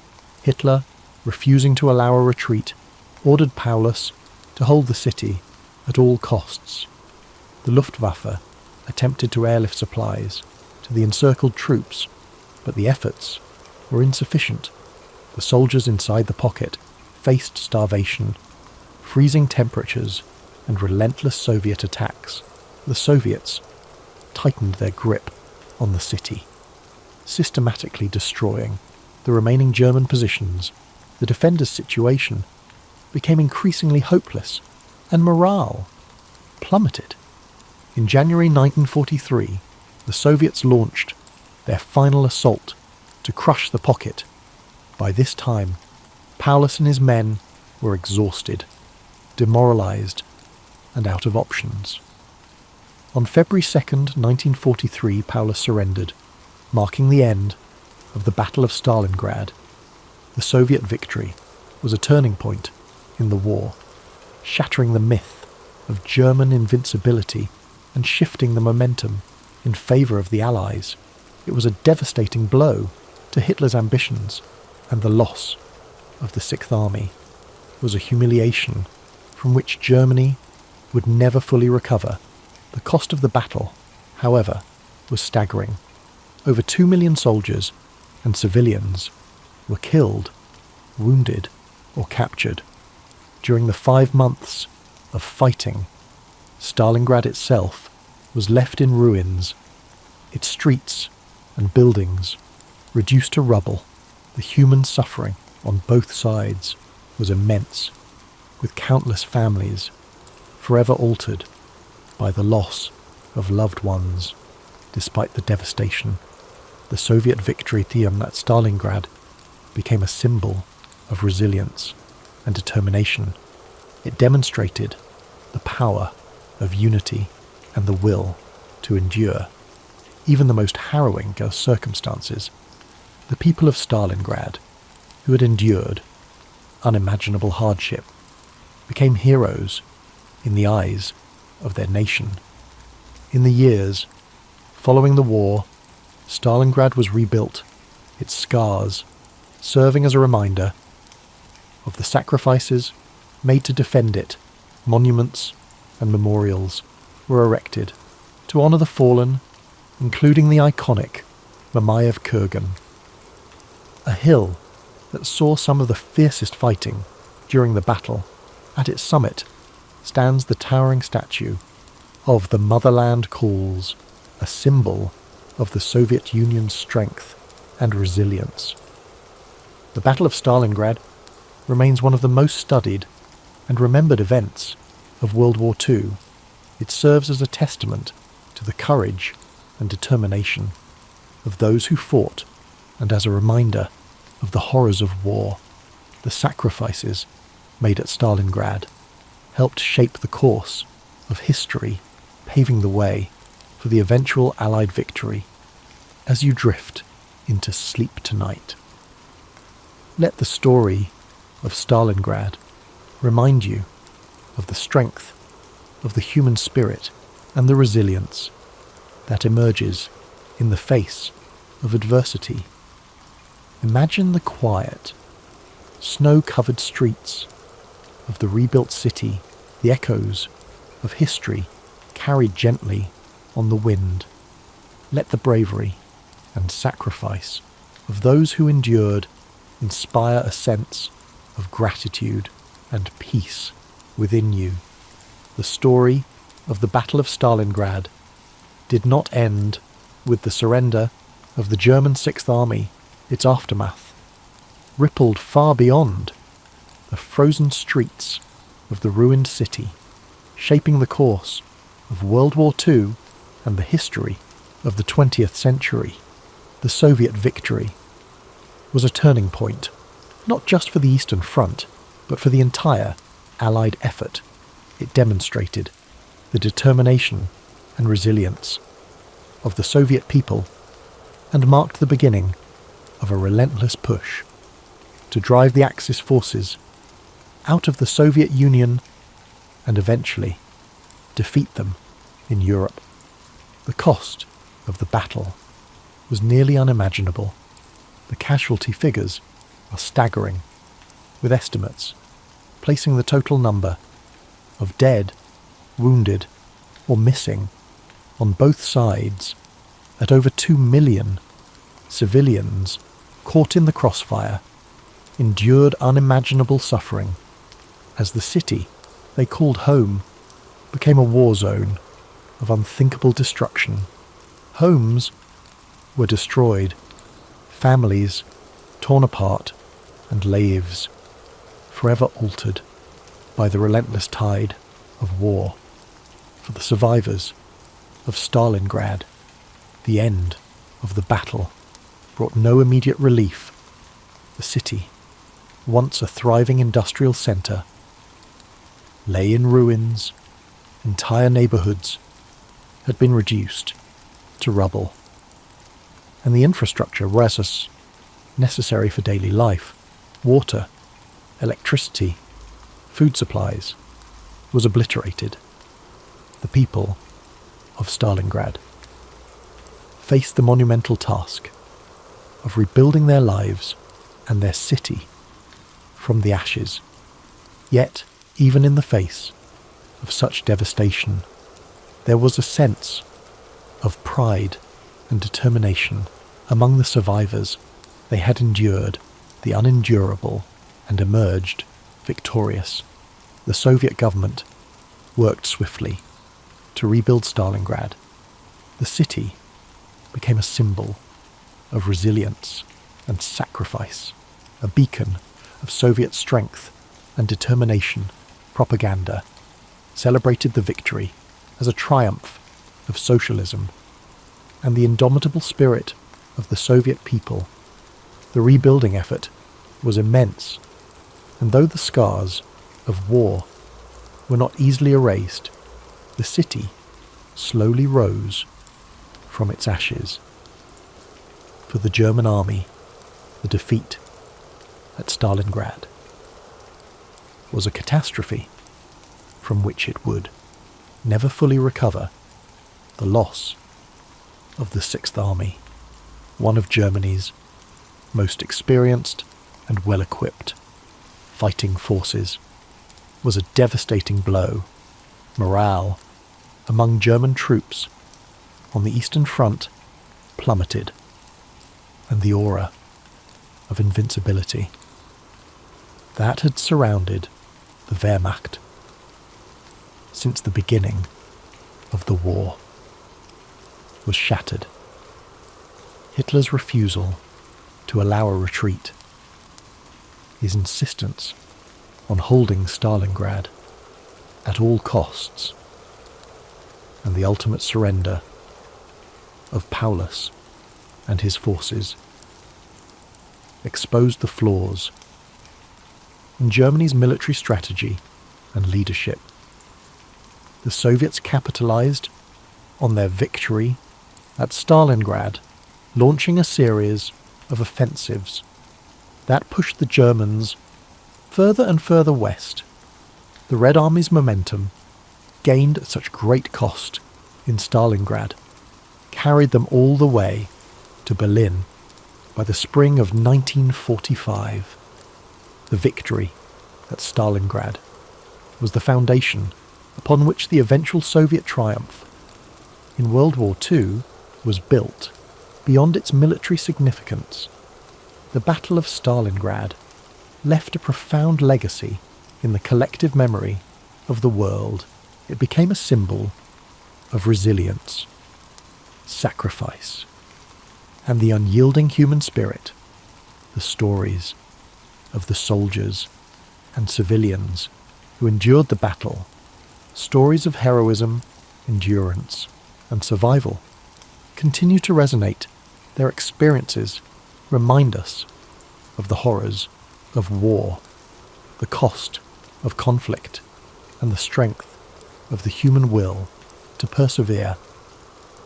For the people of Stalingrad, their city's name became synonymous with courage and defiance.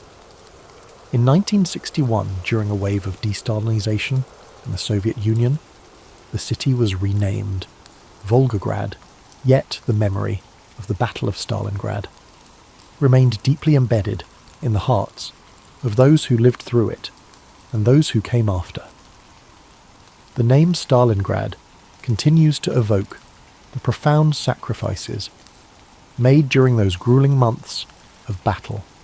The battlefields of Stalingrad have since been preserved as places of remembrance and reflection. The Myrmiev-Kurgan Memorial Complex, with its towering statue of the Motherland Calls, stands as a testament to the courage and sacrifice of those who fought and died there. Visitors from around the world come to walk the hallowed ground, to honour the memory of the fallen, and to reflect on the lessons of history. As we look back on the Battle of Stalingrad, it serves as a reminder of the resilience of the human spirit in the face of unimaginable adversity. It is a story of sacrifice and survival, of hope and determination, and of the enduring belief in the possibility of a better future. As you rest tonight, let the story of Stalingrad remind you of the strength that lies within us all. Imagine the quiet streets of the rebuilt city, the soft whispers of the Volga River, and the stillness that now blankets a place once filled with chaos. Let the courage and sacrifice of those who endured inspire peace and gratitude in your heart. The legacy of the Battle of Stalingrad extends beyond its historical and military significance. It has become a symbol of human endurance, the cost of war, and the hope for reconciliation. The rebuilding of Stalingrad, later renamed Volgograd, was not merely a physical endeavour, but an emotional and cultural journey. Every stone laid, every home rebuilt, was a testament to the resilience of the people who survived the horrors of war. In the aftermath of the battle, the city became a focal point for the Soviet Union's narrative of victory and sacrifice. Monuments were erected to commemorate the bravery of those who fought, such as the eternal flame that burns in memory of the fallen.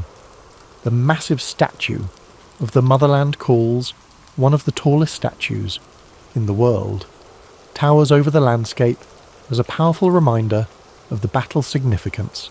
It is not just a symbol of victory, but a tribute to the unbreakable will of the defenders and the civilians who endured unimaginable suffering. For decades, the memory of Stalingrad shaped the Soviet Union's identity and its portrayal on the global stage. The battle was celebrated in films, literature, and art, each retelling emphasizing the unity and determination of the Soviet people. The city became a pilgrimage site for veterans, their families, and historians seeking to understand the profound impact of this defining moment in history on a more personal level. The stories of those who fought and survived the battle have been passed down through generations.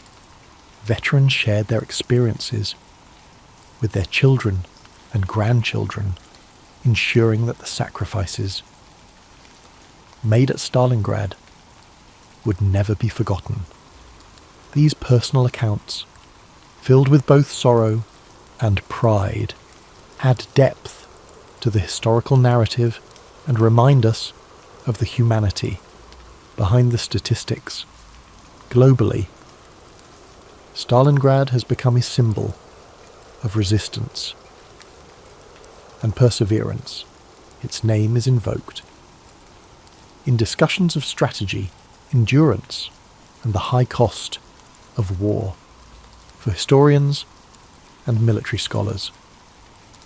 The battle offers countless lessons on tactics, leadership, and the interplay of morale and logistics for ordinary people.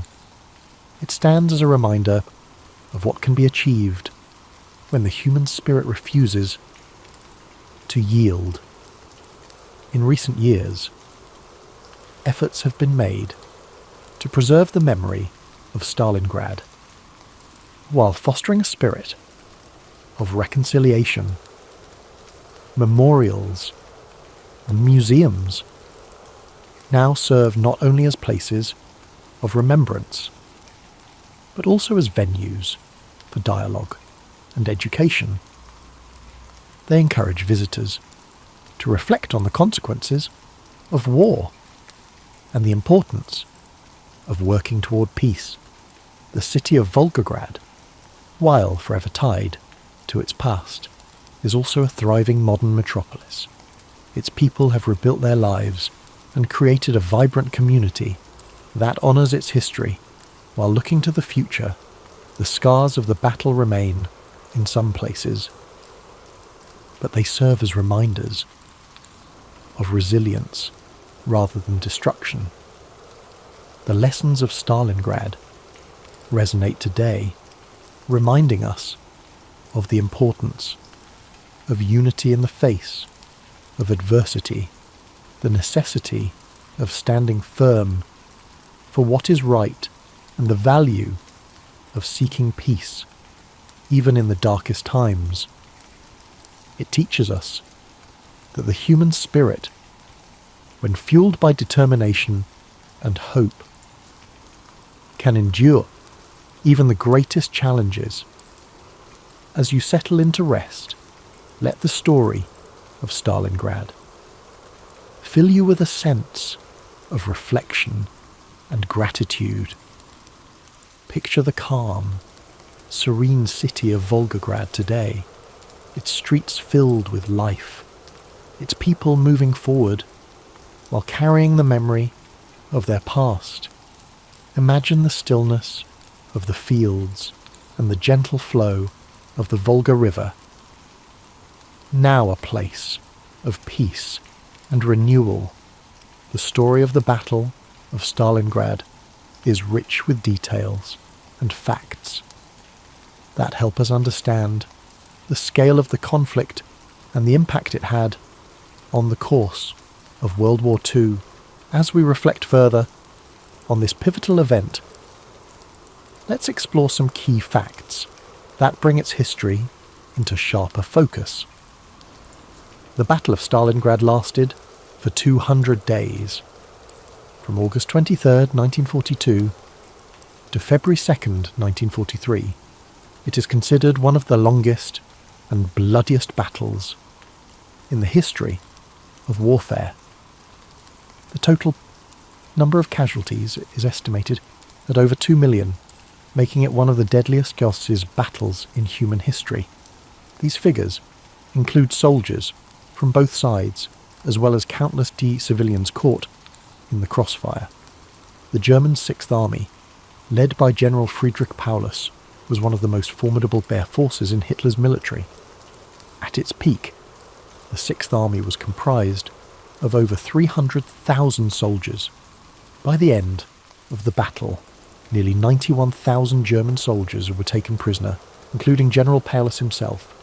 The Soviet strategy of hugging the enemy, staying in close combat to neutralize the Germans' artillery and air superiority, played a critical role in the city's defense. This tactic turned the urban ruins of Stalingrad into a deadly maze for the German forces. Vasily Zaitsev, a Soviet sniper, became a symbol of the defenders' resilience. During the battle, he is credited with killing over 225 German soldiers, including enemy snipers, which boosted the morale of his comrades. Operation Uranus, a Soviet counteroffensive launched in November 1942, was a brilliantly executed maneuver. By attacking the weaker flanks of the German forces held by Romanian and Italian troops, the Soviets were able to encircle and trap the German Sixth Army within the city. The German soldiers trapped in the encirclement known as the Kessel, or cauldron, endured horrific conditions. They faced starvation, freezing temperatures, and relentless Soviet assaults. Supplies delivered by air were woefully inadequate, leading to widespread suffering and death. One of the defining moments of the battle was Hitler's refusal to allow Paulus to retreat or break out of the encirclement. This decision sealed the fate of the Sixth Army and marked a significant turning point within the war. When General Paulus surrendered on February 2nd, 1943, it was the first time in history that a German field marshal had been captured alive. This was a major humiliation for Hitler and a symbolic victory for the Allies. The Soviet victory at Stalingrad marked the beginning of a series of offensives that pushed the German forces back across Eastern Europe. It was a critical turning point that shifted the momentum of the war in favour of the Allies. The city of Stalingrad, renamed Volgograd in 1961, has become a place of remembrance. Monuments like the Mamayev Kurgan and the Motherland Calls serve as powerful tributes to those who fought and died during the battle.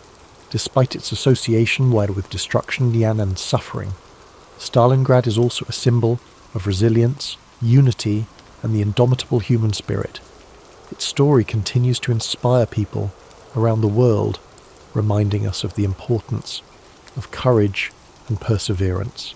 As you reflect on these facts, let the weights of history settle gently. In your mind, each detail, each moment of bravery, uproars, and sacrifice adds to the tapestry of this remarkable story. Imagine the quiet streets of Volgograd today, a city that has risen from the ashes of war, standing as a testament to the enduring strength of the human spirit.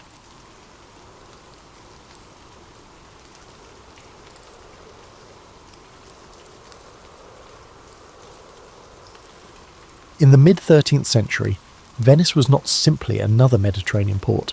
It was the nexus of an economic empire built on salt, ships, and shrewd diplomacy. When Marco Polo entered the world in 1254, he was born into a city undergoing profound transformation. The Venice of Marco's childhood existed in a perpetual state of reinvention, balancing between Byzantine heritage and an increasingly independent identity. The Polo family themselves exemplified this complex position. Niccolo and Maffeo Polo weren't merely merchants, but sophisticated entrepreneurs operating within intricate networks of commerce and politics. The traditional narrative often portrays young Marco as simply a merchant's son awaiting his destiny. The reality proved considerably more nuanced. While his father and uncle embarked on their initial journey to the Mongol Empire in 1260, Marco remained with his mother, Donna Polo. Her influence on the boy's development typically receives minimal attention in historical accounts, yet contemporary Venetian records suggest she belonged to a family with connections to the naval administration. These early exposures likely shaped Marco's later attentiveness to maritime matters in his accounts of Asian waterways and naval technologies. Marco's education reflected Venice's peculiar position between East and West. Unlike Florence or Bologna with their classical curriculum, Venetian education emphasized practical knowledge, mathematics for commerce, languages for the negotiation, and geography for navigation. Young patricians studied Arabic numerals rather than Roman calculations, a pragmatic choice that outraged traditionalists but prepared Venice's next generation for global trade. Marco likely received instruction not only in Latin and Greek, but possibly rudimentary Arabic and Persian, languages that would prove invaluable during his travels. The Venice of Marco's youth functioned as an information clearinghouse where rumours and reports from disparate corners of the known world collided in marketplaces and merchant houses. The city's position as a commercial republic rather than a traditional monarchy created a distinctive civic consciousness. While mainland Italian cities remained locked in bloody feuds between Guelphs and Ghibellines, papal and imperial supporters, Venice cultivated a pragmatic approach to power, forming alliances based on commercial interests rather than ideological commitments. What often goes unrecognised is how Venetian colonial expansion fundamentally shaped Marco's worldview. By the time of his birth, Venice controlled significant territories along the Dalmatian coast and numerous Aegean islands. These weren't mere trading posts but administered territories with Venetian governors and legal systems. Young Marco would have encountered returning officials and merchants from these colonies, absorbing stories of governance and cultural adaptation that informed his later observations of Mongol administrative techniques. The religious atmosphere of 13th century Venice defied easy categorization. While nominally devout Catholics, Venetians maintained a distinctly arm's-length relationship with papal authority. The city's extensive trade with Muslim and Orthodox territories fostered a pragmatic religious tolerance was unusual for medieval Europe. The Fourth Crusade's controversial diversion to sack Constantinople in 1204 had yielded Venice tremendous wealth and liturgical treasures, but also created complex theological justifications for interaction with non-Catholic powers. Marco grew up in a city whose magnificent St. Mark's Basilica incorporated Byzantine domes, Islamic decorative elements, and classical columns, architectural evidence of Venice's cultural hybridization. When Marco was 15, his father and uncle returned to Venice after their initial journey eastward. Traditional accounts emphasize the emotional reunion, but contemporary evidence suggests their return served specific diplomatic purposes. The Polos carried letters from Kublai Khan requesting educated Europeans to return with them, particularly those who could explain Christian theology and European technical knowledge. This request reflected not merely curiosity but calculated policy.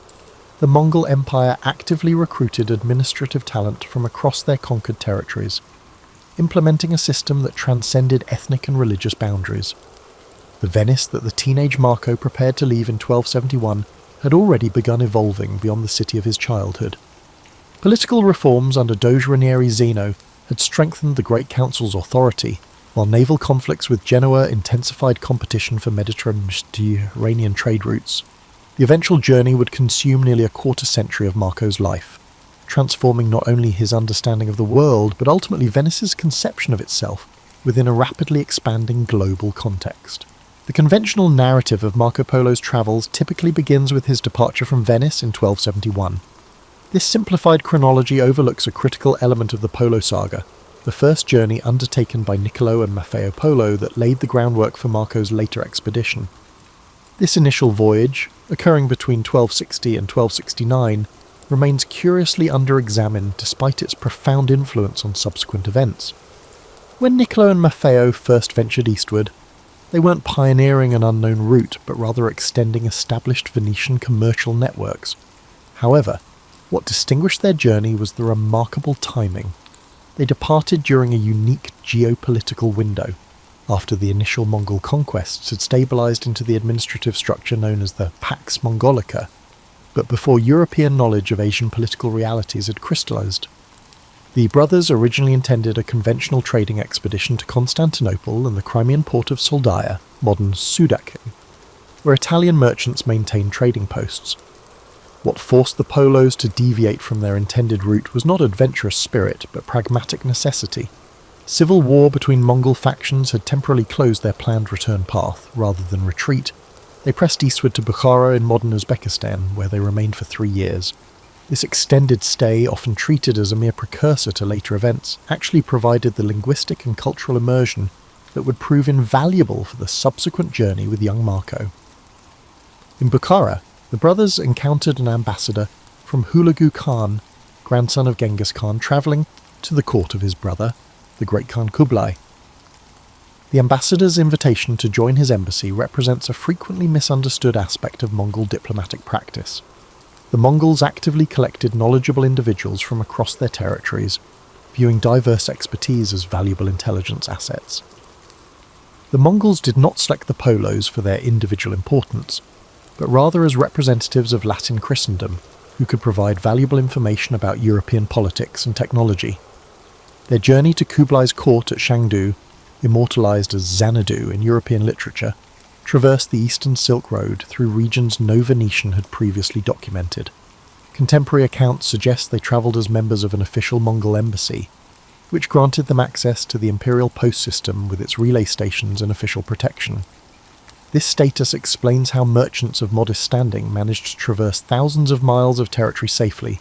They moved within administrative infrastructure designed to facilitate official communication across the empire. Upon reaching Kublai's court, the brothers encountered not an exotic, oriental despot of later European imagination, but a sophisticated ruler preoccupied with governance challenges.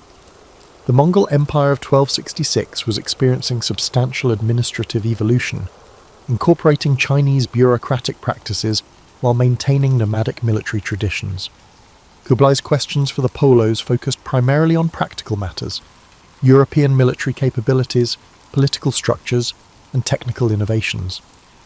The Khan's famous request for 100 learned men from Europe reflected not mere curiosity, but strategic intelligence gathering about potential Western allies or adversaries. What's often overlooked is that the Polos' return journey to Venice carried specific diplomatic communication. They transported formal letters from Kublai to Pope Clement IV requesting Christian teachers. This diplomatic component transformed what might have been merely an extraordinary commercial venture into an unofficial embassy between powers. Upon reaching Accra in 1269, they learned of Pope Clement's death 2 years earlier, which complicated their diplomatic mission. Rather than proceeding immediately to Rome, they returned to Venice, where Niccolo discovered his wife had died during his absence, leaving his son Marco in the care of extended family. These 3 years in Venice between journeys, 1269 and 1271, represented a crucial period of preparation for Marco. Traditional accounts depict him merely waiting to depart, but evidence suggests this interlude involved intensive education tailored to the planned Eastern journey. He likely received specialised instruction in languages, astronomical navigation, and manuscript preparation, skills that would prove invaluable for documenting the subsequent travels. The Polos also arranged commercial partnerships and credit instruments to finance their second journey, developing complex arrangements that allowed them to transport valuable goods while minimizing physical carrying of currency. When the three Polos finally departed in 1271, they carried not only papal letters from the newly elected Gregory X, but also diplomatic credentials and commercial contracts representing multiple interests. The foundation laid by Niccolo and Maffeo's first journey, establishing relationships, understanding routes, and gaining imperial favour, provided the essential framework that made Marco's subsequent journey and chronicle possible.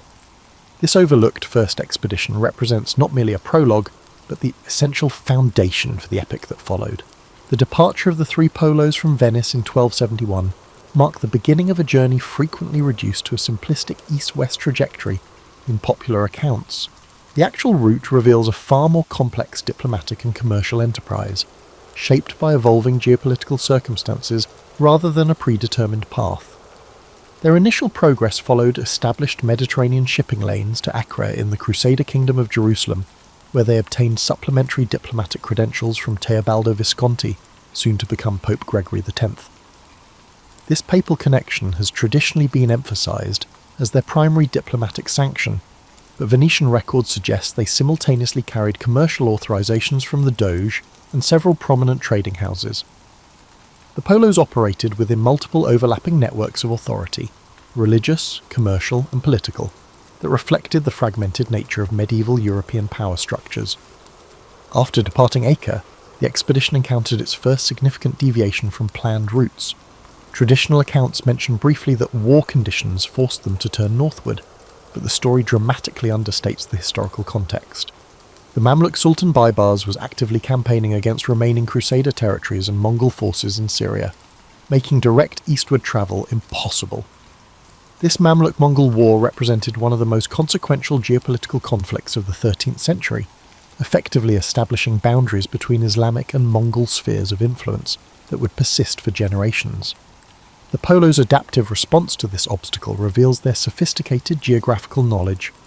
Rather than abandoning their journey, they navigated northward through Armenian Cilicia, modern southern Turkey, where Christian rulers maintained alliances with both Mongols and European powers. This region functioned as a crucial interface between civilizations, maintaining diverse diplomatic connections that provided the Polos with updated intelligence about conditions further east. Their subsequent traversal of the Armenian highlands and northern Mesopotamia brought them through territories only recently incorporated into Mongol administration. The expedition's timing proved fortunate. They travelled during a period when the Ilkhanate under Abaka Khan, ruler from 1265 to 1282, had established relative stability following the destructive initial Mongol conquests. Archaeological evidence from this period shows revitalisation of urban centres and trading networks that had suffered catastrophic disruption just decades earlier. At Tabriz in northwestern Iran, the Polos entered one of the Ilkhanate's principal commercial centres. Marco's later accounts of this city's international markets reveal his growing awareness of transcontinental trade patterns. Here he first encountered merchandise from India, Central Asia, and China circulating alongside Russian furs, Byzantine textiles, and European metals.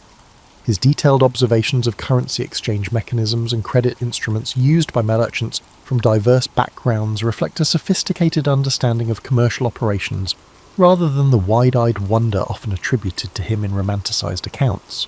The journey's eastern progression through Persia followed not the most direct route, but rather a network of recently secured trade corridors.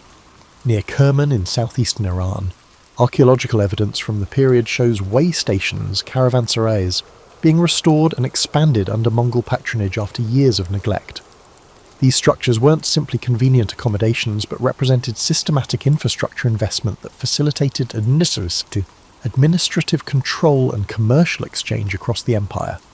The Polo's traversal of the Pamir Mountains, often characterized as a heroic passage through an inhospitable wilderness, actually followed carefully maintained routes regularly travelled by diplomatic missions and merchant caravans. Marco's descriptions of high-altitude terrain and climate demonstrate careful observation, but shouldn't be interpreted as evidence of pioneering exploration. His accounts of highland peoples and their customs show particular attention to practical matters like animal husbandry techniques and local commodities, reflecting his growing commercial acumen. Upon reaching Kashgar in what is now western China, the expedition entered the Tarim Basin, where Marco documented not only trade goods but also agricultural techniques and water management systems. His observations about irrigation networks reveal an appreciation for the administrative systems maintaining these complex infrastructures across political boundaries, perspective reflecting his distinctly Venetian understanding of how governance enables commerce. The crossing of the Taklamakan Desert, often portrayed as the journey's most arduous segment, followed established caravan routes that had functioned for centuries.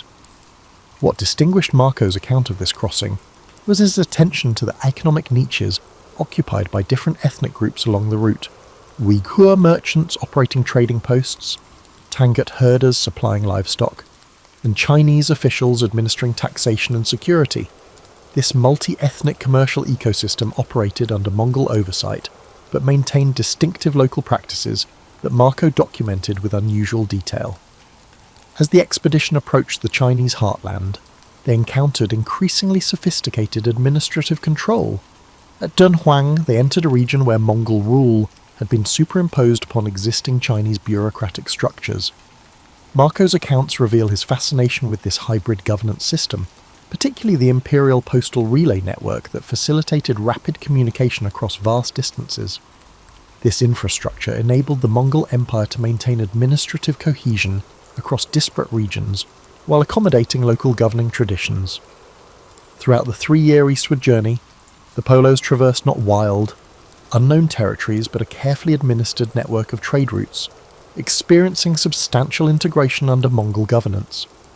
Their achievement wasn't discovering new paths, but successfully navigating complex political, commercial, and cultural boundaries during a period of unprecedented transcontinental connectivity. The skills they developed, linguistic adaptation, diplomatic flexibility, and commercial awareness, prepared them for effective service in Kublai Khan's cosmopolitan court.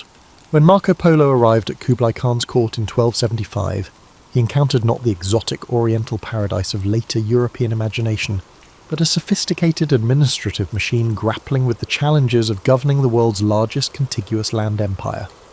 The traditional narrative emphasizes Marco's personal relationship with Kublai, suggesting the young Venetian became a trusted confidant almost immediately.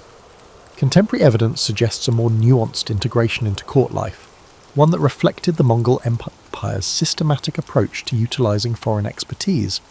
Shangdu, the Xanadu of European literature, operated not merely as an imperial pleasure dome, but as a seasonal administrative capital within a complex governing system. The court regularly migrated between multiple capitals, including Beijing, then called Khanbalik or City of the Khan, allowing the ruler to maintain a personal presence across different regions while accommodating both Chinese administrative tradition and Mongol nomadic heritage. This mobile governance model, incomprehensible to stationary European bureaucracies, enabled direct imperial supervision across vast territories while symbolically maintaining Mongol traditions of movement. Marco's integration into this system began not with immediate elevation to imperial advisor, but through a typical assessment process applied to foreigners with useful skills. The Mongol administrative approach emphasized meritocratic utilization of talent regardless of ethnic or religious background, a pragmatic necessity for governing diverse populations across Eurasia. Chinese bureaucrats managed civil administration, Persian astronomers directed scientific research, Central Asian Muslims controlled financial operations, and Uyghur scribes handled diplomatic correspondence. Within this multicultural framework, Western Europeans like Marco occupied specialized niches based on their particular knowledge and capabilities. The traditional narrative suggesting Marco learned 4 languages oversimplifies the complex linguistic environment of the Mongol court. Contemporary evidence indicates communication occurred through layered translation processes, with documents often passing through multiple languages before reaching their final form. Administrative documents initiated in Mongolian might be translated to Uyghur, then Persian, then Chinese, depending on their intended audience and purpose.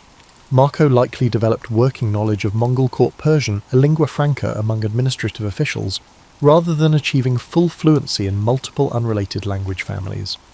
Marco's initial assignments reflected the standard Mongol practice of testing foreign abilities through provincial postings rather than immediate court responsibilities. His often referenced journeys to Yunnan and other Chinese regions weren't romantic explorations, but administrative assignments, likely tax assessment missions or diplomatic deliveries. These provincial postings served dual purposes, providing practical training while allowing imperial officials to evaluate foreign talent before entrusting them with more sensitive responsibilities. The Mongol taxation system that Marco encountered demonstrated remarkable administrative sophistication.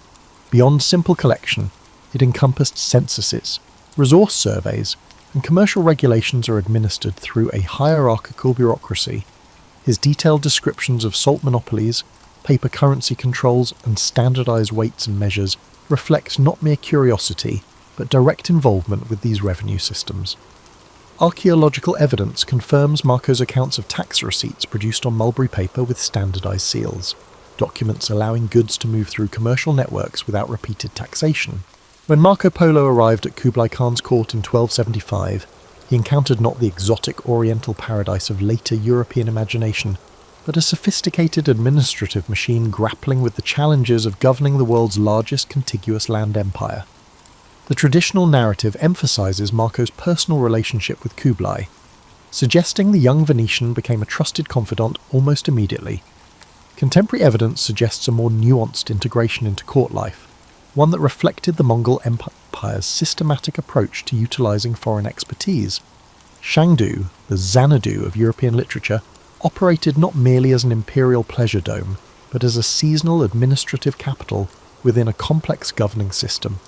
The court regularly migrated between multiple capitals, including Beijing, then called Khanbalik or City of the Khan, allowing the ruler to maintain a personal presence across different regions while accommodating both Chinese administrative tradition and Mongol nomadic heritage. This mobile governance model, incomprehensible to stationary European bureaucracies, enabled direct imperial supervision across vast territories while symbolically maintaining Mongol traditions of movement. Marco's integration into this system began not with immediate elevation to imperial advisor, but through a typical assessment process applied to foreigners with useful skills. The Mongol administrative approach emphasized meritocratic utilization of talent regardless of ethnic or religious background, a pragmatic necessity for governing diverse populations across Eurasia. Chinese bureaucrats managed civil administration, Persian astronomers directed scientific research, Central Asian Muslims controlled financial operations, and Uyghur scribes handled diplomatic correspondence. Within this multicultural framework, Western Europeans like Marco occupied specialized niches based on their particular knowledge and capabilities. The traditional narrative suggesting Marco learned 4 languages oversimplifies the complex linguistic environment of the Mongol court. Contemporary evidence indicates communication occurred through layered translation processes, with documents often passing through multiple languages before reaching their final form. Administrative documents initiated in Mongolian might be translated to Uyghur, then Persian, then Chinese, depending on their intended audience and purpose. Marco likely developed working knowledge of Mongol court Persian, a lingua franca among administrative officials, rather than achieving full fluency in multiple unrelated language families. Marco's initial assignments reflected the standard Mongol practice of testing foreign abilities through provincial postings rather than immediate court responsibilities. His often referenced journeys to Yunnan and other Chinese regions weren't romantic explorations, but administrative assignments, likely tax assessment missions or diplomatic deliveries.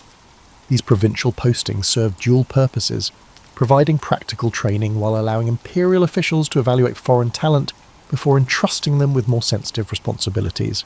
The Mongol taxation system that Marco encountered demonstrated remarkable administrative sophistication. Beyond simple collection, it encompassed censuses, resource surveys, and commercial regulations are administered through a hierarchical bureaucracy.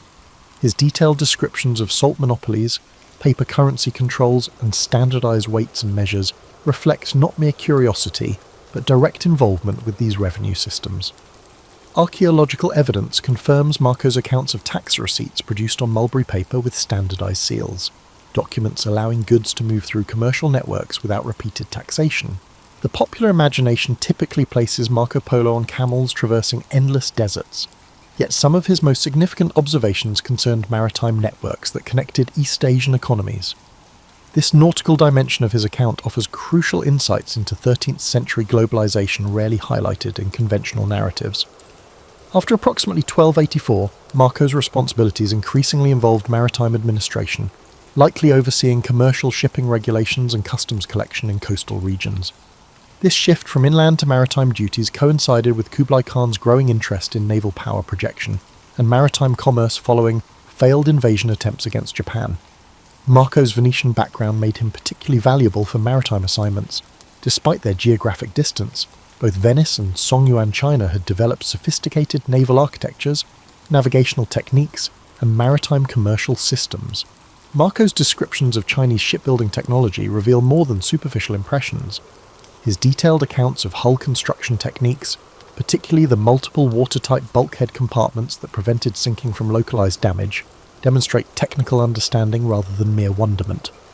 Archaeological evidence from shipwrecks confirms these construction methods, which remained unknown in European shipbuilding until centuries later.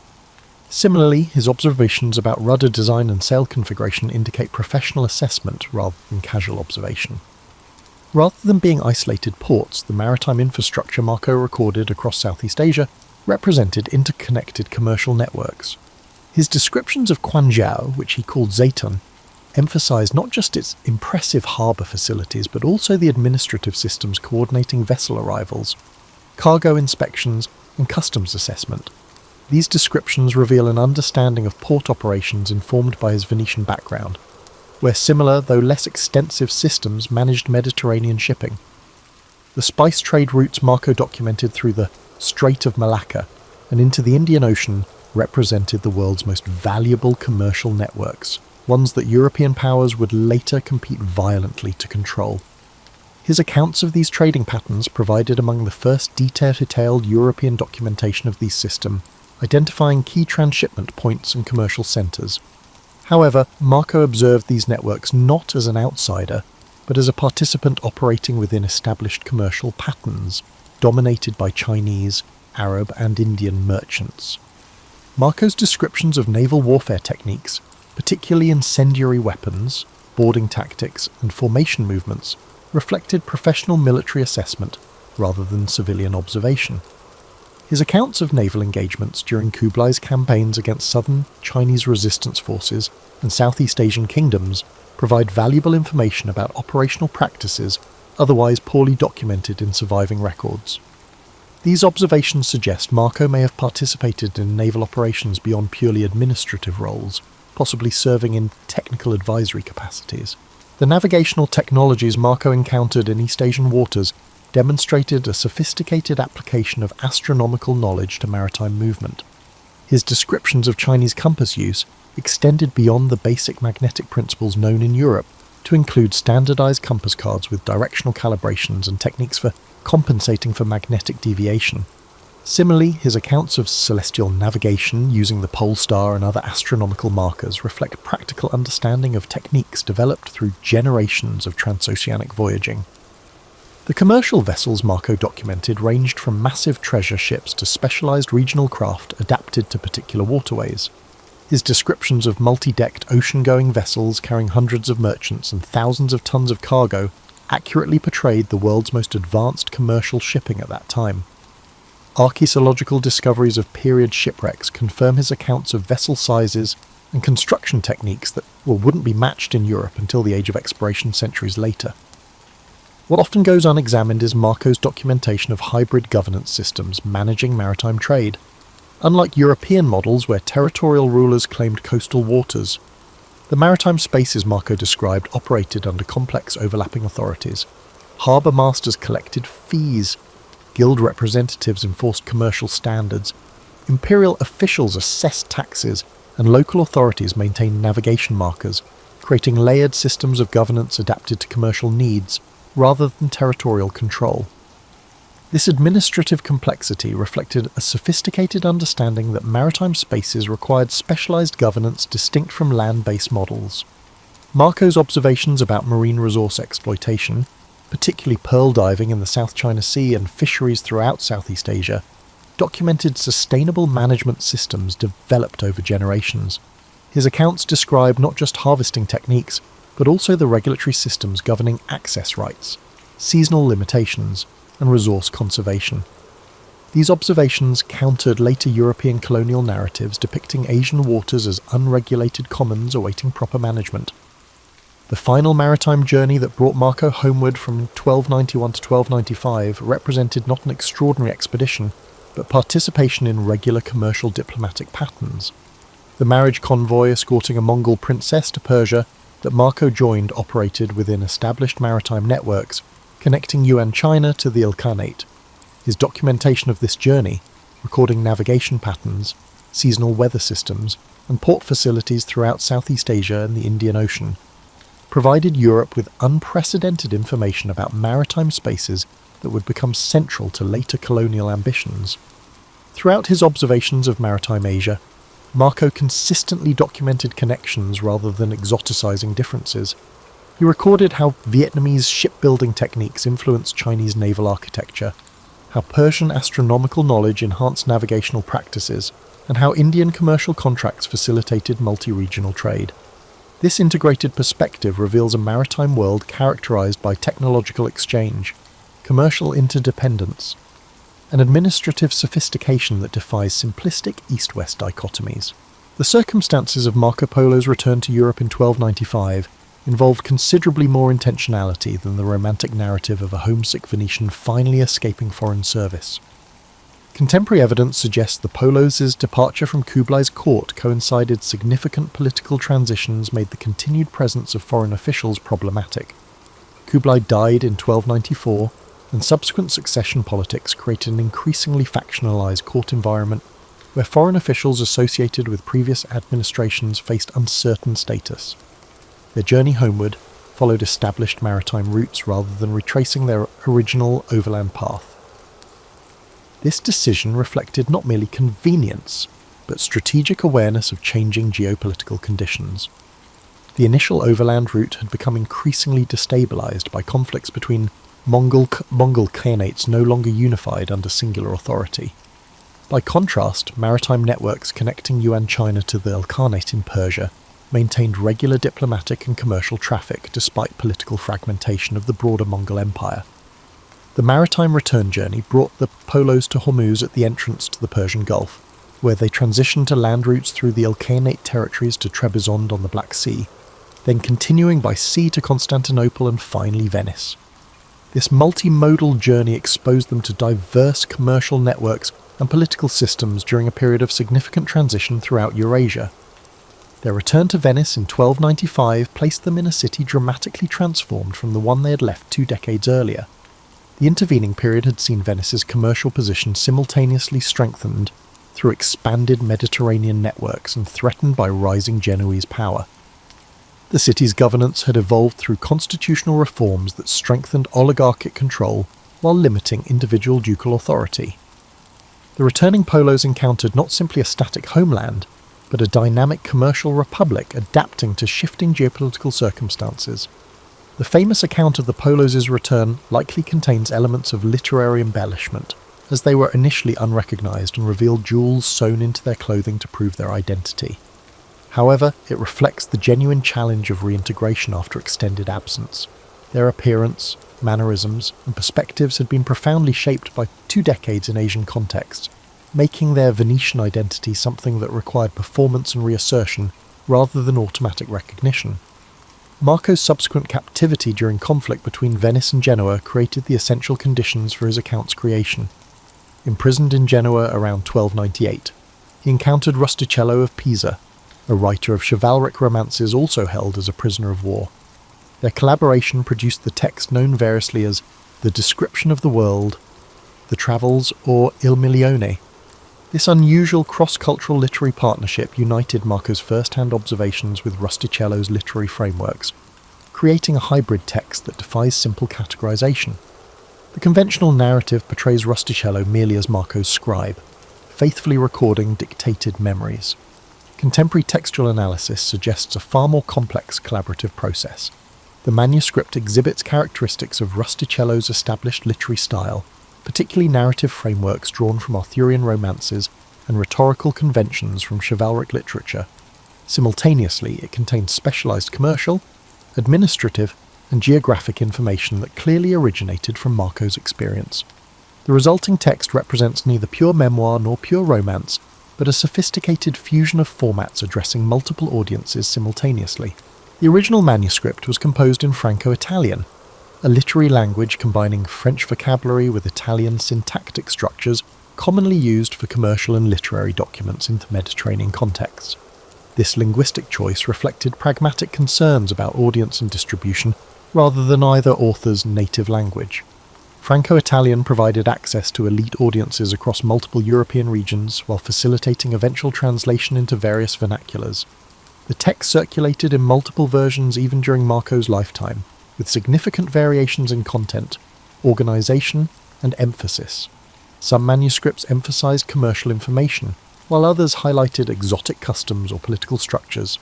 This diversification suggests active adaptation for different reading communities, rather than unauthorized corruption of an original text. Marco himself may have participated in revising and extending certain versions following his release from Genoese captivity. The manuscript's reception reveals considerably more complexity than simple skepticism or acceptance. Different communities evaluated the text through diverse frameworks. Commercial agents assessed its practical information. Religious authorities examined its implications for missionary activity, and political figures considered its intelligence value regarding Mongol capabilities. Terms like accurate or fabricated inadequately capture these multidimensional readings, which often simultaneously accepted certain elements while questioning others. Marco's subsequent life in Venice after his return showed active engagement with the city's commercial and political networks, rather than retirement into obscurity. Legal documents from 1300 to 1324 show him engaged in commercial partnerships, property transactions, and family financial arrangements. He appears as a witness to legal agreements, in business ventures, and as a manager of family assets, functions requiring community recognition of his identity and capabilities.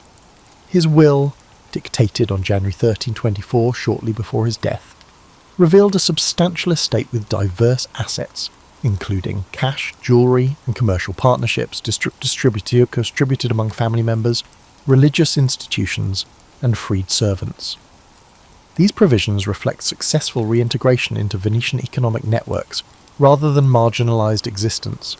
Particularly notable were provisions for his daughter Mareta to maintain control of her inheritance independent of her husband's authority, an unusual arrangement suggesting familiarity with more expansive female property rights observed in certain Asian contexts. Throughout his later life, Marco maintained connections with travellers and merchants engaged in Asian trade, providing consultation and information based on his experiences. This ongoing engagement with transcontinental networks suggests he viewed his Asian experience not as a closed episode but as a continuing resource. Rather than simply narrating past adventures, he actively applied his knowledge to contemporary commercial and political questions, helping shape Venetian engagement with evolving trans-Eurasian networks during a period of significant reconfiguration following Mongol imperial fragmentation. The posthumous influence of Marco Polo's account extends far beyond the simplistic inspiration for European exploration. Its reception and utilization followed multiple distinct trajectories that reveal the complex interplay between knowledge, transmission, and cultural adaptation across diverse societies. In the immediate aftermath of the account's creation, its primary audiences were not visionary explorers but practical commercial agents seeking actionable intelligence about distant markets. Venetian and Genoese merchant houses consulted the text not for exotic curiosities but for specific information about commodity sources, exchange rates, taxation systems, and seasonal trading patterns. Annotations in surviving manuscripts from commercial archives highlight passages concerning customs duties, commercial regulations, and market conditions rather than sensational cultural observations. This pragmatic utilization underscores how the text functioned within existing commercial networks rather than inspiring entirely new directions. The manuscript's religious reception followed similarly practical trajectories. Franciscan and Dominican missionaries preparing for Asian journeys studied Marco's observations about Buddhist, Confucian, and various Central Asian religious practices. However, they approached this information not merely as curiosities but as intelligence for developing conversion strategies. The detailed information about religious hierarchies, ritual practices, and institutional structures provided tactical guidance for missionary activities that expanded significantly during the 14th century. This religious utilization extended beyond Christianity. Surviving commentaries suggest Jewish merchants similarly consulted the text for information about co-religionists in Asian communities. The transformation of Marco's account from practical document to literary phenomenon occurred gradually through multiple adaptations. As manuscript copies proliferated across Europe, translators and copyists modified the text to suit local interests and literary conventions. German translations emphasized commercial information relevant to Hanseatic trade networks, while Iberian versions highlighted potential military intelligence about Mongol capabilities. These weren't corruptions of an original text, but active adaptations for specific use contexts. The account's cartographic influence manifested not in immediate revolutionary change, but through gradual incorporation into existing geographical frameworks. Early 14th century Mappe Mundi shows selective integration of Marco's geographical information rather than wholesale revision. The famous 1375 Catalan Atlas incorporated details about inland Asian cities and routes while maintaining traditional cosmological frameworks. This selective utilization reflects how new information was evaluated against established knowledge systems, rather than automatically displacing them. The narrative that Columbus carried Marco's book on his voyages oversimplifies a complex intellectual genealogy. Columbus indeed possessed an annotated copy, but his geographical understanding derived from multiple sources synthesized through particular interpretive frameworks. His marginalia suggests selective reading focused on passages about eastern islands and maritime routes, while largely ignoring inland Asian information. This curated reading extracted elements supporting pre-existing theories rather than comprehensively engaging Marco's actual observations about Asian geography. The scientific reception of Marco's account deserves greater recognition than it typically receives. His detailed observations on coal use in China, paper currency systems, astronomical practices, and medicinal applications were circulated among European technical communities.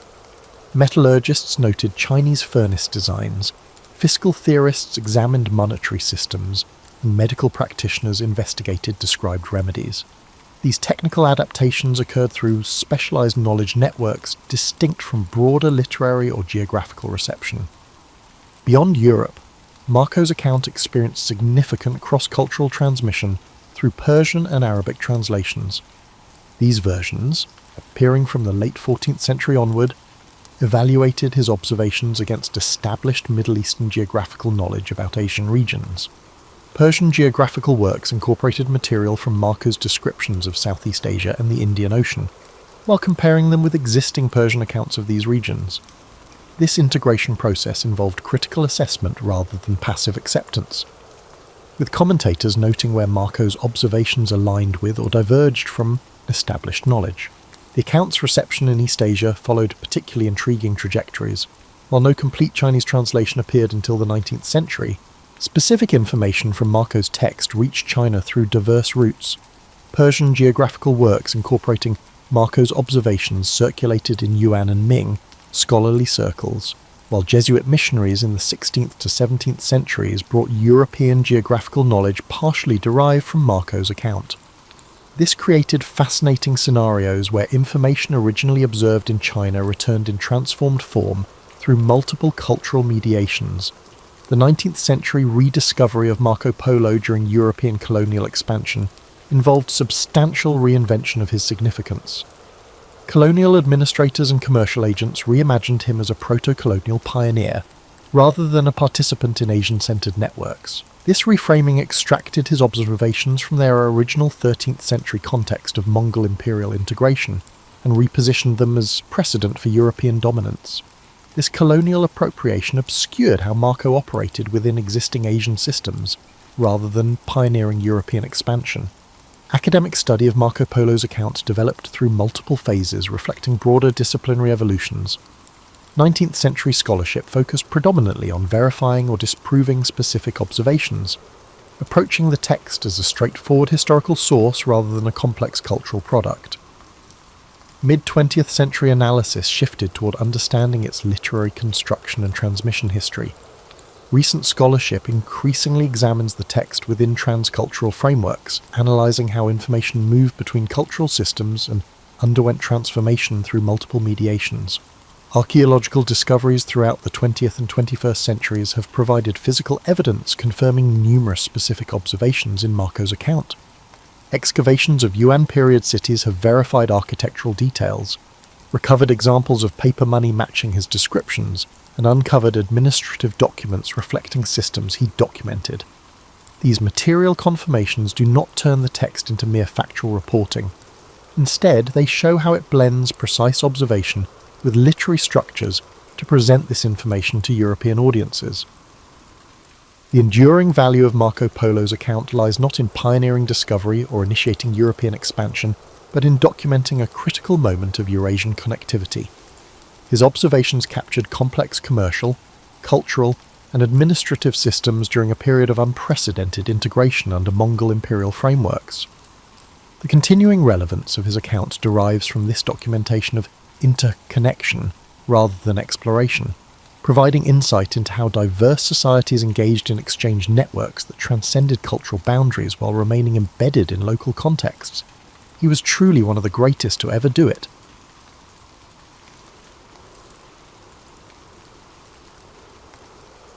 The alarm clock's shrill cry ringed through the Dallas hotel room at precisely 6:30 a.m, though I must confess I was already wide awake. Sleep had become as elusive as Republican votes in Massachusetts these days. I rolled over, my back protesting with the enthusiasm of a Cold War summit meeting, all tension and very little resolution.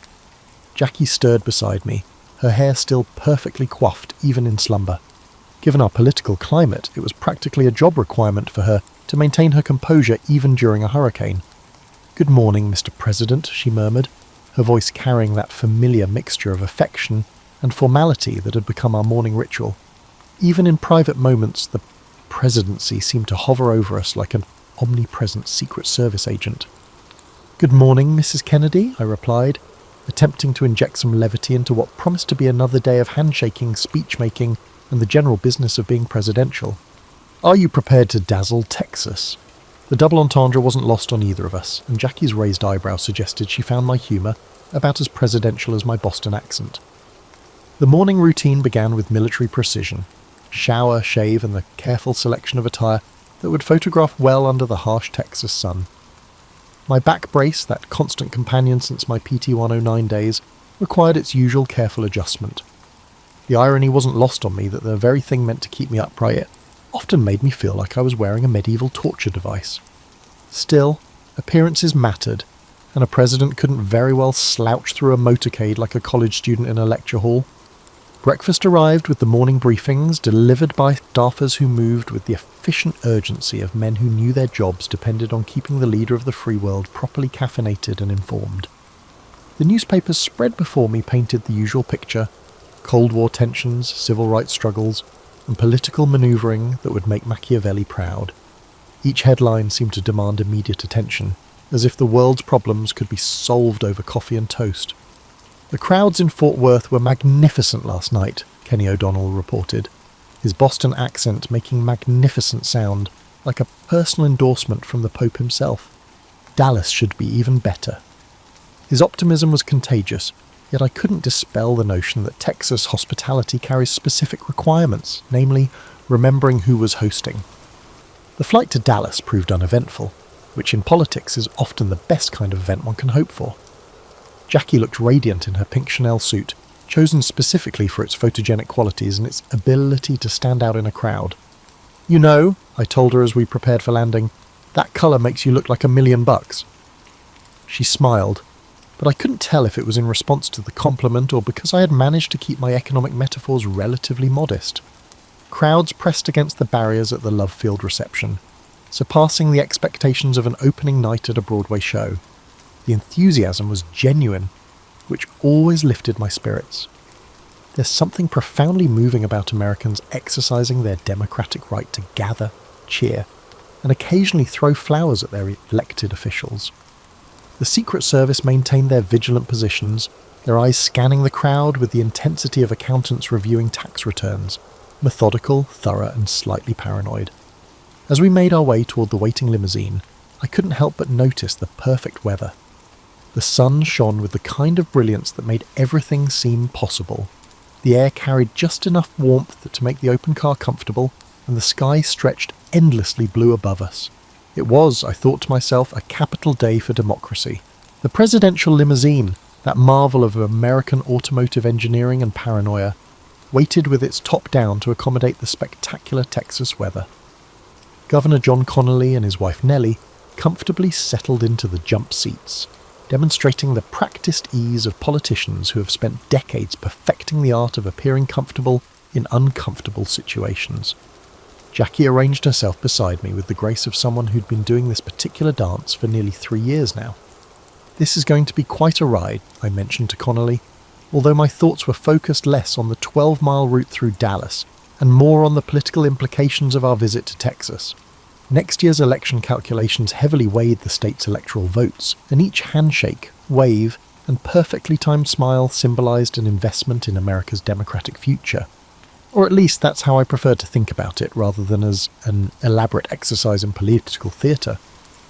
The motorcade began its stately procession through Dallas streets lined with enthusiastic citizens. The Secret Service had plotted our route with mathematical precision, wide streets for visibility, strategic turns to maximize crowd exposure, and carefully timed stops that would allow the press corps to capture those essential photographs that would grace tomorrow's front pages. Democracy, I'd learned, was as much about optics as it was about policy. "Mr. President, you certainly can't say Dallas doesn't love you," Nellie Connolly called out over the crowd noise, her voice carrying the kind of genuine warmth that made politics occasionally worthwhile. She was right. The reception had been overwhelmingly positive, with crowds. I pressed forward to catch glimpses of the presidential party. Children waved American flags with the unself-conscious enthusiasm that reminded me why this job, despite its considerable burdens, remained fundamentally hopeful. The sun beat down with friendly intensity, and I found myself genuinely enjoying the ride. There's something uniquely American about a motorcade. The ordered chaos of democracy in motion, citizens gathering spontaneously to participate in the grand experiment of self-governance. Even the most cynical political operative would have to admit there was something stirring about it all. Jackie waved with practiced perfection, her pink suit providing exactly the visual contrast the advance team had calculated. Every detail had been choreographed, from the car's position in the motorcade to the timing of our arrival at the Trade Mart. Political success, I discovered, lay in the intersection of genuine sentiment and careful planning. The crowd seemed to sense both elements, responding with an enthusiasm that felt authentic rather than manufactured. "You know," I leaned over to tell Jackie, "I think we might actually win Texas next year." The comment was partly serious political analysis and partly an attempt to lighten the mood. Presidential campaigns were marathons, not sprints, and every positive reception represented momentum that could be built upon. The mathematics of electoral politics demanded constant attention to these regional variations in public sentiment. The route took us through downtown Dallas, past buildings whose windows were filled with office workers, taking an extended lunch break to witness history in motion. Some held cameras, others simply watched, and a few displayed signs welcoming the presidential party to Texas. The diversity of the crowd pleased me. Young and old, various ethnic backgrounds, the kind of American melting pot that made democracy not just possible but inevitable. Governor Connolly provided running commentary on local landmarks, pointing out sites of historical significance with the pride of a man showing off his hometown to distinguished visitors. His knowledge was encyclopedic, his delivery engaging, and his obvious affection for Texas infectious. Political partnerships, I reflected, worked best when they were built on genuine mutual respect and shared objectives. The limousine's pace remained steady, allowing for optimal crowd interaction while maintaining security protocols. Every few blocks, I'd spot Secret Service agents positioned strategically, their presence both reassuring and slightly sobering. The balance between accessibility and security had become one of the defining challenges of modern democracy, how to remain close to the people while acknowledging the realities of an increasingly complex world. As we approached Dealey Plaza, I noticed the crowds growing even larger, pressed against barriers with the enthusiasm of baseball fans waiting for autographs. The enthusiasm was palpable, the Texas hospitality genuine, and the political implications encouraging. Whatever challenges lay ahead, This moment represented democracy at its most elemental level. Citizens and their elected representatives sharing the same space, the same sunshine, the same hopes for the future. Dealey Plaza opened before us like a natural amphitheatre, with spectators arranged along the grassy slopes in what could have been mistaken for a particularly well-attended outdoor concert. The crowd's energy was infectious. People pointed, waved, and called out greetings with the kind of spontaneous enthusiasm that reminded me why I'd entered politics in the first place. Democracy, at its core, was about these moments of connection between the governed and those who served them. "What a turnout!" I called to Jackie, though the crowd noise nearly swallowed my words. She nodded, her smile radiant as she continued her practiced wave. Not too enthusiastic to appear undignified, not too reserved to seem aloof. 3 years of presidential appearances had perfected her technique to an art form. The photographers would love this, I thought, already envisioning tomorrow's newspaper coverage with headlines about Texas hospitality and democratic unity. The limousine's progression through the plaza felt almost ceremonial, like a slow-motion parade celebrating the peaceful transfer of democratic power. Children sat on their parents' shoulders, teenagers clustered together with cameras, and adults pressed forward with the kind of civic engagement that made the entire system worthwhile. This was what the Founding Fathers had envisioned: active citizenship, public participation, and government by consent of the governed. Governor Connolly half-turned in his seat, pointing toward a group of particularly enthusiastic supporters near the grassy knoll. "Those folks have been waiting since dawn," he said, his Texas drawl adding warmth to the observation. Political advance work was part science, part art, and part sheer luck. But when it all came together like this, the results justified every hour of planning and preparation. The sun continued its friendly assault, making the pink of Jackie's suit even more vibrant against the blue sky. Colour coordination might seem trivial to political newcomers, but experienced campaigners understood that visual impact often mattered as much as policy positions. Every element of today's appearance had been calculated to project competence, accessibility, and optimistic leadership. The crowd's response suggested the strategy was working. As we neared the plaza's centre, I observed the crowd composition with the expertise of someone who had dedicated decades to studying electoral demographics.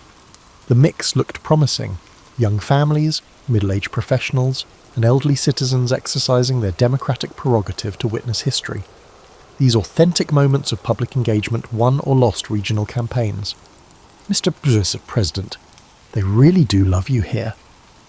Nellie Connolly's voice carried genuine pleasure, and I had to agree with her assessment. The reception had exceeded even our most optimistic projection. Texas, with its complex political landscape and crucial electoral significance, represented one of the keys to next year's campaign. Days like this built the kind of momentum that could carry through an entire election cycle. The motorcade's pace allowed for extended interaction.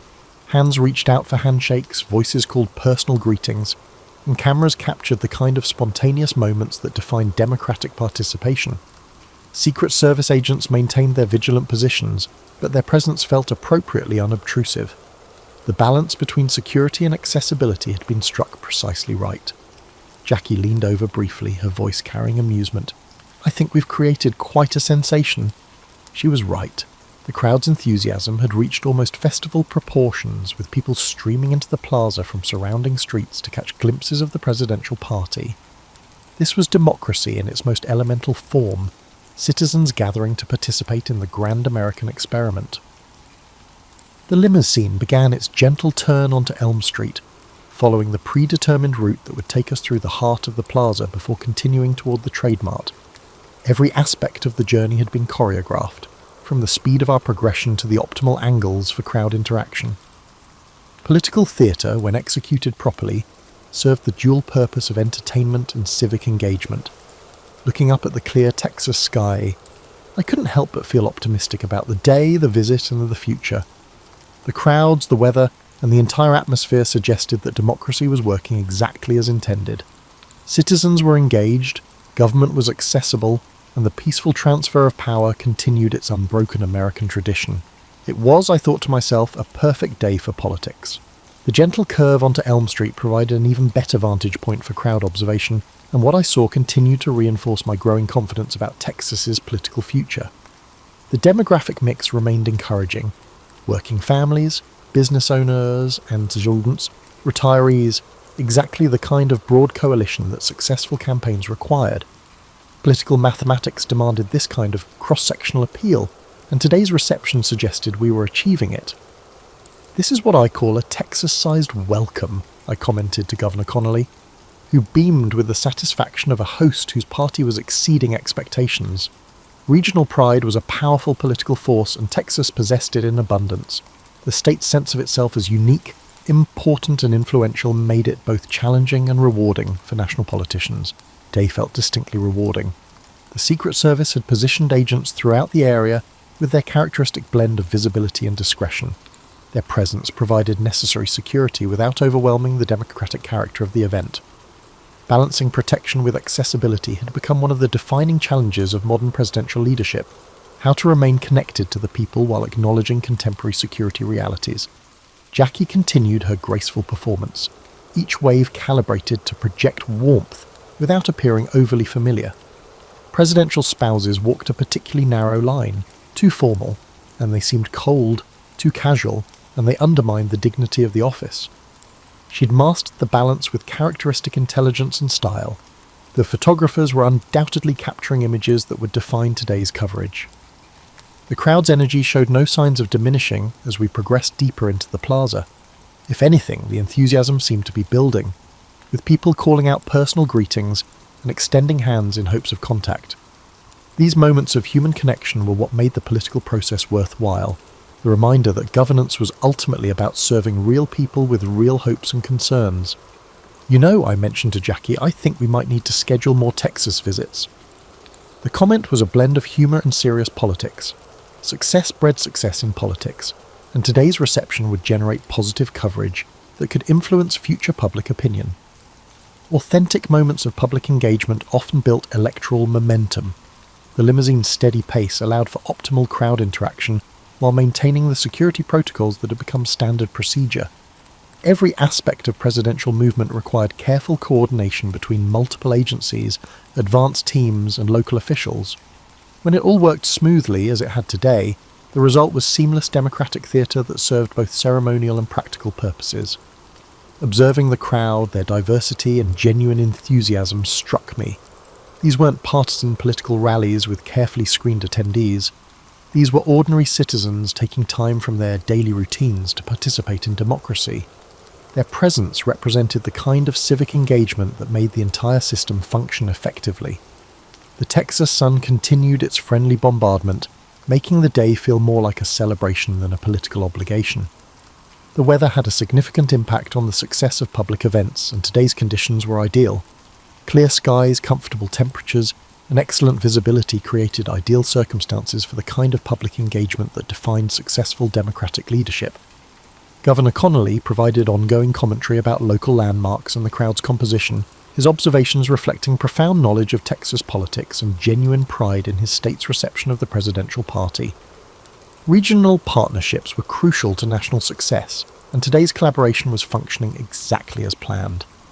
As we continued through the plaza, I found myself genuinely enjoying the experience rather than simply enduring it as a political necessity. The crowd's warmth, the perfect weather, and the general atmosphere of celebration made this feel like one of those rare occasions when politics achieved its highest aspirations, bringing people together around shared hopes and common purposes. The route ahead looked clear, the crowd remained enthusiastic, and the entire event was proceeding with the kind of smooth precision that political advance teams dreamed about. The result was democracy working exactly as intended, with citizens and their elected representatives sharing the same space, the same moment, and the same optimistic vision of American possibilities. The plaza's unique geography created natural acoustics that amplified the crowd's enthusiasm, making their cheers and applause echo off the surrounding buildings like applause in a concert hall. The effect was almost musical, a spontaneous symphony of democratic participation that reminded me why public service, despite its considerable challenges, remained fundamentally rewarding. These were the moments that justified the long hours, the difficult decisions, and the constant scrutiny that defined presidential life. "This reception is absolutely remarkable," I told Governor Connolly, who nodded with obvious satisfaction.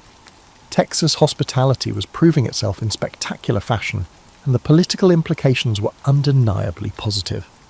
Regional support of this caliber could translate into significant electoral advantages, and today's demonstration of public enthusiasm would undoubtedly influence future campaign calculations. Jackie's performance continued to be flawless, her waves precisely calibrated to acknowledge the crowd without appearing either too casual or overly formal. The pink suit had been an inspired choice.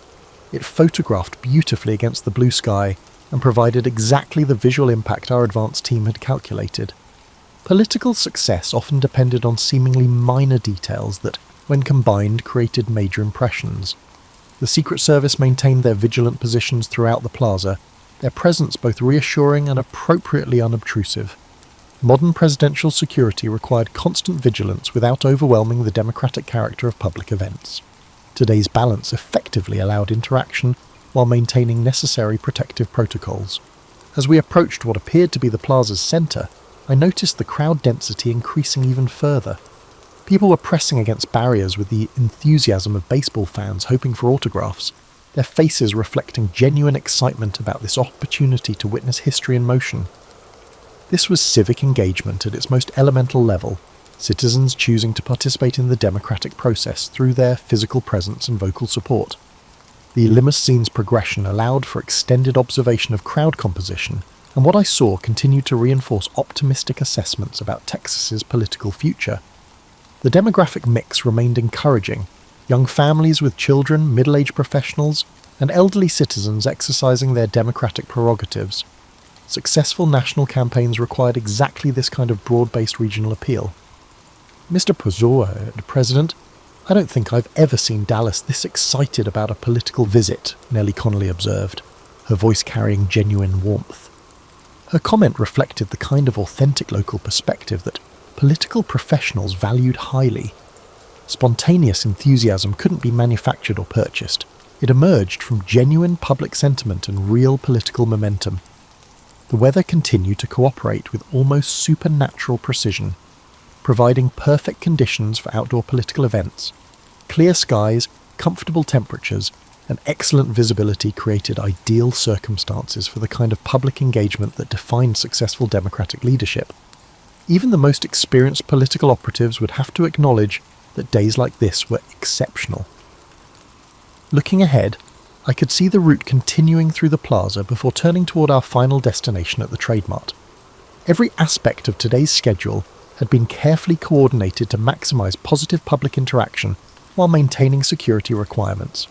When political advance work functioned this smoothly, the results justified every hour of planning and preparation. The crowd's energy remained consistently high, with people continuing to call out greetings and wave with undiminished enthusiasm. Political momentum was often built on exactly these kinds of authentic moments of public connection, times when the theoretical concepts of democratic governance became real through direct human interaction between citizens and their elected representatives.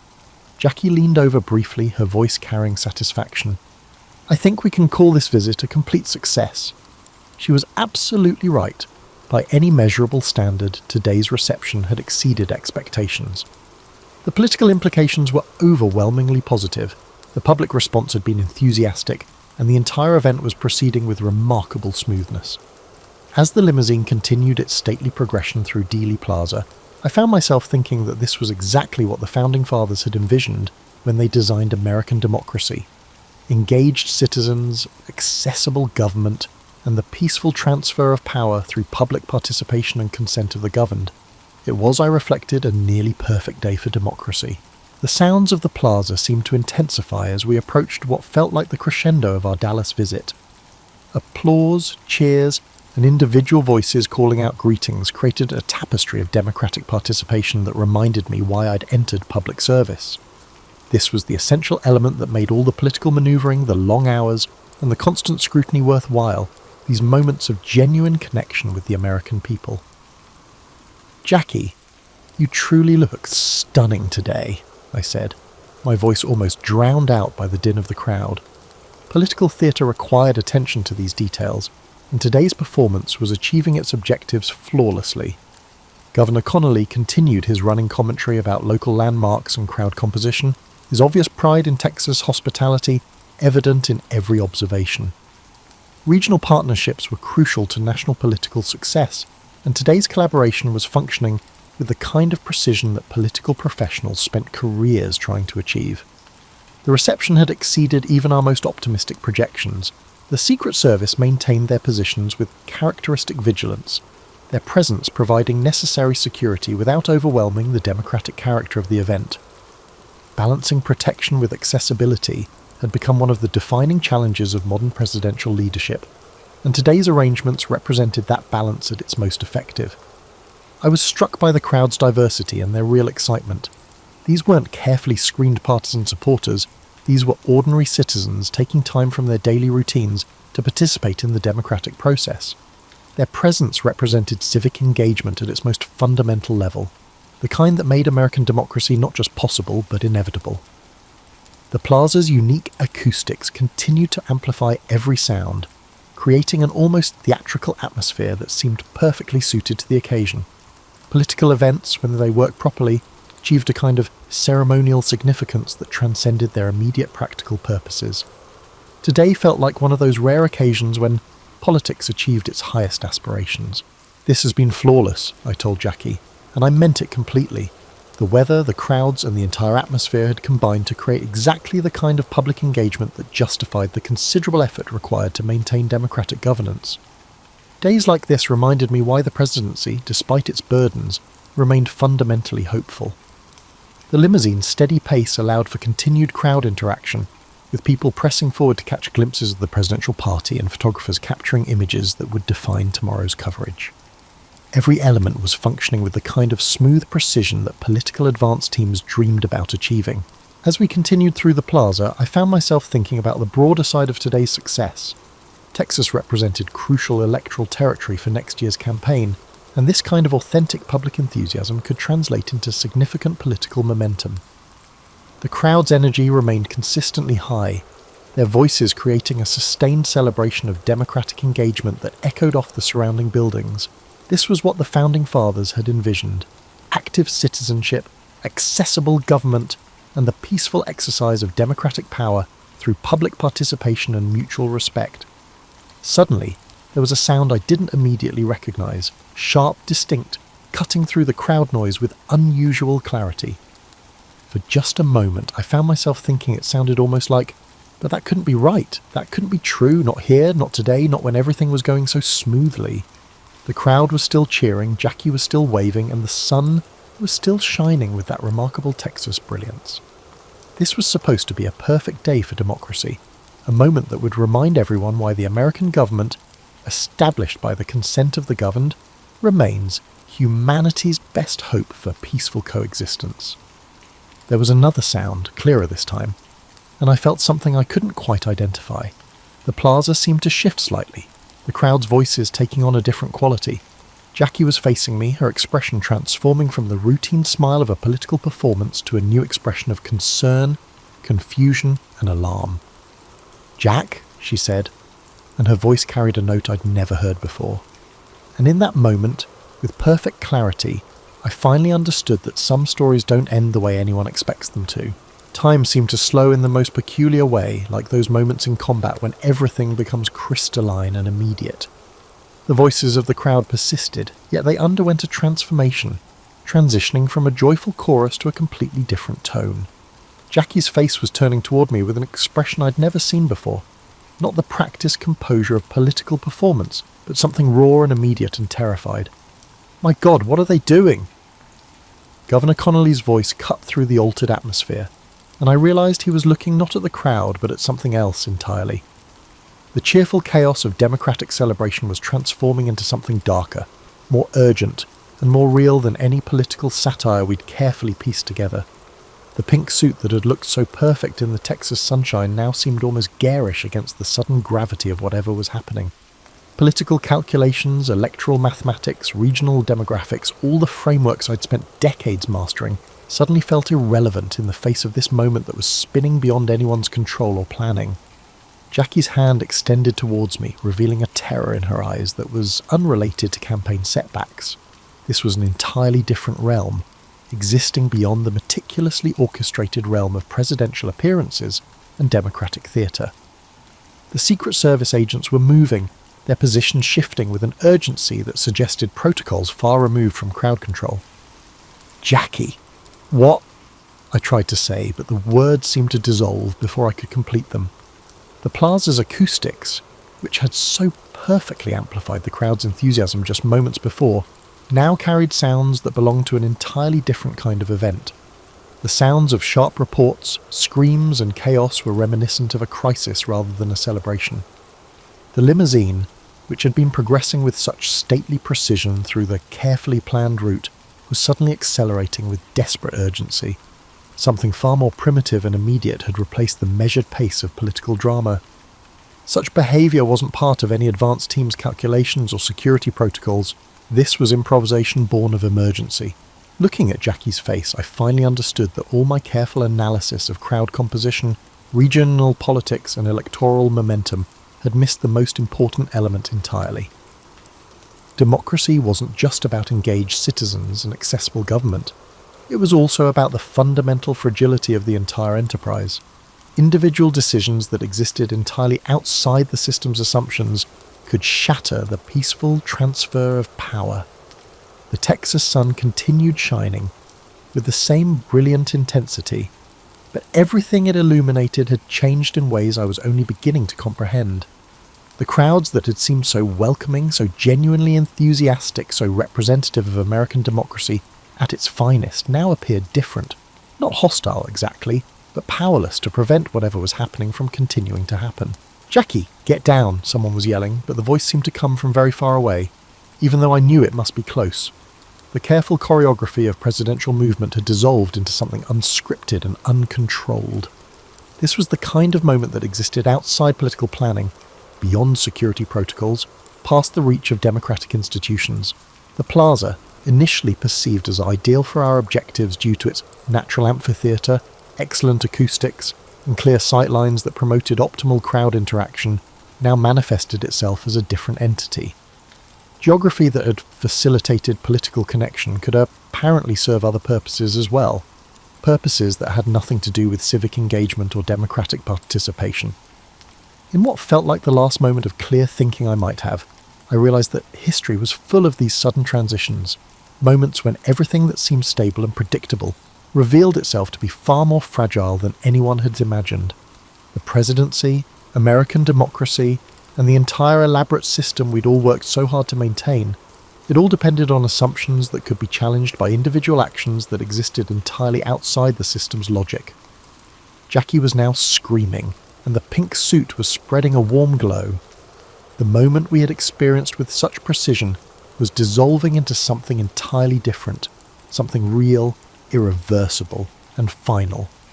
And as consciousness began to fade, my last coherent thought was that the puns had finally stopped being funny.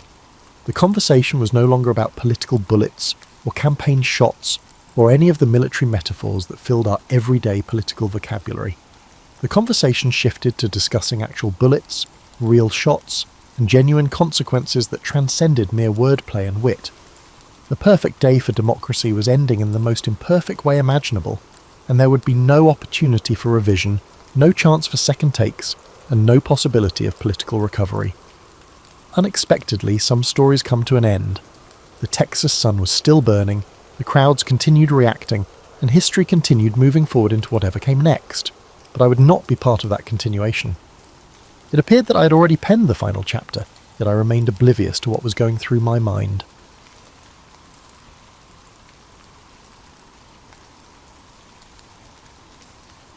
The first voice came not with thunderous clarity, but as a whisper easily mistaken for wind through the garden. I was 13, gathering herbs behind my father Jacques d'Arc's house in Domremy. Most people remember me describing the voice as appearing with blinding light at noon, but the truth differs. It was actually dusk, the hour when shadows transform into something else entirely. Jahan, it said, my name in the old tongue. It was familiar, not commanding nor frightening, like someone who had known me before I knew myself. I dropped my basket, herbs scattering across soil, still warm from the day's sun. No one had prepared me for this moment, even though our priest, Father Verfronte, frequently spoke about saints and visions. People imagine I was overcome with religious ecstasy, but my initial reaction was irritation.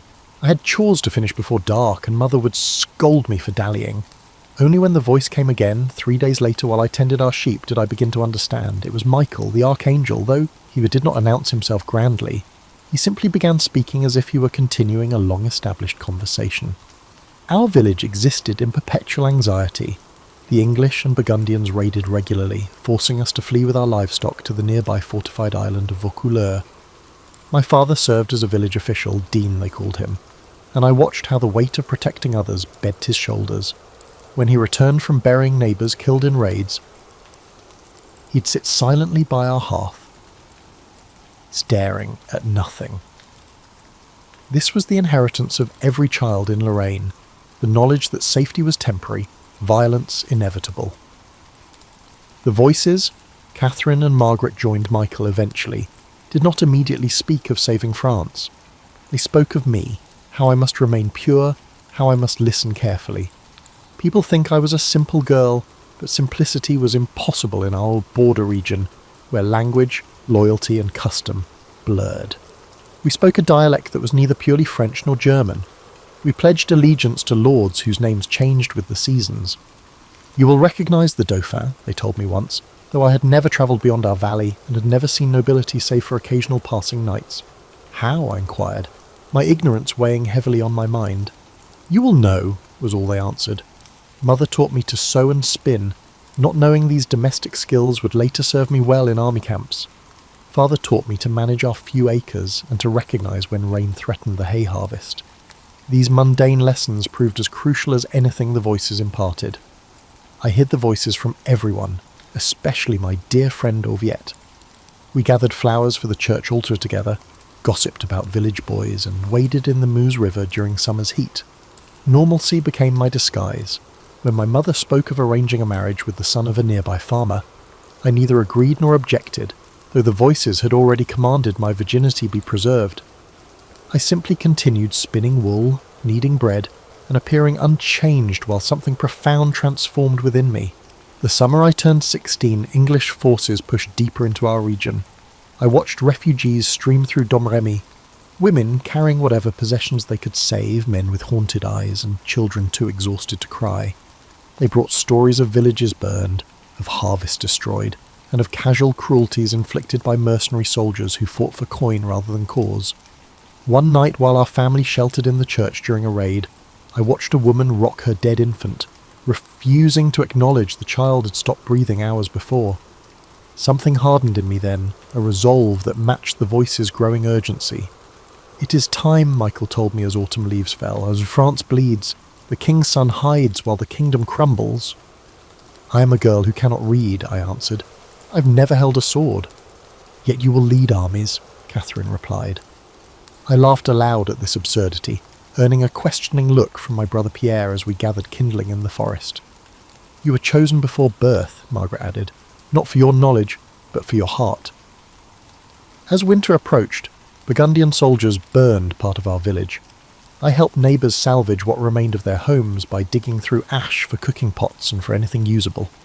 The voices grew more insistent, speaking not just in quiet moments, but during daily tasks, during mass, and during rare moments of village celebration.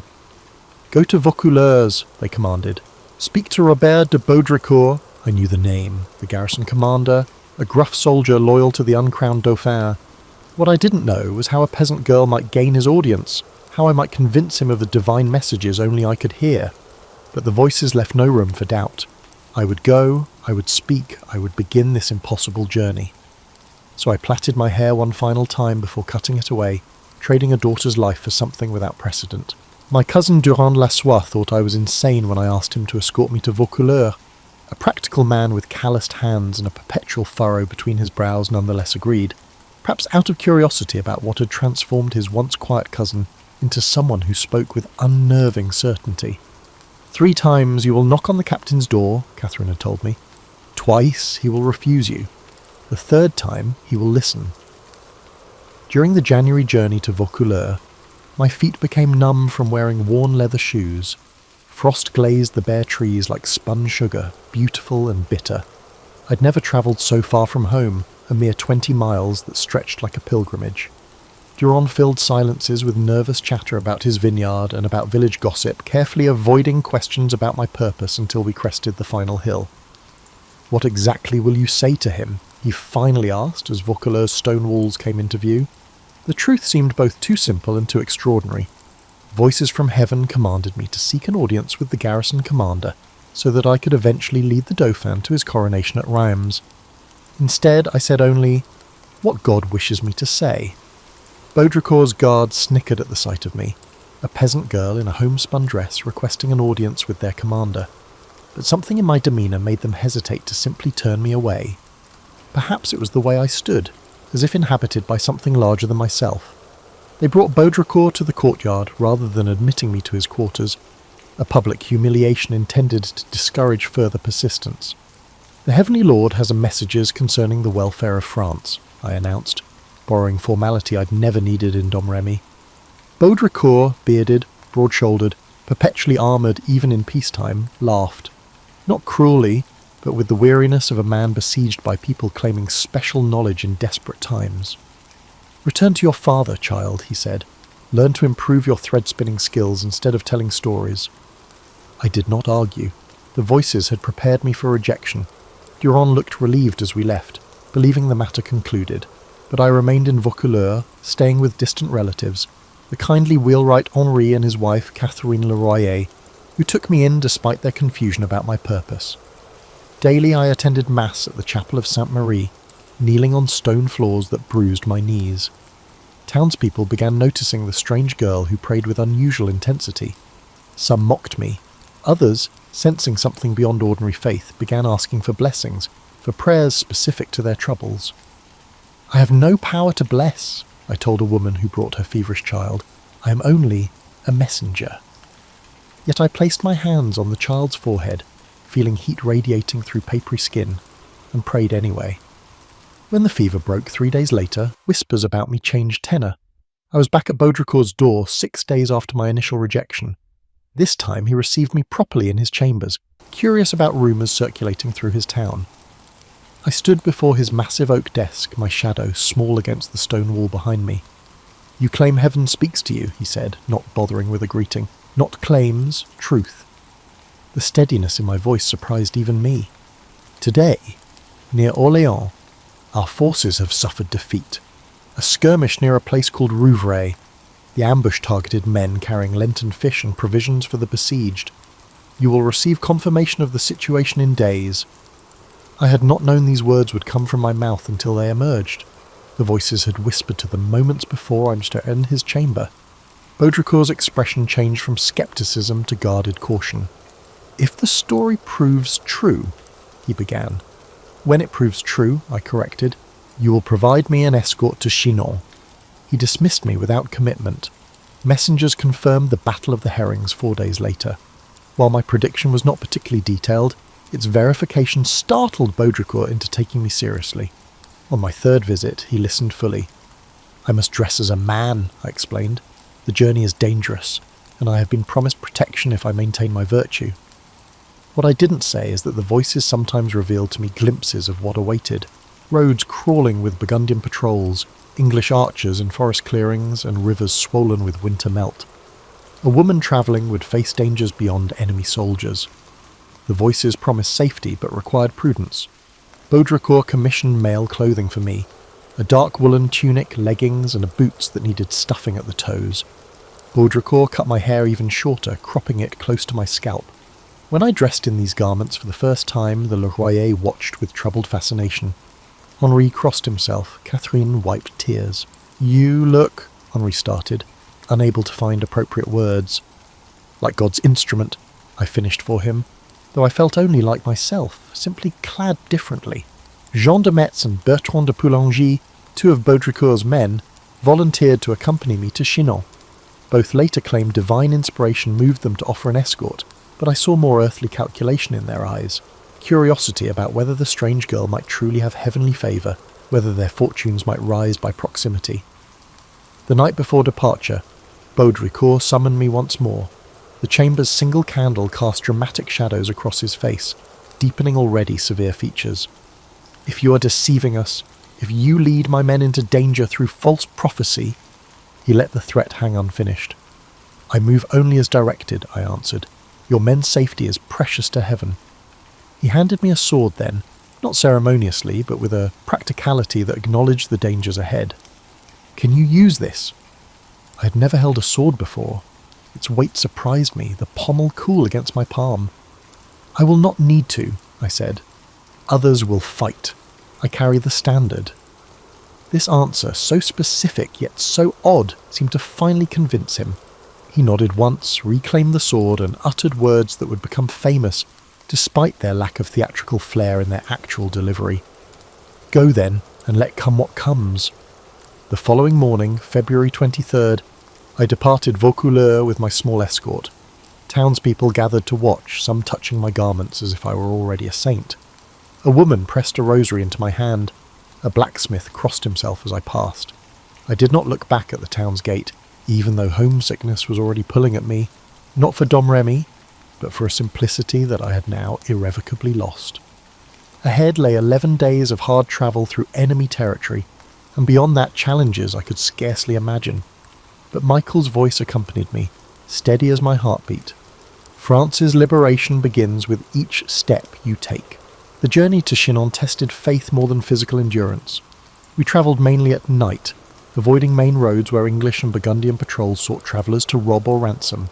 During daylight hours, we hid in abandoned shepherds' huts or dense woodland. Jean de Metz and Poulengy initially insisted I sleep separate from them to protect my virtue, but practicality soon dissolved such courtesies. We huddled together for warmth in February's biting cold, my male attire and their honour providing sufficient barriers. My companions' attitudes toward me evolved during our journey. Initial scepticism transformed into cautious reverence after we narrowly avoided a Burgundian patrol that should have intercepted us. "The wind shifted," Poulengy remarked, not connecting the sudden weather change to my silent prayer moments before. Later, when we reached a swollen river that maps showed no crossing for miles, a local boy appeared as if conjured, guiding us to a hidden ford. My escorts exchanged meaningful glances, but I knew these were not miracles, merely the everyday workings of divine guidance. "Will you truly recognise the Dauphin?" Joan asked one evening, as we warmed our hands over a small, carefully shielded fire. "They say he often hides among his courtiers to test visitors." "God will identify his anointed," I answered, though privately I wondered how this recognition would manifest. The voices remained frustratingly vague on practical details. We reached Chinon on March 6th, but 2 more days passed before gaining entrance to the castle. We lodged in the town below, where I endured the first of many examinations by church officials Borzin sent to determine whether my claims were divine inspiration, demonic influence, or simple madness. "How can we know God speaks through you?" demanded an elderly priest with yellowed fingers and breath sour from fasting. "By the signs that follow," I replied, remembering Catherine's coaching. "God does not ask for blind faith, but provides confirmation for those who truly seek. What signs have you performed?" "None yet. Signs are not tricks of the conjurer, performed on demand. They unfold as needed." He seemed satisfied with this answer, which surprised me. Later I learned he reported favourably on my orthodoxy, noting, "I answered questions about faith with simple clarity, rather than elaborate theological constructions that might suggest educated heretical influences." When I eventually gained entry to the castle, I faced a planned challenge. Charles, not yet crowned and increasingly doubtful of his legitimacy, had arranged for another man to sit on the throne while he stood among dozens of richly dressed courtiers. The great hall blazed with hundreds of candles, their light reflecting off jewelled fingers and golden threads woven through noble garments. The assembled court watched expectantly, many smirking at the prospect of a peasant girl's confusion. I had never seen such finery, such concentrated wealth. For a moment my confidence wavered. These were people whose everyday garments cost more than my family earned in years. What arrogance brought me here? Then Margaret whispered, not in my ear, but directly within my mind, "Remember your purpose. You are not sent to be dazzled by earthly riches." Without hesitation, I walked directly through the crowd toward a plainly dressed man standing among the courtiers. Kneeling before him, I said what the voices prompted. "God gives you life and glory, gentle Dauphin." Charles's face registered shock, quickly controlled. "I am not the king," he protested, maintaining the charade. "I did not call you king," I answered. "You are the Dauphin, but you will be king when properly consecrated at Reims, as is God's will." The court murmured. Charles gestured for seclusion, guiding me to a window ledge where we could converse discreetly. "If you truly come from God," he said quietly, "tell me something only divine knowledge could reveal." I repeated words Michael had given me during our journey. "You made a private prayer at All Saints last November, asking God for confirmation of your right to the throne, questioning whether your mother's reputation spoke truth about your birth. God answers now. You are the legitimate heir to France. Your suffering is seen, your doubts are understood, but you must claim what heaven has preserved for you." Charles paled visibly. He later confirmed that he had prayed this prayer in solitude, that I knew its contents convinced him when nothing else might have. Yet despite this private conviction, Charles remained publicly cautious. I was subjected to further examinations, including 3 weeks of questioning by theologians at Poitiers who probed for heretical beliefs or signs of demonic influence. They examined my body for witches' marks, questioned my insistence on male attire, and tested my knowledge of Christian doctrine. What history rarely records is the humiliation of these examinations and the indignity of learned men debating whether my virginity indicated divine protection or simply a lack of opportunity, as well as whether my voices were angels or clever demons. One elderly theologian suggested I might simply suffer from female hysteria due to my unmarried state. "Perhaps," I replied evenly, "but does hysteria typically predict military outcomes or recognise disguised kings?" During these weeks of examination I grew increasingly frustrated by delays. Orléans remained under siege, its situation deteriorating. The voices became more urgent, sometimes waking me from sleep with commands to move quickly. "Time slips away," Michael warned. "France's heart weakens with each passing day." I petitioned Charles repeatedly for action, facing resistance from his advisor Georges de la Trémoille, who viewed me as a threat to his influence. "The maid makes bold claims," he told Charles within my hearing, "yet prophecies are cheap while soldiers' lives are dear. Prophecies may be cheap," I countered, "but the price of ignorance is the fall of your kingdom." Charles wavered between believing my divine mandate and fearing the consequences of following an unproven visionary. What finally convinced him was pragmatism. All conventional military strategies had failed. His treasury emptied while English territory in France expanded. What harm could come from allowing me to attempt lifting the siege at Orléans? Should I fail, my losses would be minimal compared to the daily losses already incurred. If I succeeded, the reward was incalculable. In late April, after nearly 7 weeks of delay and examination, Charles finally granted me my mission. I was provided armour made to my measurements, lightweight plates that nonetheless felt foreign against my body. The sword given to me was serviceable but ordinary, not the special blade I had described seeing in my visions. "There is a sword meant for me," I explained to Charles, "buried behind the altar at Sainte Catherine de Fierbois. It bears 5 crosses on its blade and has lain there since Charles Martel's time." Charles, still testing the limits of my strange knowledge, sent men to investigate this oddly specific claim. They indeed found an ancient sword buried exactly where described, its existence unknown to the local priests. This sword became my physical token of divine sanction. However, I primarily carried a standard instead of wielding weapons. The standard was my design, a white field adorned with fleur-de-lis, bearing the names Jesus Maria, and depicting God holding the world with angels at his side. This banner would precede me into battle, a visible reminder that our cause carried heavenly blessing. Before departing Chinon, I dictated a letter to the English commanders surrounding Orléans, warning them to depart France or face divine judgment. The scribe who recorded my words kept glancing up in disbelief as increasingly forceful language flowed from the peasant girl before him. "Surrender to the maid sent by God, the King of Heaven. You will not hold the kingdom of France from God, the King of Heaven, Son of St. Mary, King Charles, the true heir. Will hold it, for God wills it." When read aloud afterward, the words sounded strange to my ears, both mine and not mine, carrying an authority I'd never possessed in Domremy.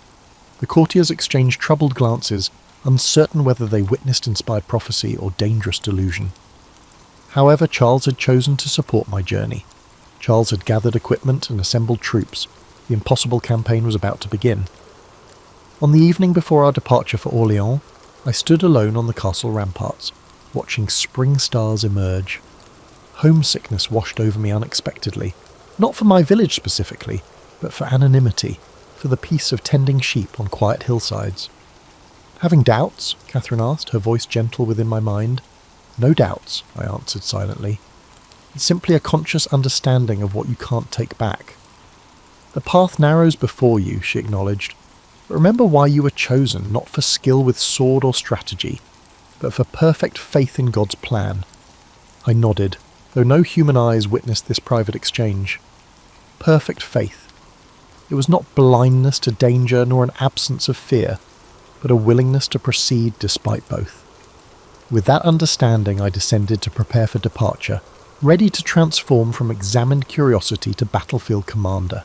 We departed Tours on April 27th with supplies and reinforcements for the besieged city, but conflict emerged immediately between military commanders and me, a teenage girl claiming divine guidance. The army's veteran captains, Jean de Dunois, La Hire, and Etienne de Vignoles, regarded me with open scepticism. They had weathered years of defeats and developed cautious strategies.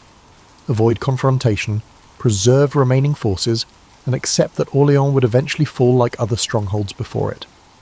God did not send me to follow cautious men, I informed them during our first council. Orléans will not fall. We will not merely deliver supplies, we will break the siege entirely. La Hire, a notorious soldier known for creative profanity, stared at me in disbelief. With what? Divine wind to blow the English away? They outnumber us. They have secured their positions. They outnumber David against Goliath, I replied. Numbers mean nothing against God's will. These exchanges established our working relationship. They planned according to military experience, and I insisted on more aggressive action than conventional wisdom suggested was prudent. The compromise that emerged involved approaching Orléans from an unexpected direction, crossing the Loire rather than confronting the stronger English positions directly. This decision, portrayed in chronicles as my strategic brilliance, actually resulted from practical necessity combined with fortunate timing. Spring rains had made the river higher than usual, limiting crossing points but also focusing English defensive positions. My inspiration to approach from the east simply utilised terrain the English had deemed too difficult to defend heavily. We reached the Loire's southern bank on April 29th, where I dictated another letter to the English commanders, this one delivered by herald directly to their lines. "You men of England who have no right in this kingdom of France, go away into your country in God's name. And if you do not do this, await tidings from the maid, who will come to see you shortly to your very great injury." The English soldiers who heard this message reportedly laughed, asking if the French had grown so desperate they now sent girls to fight their battles. William Glasdale, their commander, sent back a message threatening to burn me as a witch and hang those who followed me as heretics if captured.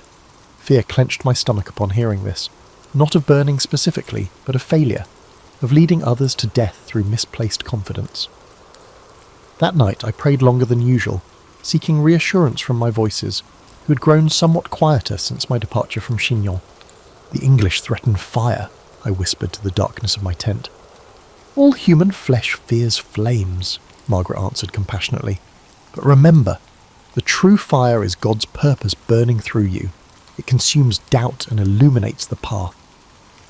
On April 30th, we successfully transported supplies into Orléans via river barges, bringing desperately needed provisions to the city's defenders.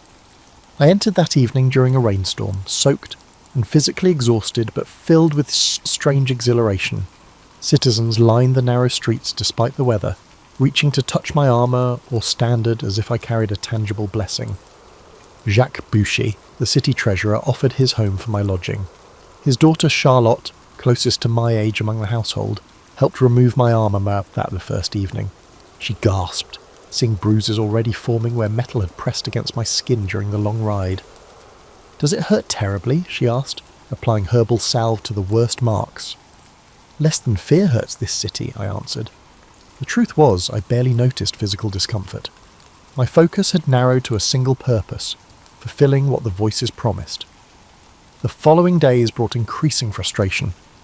Military commanders insisted on gradual approaches, small gains, and careful conservation of resources. I demanded immediate decisive action against key English fortifications. Each war council became a battle itself, me against experienced soldiers who saw my urgency as naivete. On May 4th, while commanders deliberated yet another cautious plan, I napped briefly in the chamber. Within dreamlike moments, Michael appeared with unusual clarity. "They attack the eastern gate," he stated without preamble. "Now!" I woke instantly, calling for my squire to help with armour. Charlotte, who had been mending nearby, looked startled at my sudden urgency. "What happens?" she asked. "Eastern gate," was all I managed, while struggling through my padded undergarment. Fighting has begun. Indeed, while commanders planned, English forces had launched a surprise assault against St. Loup, one of the city's eastern fortifications. By the time I reached the area, French defenders were already retreating in disarray. Without waiting for formal orders, I rode directly toward the conflict with the standard raised high. Soldiers later described the events as miraculous, noting how retreating men turned back upon seeing me, and how their broken courage transformed into a determined advance. The reality was less mystical but no less effective. In the confusion of battle, a symbolic focal point, a distinctive figure on horseback with an unmistakable banner, provided a rallying point and renewed purpose. "Who retreats when heaven fights alongside us?" I called, my voice carrying surprisingly well across the din of combat. "Forward! God has delivered them into our hands." The battle turned. By evening, St. Loup had fallen to our forces. This victory, while modest in strategic terms, transformed perceptions. Soldiers who had doubted began viewing me with superstitious awe. Commanders who had dismissed my counsel became more willing to listen. Yet challenges to authority continued. On May the 5th, Dunois attempted to exclude me from councils, planning operations without my knowledge. Upon discovering this, I confronted him directly. "Do you believe you can conceal God's battle from his messenger?" I demanded, interrupting their closed meeting. "Why do you plot in shadows when heaven watches regardless?" Dunois, intelligent, politically astute, recognized the changing mood among troops. "We sought only to spare you the technical details," he offered diplomatically. "Spare me nothing," I countered. "I was not sent to be spared, but to lead." The following day, the assault on Saint-Jean-le-Blanc and the Augustin fortress took place. This incident was one of the key events that solidified my reputation among common soldiers. English defenders had positioned archers to cover the main approach. As our forces hesitated under the deadly rain of arrows, I rode forward alone, standards held high. An arrow struck her armour, witnesses later reported, yet she continued as if untouched. In truth, the arrow glanced off my shoulder plate, bruising but not penetrating. More significant than this minor miracle was the psychological effect of my advance. Soldiers, shamed by a girl's courage, surged forward. The fortification fell by evening. May 7th brought the decisive assault against Les Tourelles, the main fortress controlling Orléans' river crossing. Here my legend and reality most dramatically intersect. Historical accounts describe me taking an arrow to the shoulder, having predicted this injury the previous day. The wound was real, an English longbow arrow penetrating between neck and shoulder armour. But my prediction had been more general. Blood will be drawn tomorrow, but not all of it French. The pain nearly caused unconsciousness. I was pulled from battle briefly while the arrow was removed, not ceremoniously as depicted in romantic paintings, but with brutal efficiency by a field surgeon who feared wound fever would set in if the barbed head remained embedded. He poured boiling oil into the wound to cauterize the bleeding, pain that exceeded the original injury. "Wine," I gasped afterward. "Just a little." Instead of wine, they gave me consecrated bread, communion without formal ceremony, battlefield sacrament.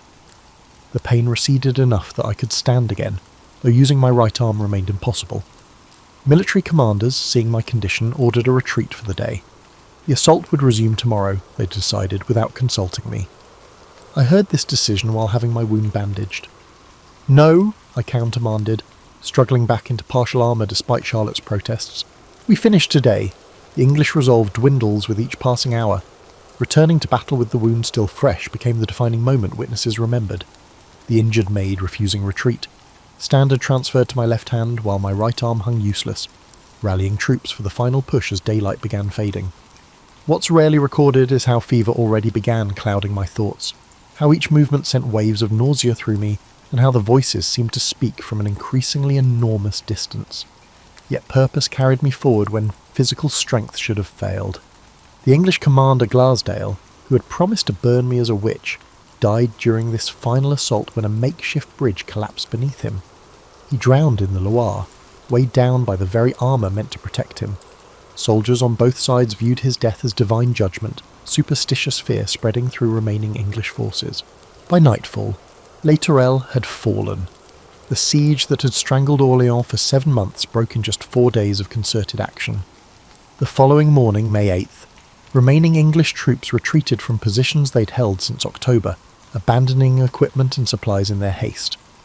Orléans erupted in celebration. Church bells rang continuously. Citizens who had expected either starvation or massacre instead found themselves liberated.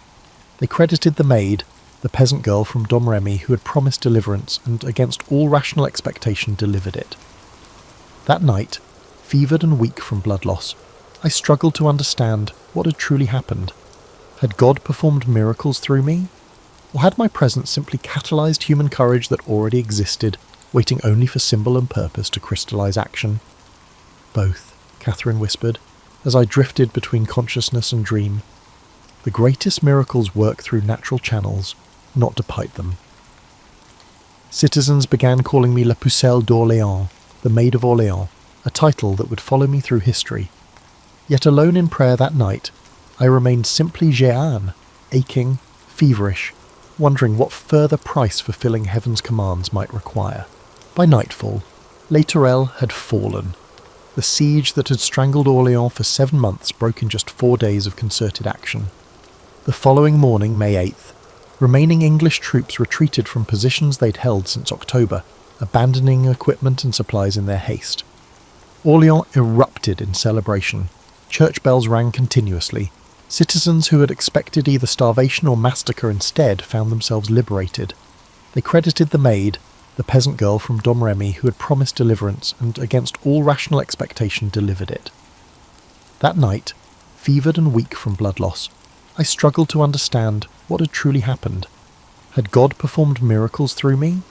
Or had my presence simply catalysed human courage that already existed, waiting only for symbol and purpose to crystallise action? Both, Catherine whispered, as I drifted between consciousness and dream. The greatest miracles work through natural channels, not despite them. Citizens began calling me La Pucelle d'Orléans, the Maid of Orléans, a title that would follow me through history. Yet alone in prayer that night, I remained simply Jeanne, aching, feverish, wondering what further price fulfilling heaven's commands might require. Throughout this journey, I maintained my male attire and slept fully armoured most nights, surrounded by guards. This practice, later used as evidence of impropriety during my trial, served practical purposes beyond the voice's commands. Travelling with thousands of soldiers while identifiably female invited dangers obvious to any woman, divine protection notwithstanding. The armour provided a physical barrier against casual assault. Male clothing minimised unwanted attention during necessary activities. We reached Reims on July 16th. The city welcomed Charles without resistance, its citizens lining streets to witness what many had thought impossible months earlier. I wrote to Philip of Burgundy that same day, urging reconciliation with Charles, calling on him to make good peace that will last with the rightful king. This letter received no immediate response but represented my growing political involvement beyond battlefield leadership. The coronation ceremony on July the 17th exists in popular imagination as a triumphant culmination, the maid standing proudly beside her king as divine prophecy is fulfilled.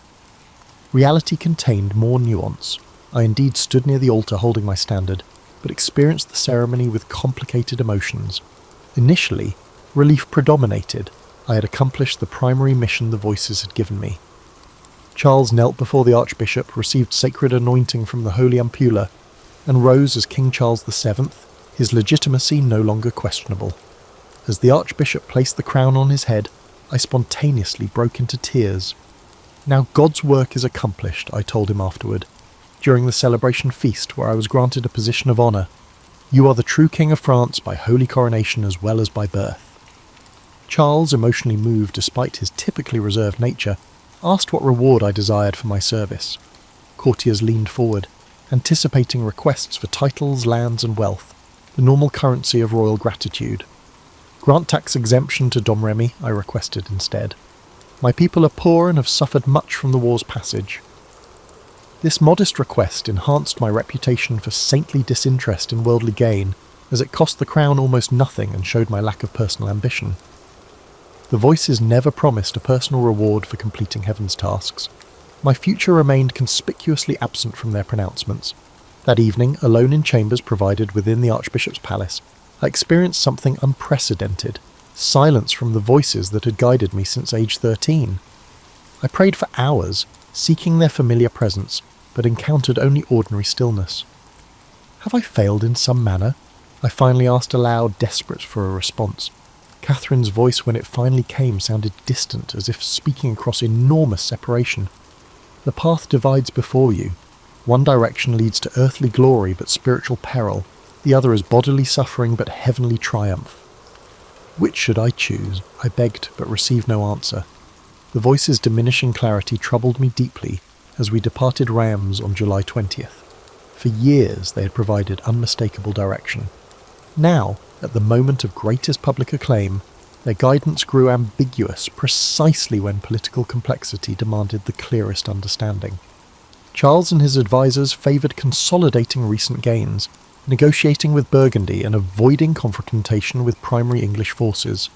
I advocated for an immediate advance on Paris, aiming to strike while our momentum remained strong and English authority appeared weakest. These divergent strategies reflected fundamental differences in perspective. Charles thinking in political terms of alliances and sustainable power, and me still operating from a divine mandate to drive foreign forces from France entirely. God did not deliver victory at Orléans so you could stop halfway to complete liberation, I argued during councils. Paris is the kingdom's heart, reclaim it and the English position collapses. What I couldn't share was my growing fear that time was running out, and that the fading of the voices signalled an impending end to divine favour. This created urgency I couldn't fully explain to military commanders accustomed to deliberate campaigns. As we travelled through recently liberated territories, common people flocked to see me, reaching to touch my armour, begging blessings for children, and offering tokens of appreciation. Women wept openly, seeing in me something that transcended conventional limitations placed on our gender. Men removed caps respectfully, as if in the presence of something holy. This veneration discomforted me increasingly. I am not a saint, I told Charlotte d'Albret, a noblewoman who had joined our travelling court and attempted to collect my discarded garments as relics. I am only God's messenger, nothing in myself. Yet God chose you, she countered. That distinction itself makes you extraordinary. This growing cult of personality served immediate political purposes, rallying support for Charles, demonstrating divine favour for his rule, but created complications I was ill-equipped to navigate. Each miraculous attribution, each story embellished in retelling, placed me further from the simple girl who had left Domremy, believing heaven's instructions were straightforward. By late July, Charles had begun secret negotiations with Burgundy, seeking diplomatic resolution while publicly maintaining military pressure. This strategy made political sense, but contradicted the voice's increasingly sporadic instructions for complete liberation through direct action. The resulting tension manifested in council debates, where my previously decisive guidance now competed with experienced political advisors offering conventional alternatives. "You were not sent to negotiate half measures," Michael told me during rare communication. "We must fully cleanse France of foreign presence." Yet when I repeated such sentiments to Charles and his councillors, they increasingly regarded them as militarily unrealistic and politically naive. The maid had served her purpose in delivering coronation. Now practical governance required compromises heaven seemed unwilling to acknowledge. This divergence would soon lead to Paris, and decisions that would alter my path irrevocably. August found us advancing incrementally toward Paris while Charles simultaneously pursued negotiations with Burgundy. This contradictory approach, military pressure paired up with diplomatic outreach, created strategic confusion. Were we truly attempting to recapture Paris, or merely demonstrating military capability to strengthen Charles's negotiating position? The Duke of Bedford, English regent for their child King Henry VI, recognised our momentum and retreated from direct confrontation, reinforcing Paris while yielding smaller surrounding territories. On August 14th, Charles signed a 15-day truce with Burgundy, supposedly creating space for peace negotiations, while actually providing English forces critical time to strengthen Paris's defences. I opposed this truce vehemently, sensing opportunities slipping away. While you exchange pleasant messages, our enemies rebuild walls and restore courage, I warned Charles. The moment for decisive action passes with each day of delay. The voices, though less frequent, reinforced this urgency. Paris must not remain in enemy hands, Margaret insisted during prayer. The city's liberation will break English resolve completely. Charles wavered between my continued insistence on divine mandate and his counsellor's emphasis on political reality. The compromise that emerged satisfied no one. Our forces would advance to Paris's outskirts but avoid full assault while negotiations continued. By late August, we established positions at Saint-Denis, within sight of Paris's northern walls. The city's proximity affected me strangely. After months of campaigning focused on this objective, actually seeing its towers and spires created an almost physical yearning to complete what the voices had promised. Daily, I rode reconnaissance along positions facing the city, studying defences, planning approaches, and praying for clear instruction that came with decreasing reliability. The truce with Burgundy expired without meaningful agreement. On September 8th, I convinced our commanders to attempt an assault against Paris's defences near the Saint-Honoré Gate, despite Charles withholding full support for the operation. This partial commitment meant attacking with insufficient forces against prepared positions, a military mistake justified only by my increasingly desperate insistence that heaven would provide necessary advantage. God will blind their gunners, I promised troops assembled for the assault. Divine protection covers us as we reclaim the kingdom's heart. The attack commenced at noon. Initial progress seemed to confirm divine favour. We reached the outer moat with minimal casualties and established positions within bow range of the walls. I led a contingent testing depth at the inner moat, seeking crossing points while carrying my standard forward as visible inspiration. Then reality asserted itself brutally. Paris's defenders had prepared thoroughly during the negotiation delays. Cannon and crossbow fire rained down upon exposed positions. The moat proved deeper than expected, its bottom studded with sharpened stakes invisible beneath muddy water. Men died attempting crossings that proved impossible without proper equipment we lacked. Near dusk, a crossbow bolt struck my thigh, penetrating deeply. Unlike the Orleans injury, this wound immediately incapacitated me. I continued shouting encouragement from where I fell, insisting the attack continue despite my condition. But commanders ordered retreat upon seeing the standard-bearer down. Soldiers carried me from the battlefield as darkness fell, our forces withdrawing in frustration rather than defeat. We had never established positions from which victory was possible. The wound itself, while painful, would heal cleanly. The spiritual injury proved more significant. For the first time I had promised divine intervention that failed to materialize. "Why?" I whispered that night while surgeons extracted the bolt using methodical cruelty necessary to prevent festering. Why was Paris denied to us when Orleans was granted? The voices remained silent through hours of pain. Their absence felt more painful than physical harm. Had they abandoned me due to some failure? Had I misunderstood heaven's intent all along? Charles, receiving news of the failed assault, ordered immediate withdrawal from Paris's vicinity. In my view, this sensible military decision represented a personal betrayal as it abandoned divine purpose in favour of political convenience. When I was finally permitted an audience 3 days later, I found that he was already reframing recent events for the courtiers. "The maid accomplished what God sent her to do," he explained smoothly. "Orleans liberated, coronation achieved. Perhaps heaven never intended Paris's immediate recovery." "You speak for heaven now," I challenged him, struggling to stand straight despite the pain in my bandaged leg. "The mission remains incomplete while Englishmen occupy French soil." Charles regarded me with a complex emotion, gratitude for past service tempered by growing political inconvenience of my unyielding position. "France's restoration will require years, not months," he said gently. "Even heaven must recognize earthly limitations." This exchange marked a fundamental shift in our relationship. Where Charles had once needed my perceived divine sanction to legitimize his rule, successful coronation now provided independent authority. The maid remained useful symbolically, but increasingly problematic practically, as military campaigns transitioned toward diplomatic solutions requiring compromise and voices prohibited. Through autumn, I accompanied the royal court as it withdrew to safer territories along the Loire. My wound healed gradually while my position diminished subtly, still honoured ceremonially, but increasingly excluded from meaningful councils. Charles granted me noble status in December, providing arms depicting a sword supporting the crown beneath a fleur-de-lis, recognition that pacified my supporters while effectively sidelining me from direct military command. This period marked my most difficult spiritual challenge. The voices returned intermittently, but spoke with disturbing inconsistency. Michael demanded continued aggressive action, while Catherine counselled patience. Margaret sometimes suggested accepting a ceremonial role within Charles's court, but she also insisted that my work remained unfinished. These contradictions created profound doubt I had never experienced during the clarity of earlier missions.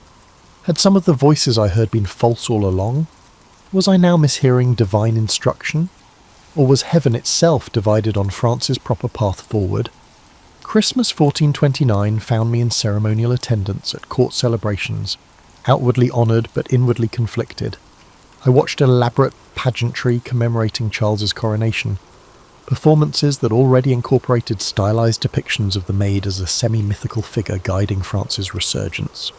The actual Johanne, still bandaged, increasingly isolated, observed her transformation into a symbol with growing discomfort. That night, kneeling alone in the castle chapel long after formal services concluded, I experienced the voices with unusual clarity after months of ambiguity. "Your time grows short," Michael stated without preamble. "You must continue the fight while freedom remains yours." "The king no longer heeds my counsel," I protested. "Commanders follow his direction, not mine." "Then you must act independently, Viro," came the reply. "Better capture by enemies than surrender to comfortable irrelevance." Although troubling, this guidance offered direction that I had been lacking for months. As 1429 ended, I resolved to escape the increasingly gilded constraints of court life and return to direct action, even without royal sanction. This decision, tactically questionable, politically naive, would determine my fate in ways the voices never clearly revealed. The new year began with me effectively sidelined at court while Charles pursued diplomatic arrangements with Burgundy. I chafed at inactivity, sensing precious time wasting, while the voices grew increasingly urgent about continuing France's liberation. By March 1430, I could bear ceremonial confinement no longer. Without royal permission, technically desertion, though my status remained ambiguous, I departed secretly with a small company of loyal followers. We rode for Compiègne, a strategically vital town threatened by the Burgundian forces north of Paris. This decision reflected both military logic and the voices' insistence that action could not await royal convenience. My departure created political complications for Charles, who neither officially condemned nor endorsed my independent operation. This ambiguity proved ultimately fatal. Had I remained clearly under royal protection, subsequent events might have unfolded differently. We reached Compiègne in April, where the town's governor, Guillaume de Flavy, welcomed reinforcement despite its unofficial nature. Burgundian forces under Jean de Luxembourg had been methodically isolating the town, capturing surrounding positions. Our arrival boosted defender morale temporarily, but the strategic situation remained precarious. On May the 23rd, I led a sortie against Burgundian positions at Margny, initially achieving surprise. However, enemy reinforcements arrived quickly, forcing retirement toward the town. As our forces retreated across the single bridge into Compiègne, disaster struck. The drawbridge raised prematurely, stranding rear guard defenders, including my cives, outside the walls. Accounts of this moment vary dramatically.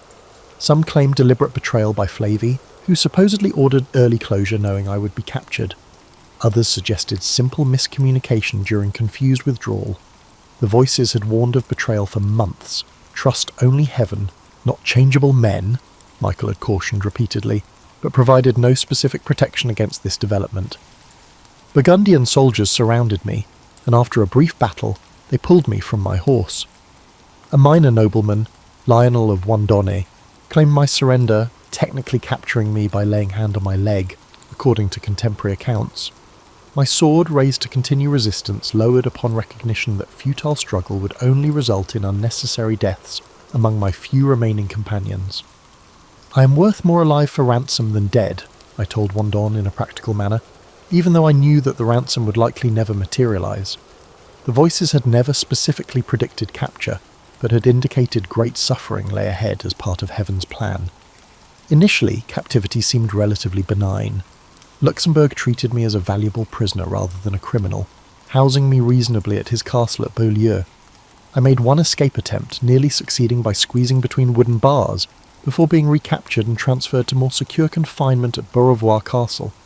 There, Luxembourg's Aunt Jeanne and wife Jeanne Bonne treated me with unexpected kindness, providing female clothing and gentle encouragement to abandon male attire and military aspirations. Their compassion, the first feminine companionship I'd experienced since leaving Domremy, tempted me toward compromise I knew the voices would forbid. "Why must I maintain a male appearance now that fighting has ended?" I asked during prayer, receiving Catherine's uncompromising response. "Your mission hasn't changed with capture.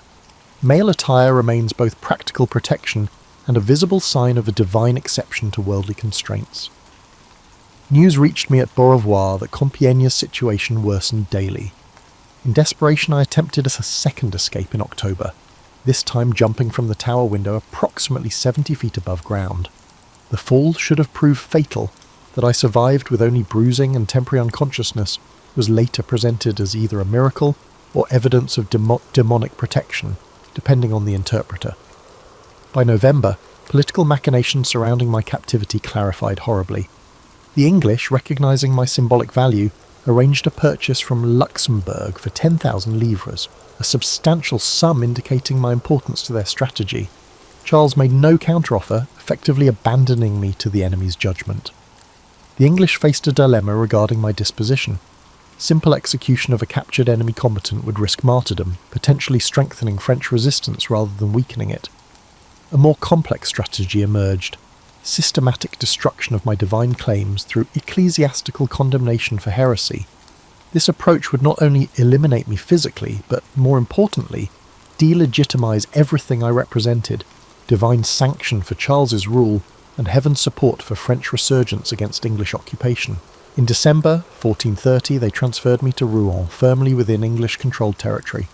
Conditions deteriorated immediately. I was placed in secular prison, rather than ecclesiastical custody normally accorded those facing religious charges, confined in iron shackles, and guarded continuously by common soldiers whose behaviour ranged from verbal abuse to attempted assault. "Why does heaven permit such treatment?" I asked during increasingly desperate prayers. "What purpose does this suffering serve?" "Remember Christ before Pilate," Margaret answered. "Truth remains truth, even when power condemns it."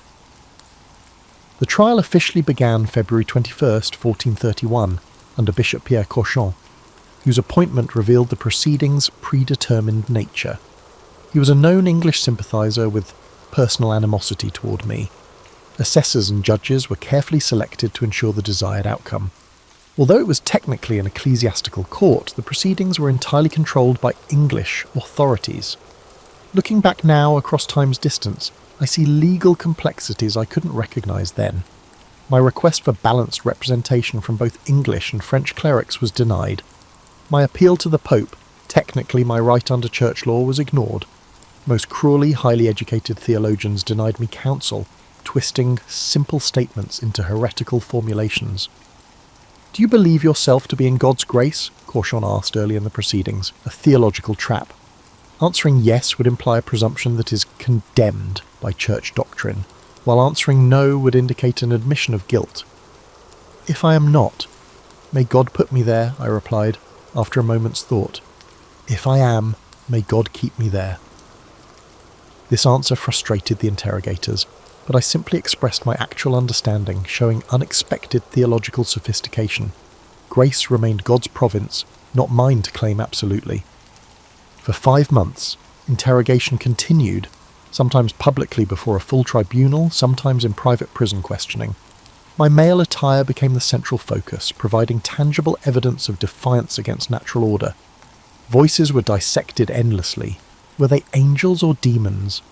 Why did they speak to an uneducated girl rather than through the established church hierarchy? I recorded and examined each of my answers for inconsistencies and potential heresies. What records don't capture, the physical deterioration during this period. Prison conditions, continuous shackling, poor nutrition, sleep interrupted by guards' harassment, gradually weakened a body already compromised by previous wounds and hardship. By May, I suffered recurring fevers, dramatic weight loss, and periods of confusion during longer interrogations. The voices remained present but changed character, less commanding, more comforting. They spoke increasingly of heavenly reward rather than earthly victory, preparing me for an outcome that seemed increasingly inevitable. "Will I burn?" I asked directly during one night's prayer. "The body is temporary," Catherine answered gently. "What matters is truth maintained until the end." On May the 24th, I was taken to the Rouen cemetery, where scaffolds had been erected, one holding officials who would witness my anticipated recantation, another displaying instruments of execution should I refuse. Exhausted physically and isolated completely, I briefly wavered when presented with a document I was told contained a simple abjuration of male clothing and independent interpretation of voices.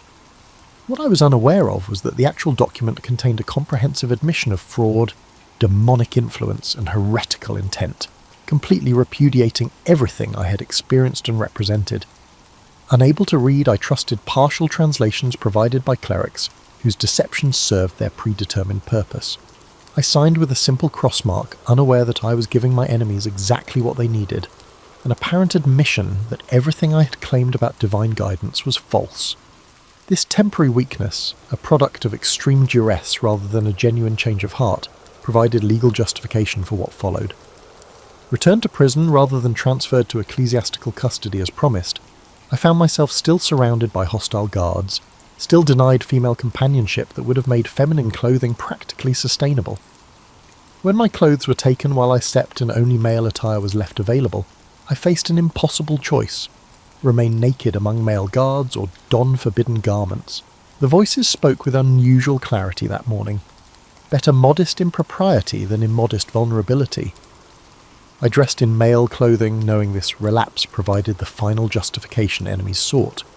When judges returned to document this transgression, I formally recanted my previous abjuration, stating clearly that voices were indeed divine, that the mission had been heaven-sent, and that temporary weakness had betrayed truth. I would rather do penance once, with death, than bear imprisonment suffering continuously, I told them with renewed clarity, despite knowing the consequence. On May the 30th, 1431, the final sentence was announced. Declared a relapsed heretic, I would face public execution by burning, the most painful death authorities could legally impose, deliberately chosen to create maximum suffering they hoped would produce a final public confession. That morning I made a final confession to a sympathetic priest and received communion despite being formally excommunicated, a small act of compassionate defiance by a cleric who recognised injustice unfolding.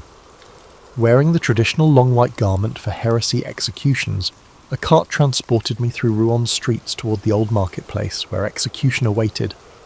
The crowd's mood surprised me, not triumphant but sombre, many openly weeping. These were not my French compatriots, but Norman subjects under English rule, yet something about my situation transcended political loyalty. Later accounts would claim English authorities grew concerned that sympathy might transform into riots, and that martyrdom was being created despite their careful legal manoeuvring. At the execution ground, officials had me a final opportunity to recant before tying me to a tall stake erected atop a substantial pyre. The method was deliberate. Slow death by suffocation and burning rather than quicker execution methods available. "Jesus!" I called repeatedly as flames were lit, no longer concerned with appearing strong before enemies, simply seeking comfort in the name that had guided my journey from its beginning. The voices spoke one final time as smoke began rising. "Your suffering ends today. Your vindication begins." The physical agony that followed transcends description. Historical accounts claim my heart remained intact among ashes afterward, a symbolic detail probably invented by later chroniclers seeking miraculous elements for potential canonization. What mattered wasn't physical preservation, but the truth maintained until the end, that simple faith could withstand elaborate machinations of power, and that divine purpose worked through unlikely instruments. 25 years later, Charles VII, firmly established as France's legitimate king, would order an investigation that formally nullified my conviction. declaring the trial prejudiced and illegitimate. In 1456, a rehabilitation trial formally cleared my name of heresy charges. Yet full vindication waited nearly 5 centuries, until May the 16th, 1920, when the Catholic Church declared me a saint. Official recognition that voices condemned as demonic had indeed been divine. History remembers outcomes: Orleans relieved, Charles crowned, France eventually liberated from the English occupation. These visible victories obscure the internal journey that began with a garden whisper and ended in marketplace flames. The voices never promised earthly reward or personal glory. They offered only purpose, direction, and the chance to serve as an instrument for something larger than myself. They called me Maid of Orleans, dubbed me a miracle worker, labelled me a witch and a heretic, and eventually recognised me as a saint. Yet through all the transformations, I remained Johanne from Domremy, a simple girl who answered when voices called, who held to truth heard within more firmly than to comfort offered without.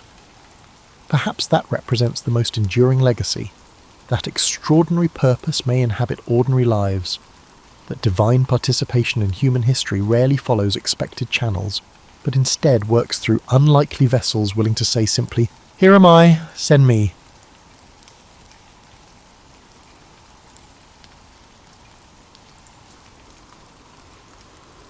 Over 2,000 years ago, in 469 BCE, Socrates was born in Athens, Greece. Athens was a city at the heart of the ancient world, a centre of art, culture, and intellectual thought. Socrates' early life, however, was modest. His father, Sophroniscus, was a stonemason, and his mother, Phaenorete, was a midwife. From these humble beginnings, Socrates would grow to become one of the most profound thinkers in human history. As a young man, Socrates likely followed in his father's footsteps as a stonemason, learning the craft of shaping stone and building structures.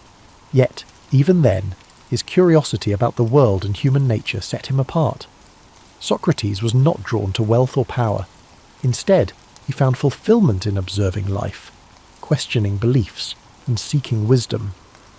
Unlike many of his contemporaries, Socrates did not write books or leave behind written records of his teachings. Instead, we know about his life and philosophy through the writings of his students, particularly Plato. Through these accounts, we gain insight into Socrates' unique method of teaching and his relentless pursuit of truth.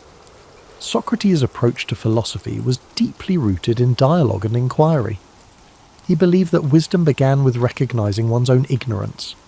To him, admitting that we do not know everything opened the door to learning and growth.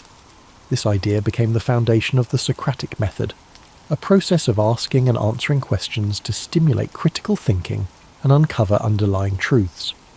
Socrates spent much of his life walking the streets of Athens, engaging in conversations with people from all walks of life. He would approach artisans, politicians, and everyday citizens, asking probing questions that challenged their assumptions and beliefs. These discussions were not meant to humiliate or demean, but to encourage reflection and deeper understanding. Despite his humble appearance, barefoot, dressed simply, and often unkempt, Socrates' intellect and charisma drew people to him. Many young Athenians admired his wisdom and became his students, eager to learn from his insights. However, his habit of questioning authority and exposing contradictions in people's beliefs also earned him powerful enemies. Socrates believed that a life worth living was one dedicated to virtue and the pursuit of truth. He often spoke of the importance of the soul and the need to care for it through ethical living.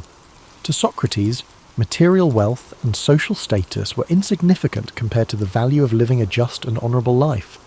Athens, during Socrates' lifetime, was a city in flux. It faced political turmoil, military conflicts, and shifting cultural values. Socrates' teachings, which encouraged critical thinking and challenged traditional norms, were seen by some as a threat to the stability of society. His questioning of the status quo made him a controversial figure, admired by many but also viewed with suspicion and hostility by others.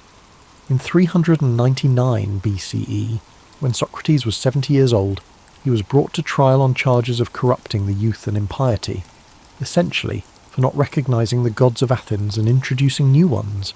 His accusers painted him as a dangerous influence who undermined the fabric of society. During his trial, Socrates stood firm in his beliefs. Rather than plead for his life or renounce his teachings, he used the opportunity to defend the principles he held dear.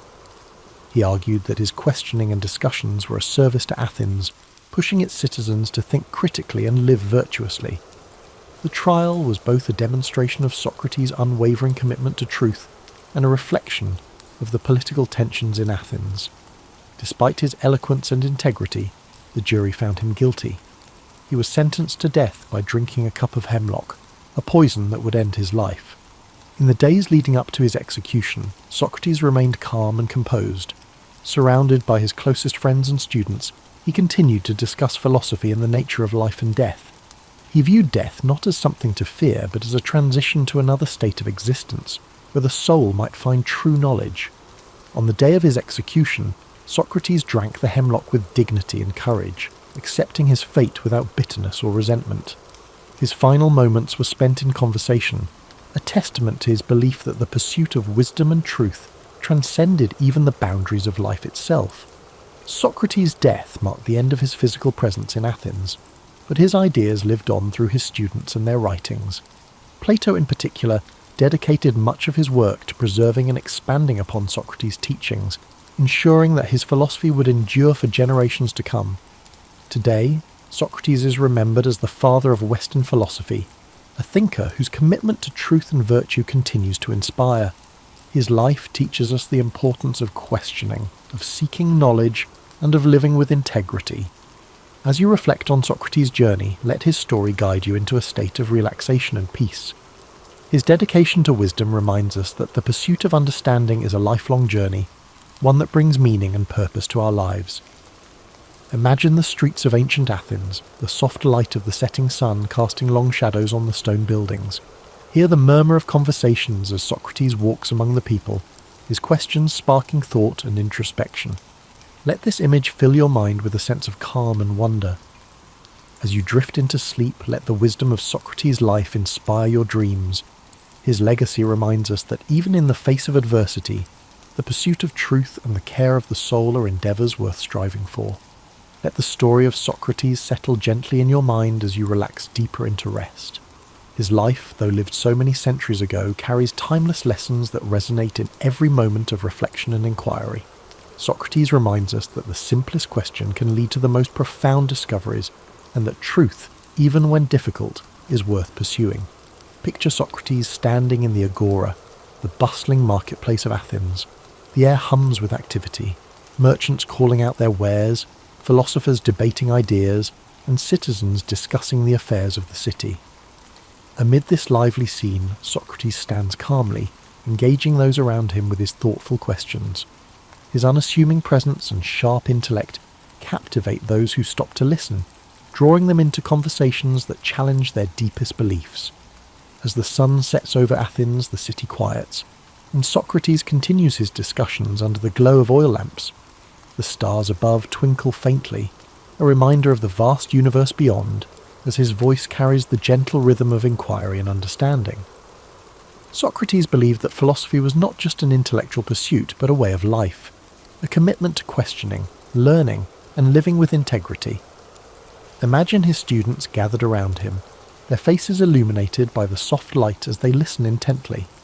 Among them are young minds who would carry his teachings forward, shaping the future of philosophy and ensuring that his legacy would endure. The scene is serene, filled with the quiet joy of shared knowledge and the timeless beauty of human connection. Socrates' belief in the power of dialogue teaches us the importance of listening as well as questioning. In a world often filled with noise and haste, his approach encourages us to slow down, to reflect, and to seek clarity in our thoughts and interactions. His humility, his willingness to admit his own ignorance, and his tireless pursuit of understanding are qualities that inspire us to approach life with openness and curiosity. Now, as you drift closer to sleep, picture Socrates walking along the quiet shores of ancient Greece, the waves gently lapping at the sand. The moon casts a silver light over the sea, and the cool breeze carries the scent of salt and earth. Socrates walks slowly, his thoughts as calm and steady as the rhythm of the waves. In this peaceful moment, his dedication to truth and wisdom feels as vast and eternal as the ocean itself. Feel the serenity of this image envelop you as you rest. Socrates' life reminds us that even in moments of uncertainty, the search for meaning and understanding brings us closer to the essence of who we are. His courage to stand by his principles, even in the face of great adversity, is a gentle reminder to live with integrity and purpose. As you relax further, imagine the soft sound of sandals on stone as Socrates ascends the steps of a temple, the sky painted with the warm hues of dawn. The first rays of sunlight illuminate the ancient city, a symbol of renewal and the endless possibilities that come with each new day. Let this image fill you with a sense of hope and calm, a quiet reassurance that the pursuit of truth is always worth the effort. As you drift into a deep and restful sleep, carry with you the wisdom and spirit of Socrates. His life teaches us that even the simplest questions can open the door to profound insights, and that the search for understanding is a journey without end. As the gentle rhythm of Socrates' life story echoes in your mind, allow yourself to relax even further. His life, dedicated to the pursuit of wisdom and the betterment of the human soul, is a profound reminder that every question we ask is a step toward understanding the world and ourselves. Socrates believed that knowledge was not about having answers, but about the courage to ask and to seek. Picture the calm stillness of ancient Athens at night, the soft glow of lanterns lining narrow streets. Socrates, with his simple cloak draped over his shoulders, moves quietly among the people, his presence as humble as it is impactful. Each conversation he sparks is a journey into thought, a reminder to those around him that wisdom begins with wonder. Socrates' approach to life was marked by an unshakable commitment to virtue. He often spoke of the importance of living a life in harmony with one's values, of aligning actions with principles.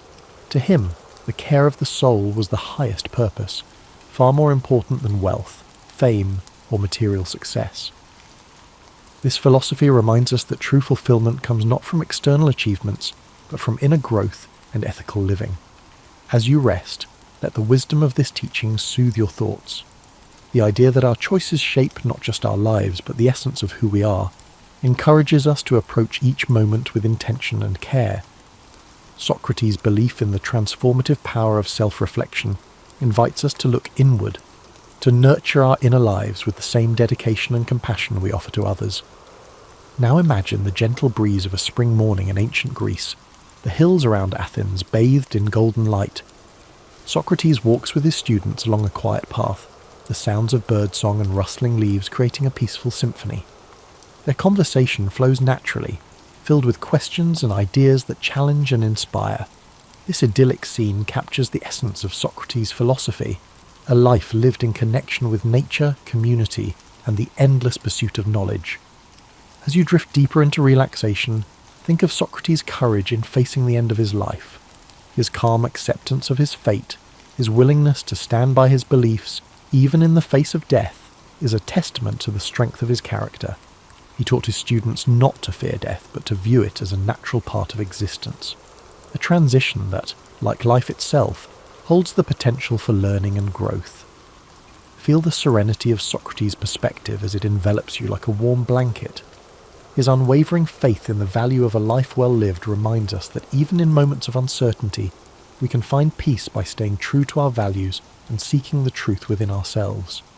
His life, though marked by challenges, was ultimately one of profound purpose and enduring legacy. As the night deepens, imagine Socrates standing on a hill overlooking Athens, the city lights twinkling below like stars fallen to earth. The wind carries with it the faint sounds of laughter and conversation, the echoes of a city alive with thought and creativity. In this quiet moment, Socrates reflects on the beauty of a world filled with questions and possibilities. Let this image guide you into a deep, restful sleep. The story of Socrates reminds us that life's greatest journeys are not measured by distance, but by the depth of our exploration. His commitment to wisdom, his humility in the face of the unknown, and his courage to challenge convention inspire us to live with authenticity and purpose.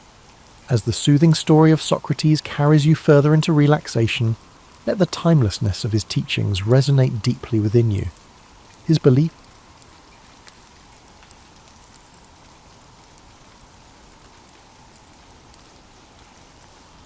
old pilot, Lost at sea, yet behind that outline sits a life shaped by tumult, restless curiosity and unorthodox choices.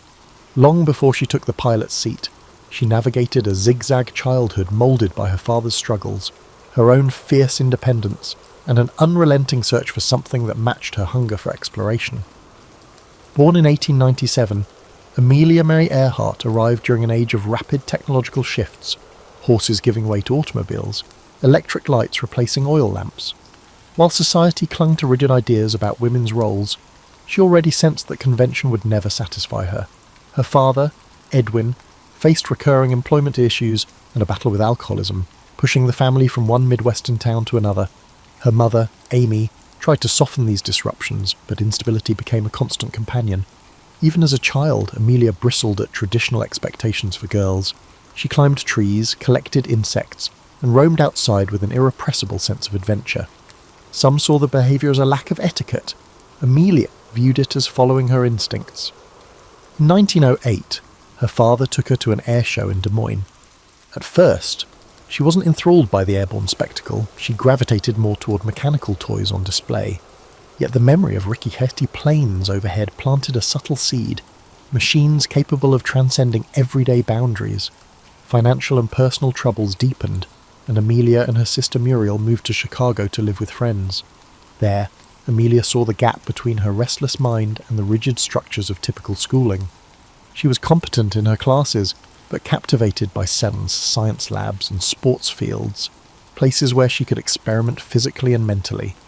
Upon finishing high school, she worked as a nurse's aide in Toronto during World War I, tending to wounded soldiers. This glimpse of wartime grit and sacrifice gave her a new perspective on courage.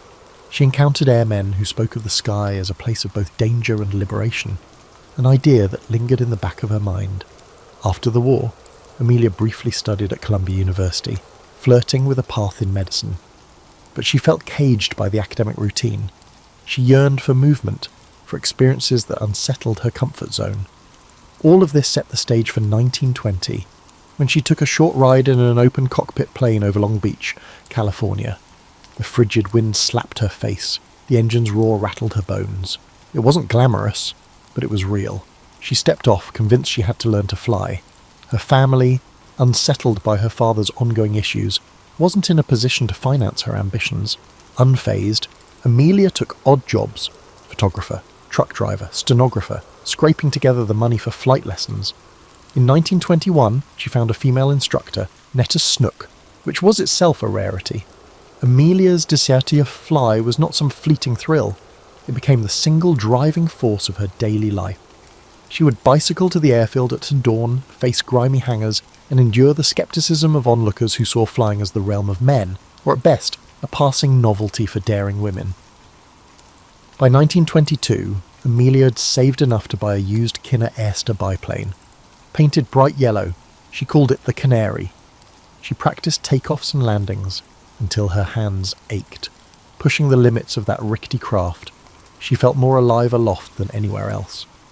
The year 1923 brought her pilot's license from the Fédération Aéronautique Internationale. That piece of paper symbolised not merely achievement but independence from the confining norms she had chafed against since childhood. During these early chapters, Earhart was still something of an unknown in public life. Yet her determination was unwavering. People around her noted a quiet resolve rather than a trumpeted sense of ambition. She was also a tireless self-promoter when necessary, skillfully networking to support her dream. Even then, adversity followed her: money woes, mechanical breakdowns, and persistent gender barriers. But that persistent spark refused to dim. In these formative years, Amelia Earhart discovered the two threads that would define her life: the power of flight to break social boundaries, and the will to confront whatever hurdles appeared. She was no stranger to precarious landings, literal or metaphorical. Each forced landing taught her a new lesson about survival. And each time she took off again, as she inched closer to rewriting what the world expected from a woman who refused to stay grounded. She refused to accept limits. Amelia's aviation career pivoted in 1928. Though she'd set a women's altitude record, she was not widely known. That changed when publisher George Putnam invited her on a transatlantic flight, not as a pilot, but as a passenger to record flight data. Many doubted a woman could duplicate Charles Lindbergh's feat. She saw the publicity potential, despite the limited role. The Fokker friendship left Trepassey Harbour, Newfoundland, in June 1928. Pilots Wilma Stultz and Louis Gordon flew the plane. Amelia sat in the cabin, both thrilled and frustrated. After 20 hours, they landed in Wales. Lady Lindy, the press crowed, a nickname she disliked. She was proud but uneasy. She hadn't actually piloted the plane. Still, she harnessed the attention. Working with Putnam, who became her husband, Amelia realised fame could spotlight women's capabilities. She gave talks, wrote articles, and pushed against the belief that women belonged in narrow roles. She argued that anyone willing to face aviation's hazards was qualified for other fields as well. Flying then was perilous. Planes were primitive, navigation uncertain, crashes frequent. Men monopolised the field due to entrenched power, not superior skill. Amelia, often overlooked, gleaned tips from male aviators, proving adept at turning knowledge into action. By 1930, she was setting speed records. Knowing such achievements drew sponsors. Financial backing kept her in the air. In 1932, 5 years after Lindbergh's solo crossing, Amelia tackled it at the Atlantic alone. She left Harbour Grace, Newfoundland, aiming for Paris. Storms and mechanical troubles forced her to land near Londonderry, Northern Ireland. She still became the first woman to fly solo across the Atlantic. Her 14-hour ordeal included icy winds and failing instruments. Exhausted upon landing, she casually mentioned wanting hot chocolate, an offhand remark that endeared her to millions. Suddenly, Queen of the Air was everywhere. She tolerated the hype, preferring to focus on her cause.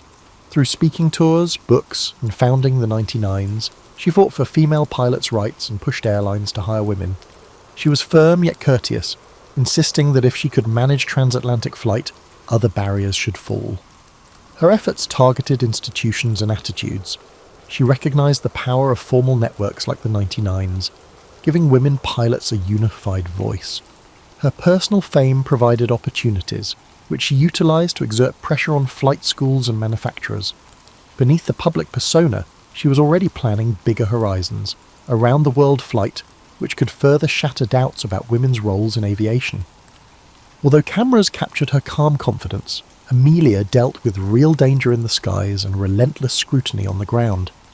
She paid no mind to skeptics, focusing instead on fuel capacity, route planning, and advancing aircraft design. Celebrity wasn't her endgame. It was a tool to prove that women had the skill, grit, and imagination to lead in any domain. By the early 1930s, she had evolved from an obscure pilot to a global symbol, showing that records weren't mere stunts, but gateways to progress. Every new achievement underscored her core belief that barriers were illusions, begging to be dismantled. And the more she accomplished, the more the world saw her courage as a call for transformation. Each success hinted that she, and all women, were only beginning to test the limits of possibility. Her schedule became relentless. She juggled flying demonstrations, interviews, and writing commitments that funded her daring pursuits. She understood the power of mass media, yet was careful to remain authentic. When reporters pressed for sensational stories, she gently steered conversations toward practical issues, like improving airplane technology and securing better training opportunities for women. At the same time, she refused to be pigeonholed as merely a women's champion. She emphasised that aviation itself was a realm of innovation for everyone. With Charles Lindbergh, Wiley Post, and other leading aviators, she discussed breakthroughs in navigation systems, weather tracking, and safety procedures. Her goal was to be taken seriously not just as a symbolic figure, but as a knowledgeable pilot shaping the future of flight. Behind the scenes, she dealt with exhaustion and the weight of expectations. Friends recalled her bouts of insomnia and anxiety, masked by her poised exterior. Despite these strains, she pressed on, convinced that flying offered a blueprint for a more open-minded society. Each record set was more than a personal triumph, it was a collective push forward.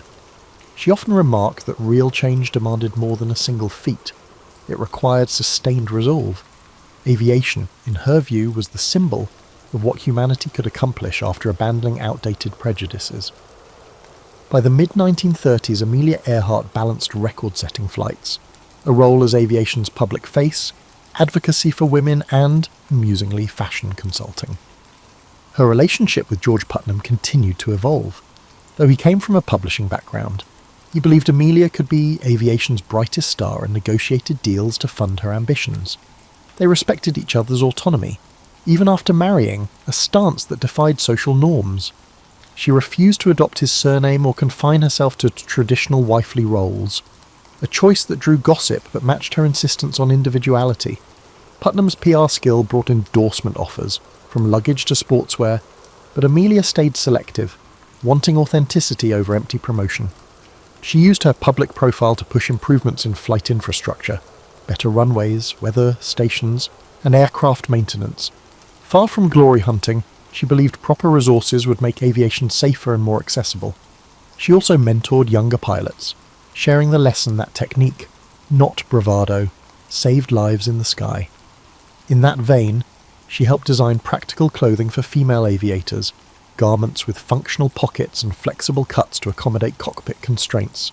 Critics called it frivolous, but Amelia saw it as another step toward normalizing women in the pilot's seat. If society expected women to excel anywhere, why not equip them accordingly? By 1935, she had flown solo from Honolulu to Oakland and from Los Angeles to Mexico City. These feats showcased her mastery of long-distance navigation when tools were rudimentary. She studied weather charts and honed radio direction finding, knowing that minor miscalculations could be fatal. Each success fueled a bigger dream, to circle the globe. This round-the-world quest wasn't mere personal ambition. Amelia envisioned it as a demonstration of evolving aviation technology and a chance to gather data for future commercial routes. With the world growing more interconnected, she believed such a flight could blaze trails for global air travel. Yet the endeavour demanded a formidable airplane and a solid team. The Lockheed Model 10E Electra, a twin-engine craft with the necessary range, came into play in this situation. Backed partly by Purdue University, where she advised female students on career paths, Amelia acquired and modified the plane, adding fuel tanks and shedding unnecessary weight. She invited Fred Noonan, an expert navigator familiar with Pacific routes, to join her. The plan covered nearly 29,000 miles across multiple continents. Each stop required intricate coordination, arranging fuel caches in remote airstrips, securing radio frequencies, and ensuring local permissions. The press buzzed incessantly about her route and her gear. Public fascination soared, but Amelia kept her poise, recognizing that no amount of planning could guarantee success against the capriciousness of weather and machinery. Though calm in interviews, she privately weighed the risks. Storms, mechanical failures, human errors, any could derail the flight. Yet she was no stranger to danger, having built her career on the thin line between ambition and peril. She saw risk as part of forging new paths, echoing her lifelong stance. Progress often demanded boldness. Her entire adult life had been a testament to stepping into uncharted territory, whether challenging social norms or expanding the very frontiers of flight. In early 1937, her first attempt at the round-the-world flight suffered a crash in Hawaii, damaging the Electra. Undaunted, she regrouped, repaired the plane, and adjusted her route. Determination was her hallmark, a blend of practicality and daring. As she finalized her second attempt, she noted in public statements that records and accolades weren't her primary aim. She wanted real data on routes, fueling strategies, and navigational tactics. The flight would offer invaluable insights for the commercial airlines that would soon cross oceans routinely. That stance embodied Amelia's broader philosophy. Each high-profile flight was less about personal conquest than about broadening horizons for everyone. She had devoted years to proving that women were fully capable, but she also believed that aviation itself was the wave of the future. In bridging these perspectives, she became an avatar of possibility, a living emblem of how one individual's determination could shift cultural assumptions. And now, poised for her greatest adventure yet, Amelia was ready to test the limits again. A risk-laden gamble that might cement her reputation, or cast it into haunting uncertainty. Her calm outlook belied the sheer complexity of her plans. She understood that failure would breed critics who believed women had no place in extreme aviation. Yet she moved forward, convinced that taking flight for knowledge and progress was worth every risk. In Amelia's view, flying wasn't just her destiny, it was a collective awakening and societal evolution. Amelia Earhart's second round-the-world attempt launched on May 21st, 1937, from Oakland, California. This time, she and Fred Noonan flew eastward, hopping between continents with the Lockheed Electra. The trip started smoothly, moving from Miami through Central and South America, then across the Atlantic into Africa. Each stop brought fresh refueling challenges, mechanical checks, and updated weather data, but Amelia maintained her signature resolve. By June, they had traversed Africa and the Middle East, arriving in India amid monsoon rains. They pressed on to Southeast Asia, landing in locales like Rangoon and Singapore, places few Americans had seen. Amelia's dispatches noted extreme heat, erratic wind currents, and the rigorous demands of accurate navigation. Fred Noonan's precise star fixes ensured they stayed on course, despite unpredictable skies. Eventually, they reached New Guinea with about 7,000 miles to go. The next leg aimed for Howland Island, a tiny speck in the Pacific. The US Coast Guard cutter Itasca would guide them via radio. Finding such a minuscule island required near-perfect navigation and clear weather. On July 2nd, 1937, they departed Lae in the pre-dawn darkness. Loaded with fuel for roughly 20 hours aloft, they transmitted periodic position reports. At first, signals were clear. Then Amelia's messages hinted at difficulty pinpointing Howland. Overcast conditions likely obstructed Noonan's celestial fixes. Radio contact with the Itasca became sporadic. Some messages were garbled, others incomplete. She mentioned low fuel and an inability to spot the island. Their final known transmission: "We are on line 157, 337, running north and south." Then silence. The Itasca initiated a massive search, scouring open ocean for any sign of the Electra. Naval ships joined, searching nearby waters and atolls. No wreckage surfaced. Weeks passed, and official efforts wound down. Public disbelief was immediate. George Putnam financed private searches, clinging to hope that Amelia and Noonan might be stranded or rescued. Rumours swirled: capture by foreign forces, survival under new identities, or mechanical failure leading to a fatal crash. Eventually, prevailing theories pointed to fuel exhaustion and a crash at sea. Howland Island had proved elusive, even to skilled aviators. For admirers worldwide, her disappearance felt unreal. She'd seemed unstoppable, a figure who pushed boundaries without fear. Now the iconic pilot vanished into the Pacific's expanse. Her loss struck a nerve, amplifying the emotional investment many had in her journey. Yet as shock turned to grief, her achievements took on a different hue, no longer just records but testaments to a bold spirit. Films, newsreels, and reprints of her articles kept her story alive. School children learned of her feats, and future women pilots cited her as inspiration. Her final flight overshadowed the rest of her life, but it also cast her as a perennial question mark, fueling endless conjecture.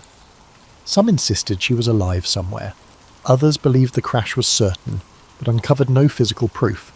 Still others proposed exotic scenarios, each more elaborate than the last. None provided definitive evidence. Ultimately, most accepted that she and Noonan perished at sea, undone by the navigational complications, changing winds, or plain bad luck. Yet Amelia's legacy was strangely enhanced by the mystery. She had championed possibility, and the idea that she might be out there, unfound, kept that possibility alive in people's minds. The line between myth and history blurred. She had become more than a pilot. She was an avatar of human daring. Her story infused with both triumph and tragedy. If anything, the unsolved nature of her final voyage cemented her place in public consciousness. Institutions named in her honour sprang up. Researchers kept pursuing leads on remote islands, pointing to castaway remains or scattered debris, each new fragment reigniting debates. The fascination endured, crossing generations and continents. In the wake of her loss, the aviation community pushed for better safety measures, improved radio technology, and refined navigation techniques. Governments funded more comprehensive maps and placed greater emphasis on weather forecasting. Ironically, Amelia's demise accelerated the very reforms she'd long advocated. If she could have witnessed the progress, she might have nodded quietly, pleased that even in absence. She was moving aviation forward, and so the world mourned, searched, and eventually accepted its heartbreak. Amelia Earhart, whose smiling face had adorned magazines and whose gritty determination broke barriers, was gone, but rather than diminishing her impact, her disappearance etched her into the global consciousness. Hers became a story of possibility cut short, yet also eternal, a reflection of how high humanity can climb and how unforgiving the frontier can be, undeniably. In the immediate aftermath of Amelia Earhart's disappearance, the public learned the scope of the desperate search underway. The Coast Guard cutter Itasca had already been combing the waters around Howland Island, but the US Navy soon mobilised, launching one of the most extensive rescue efforts in peacetime history.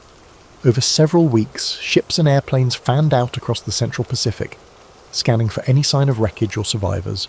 Military personnel interviewed islanders, contacted passing vessels, and monitored all radio frequencies for stray signals that might lead them to the missing plane. George Putnam, distraught but resolute, organised private expeditions of his own. He poured personal funds into hiring search craft, offering rewards for credible information. Messages from psychics, adventurers, and self-appointed investigators flooded his office. Though many leads were far-fetched, Putnam refused to dismiss them outright, afraid of missing any clue that might point to Amelia's location. A handful of newspapers criticised the urgency, questioning the expense at a time when global tensions were on the rise. Still, for countless admirers worldwide, the operation was a moral duty. Someone as groundbreaking as Amelia should not simply vanish without every effort to locate her. Rumours bloomed. Early on, some claimed she had been spotted in distant ports, fueling speculation of a forced landing followed by rescue under mysterious circumstances. Others pointed to unconfirmed transmissions that briefly crackled over shortwave radios in the days following her disappearance. Could it be Amelia, calling for help?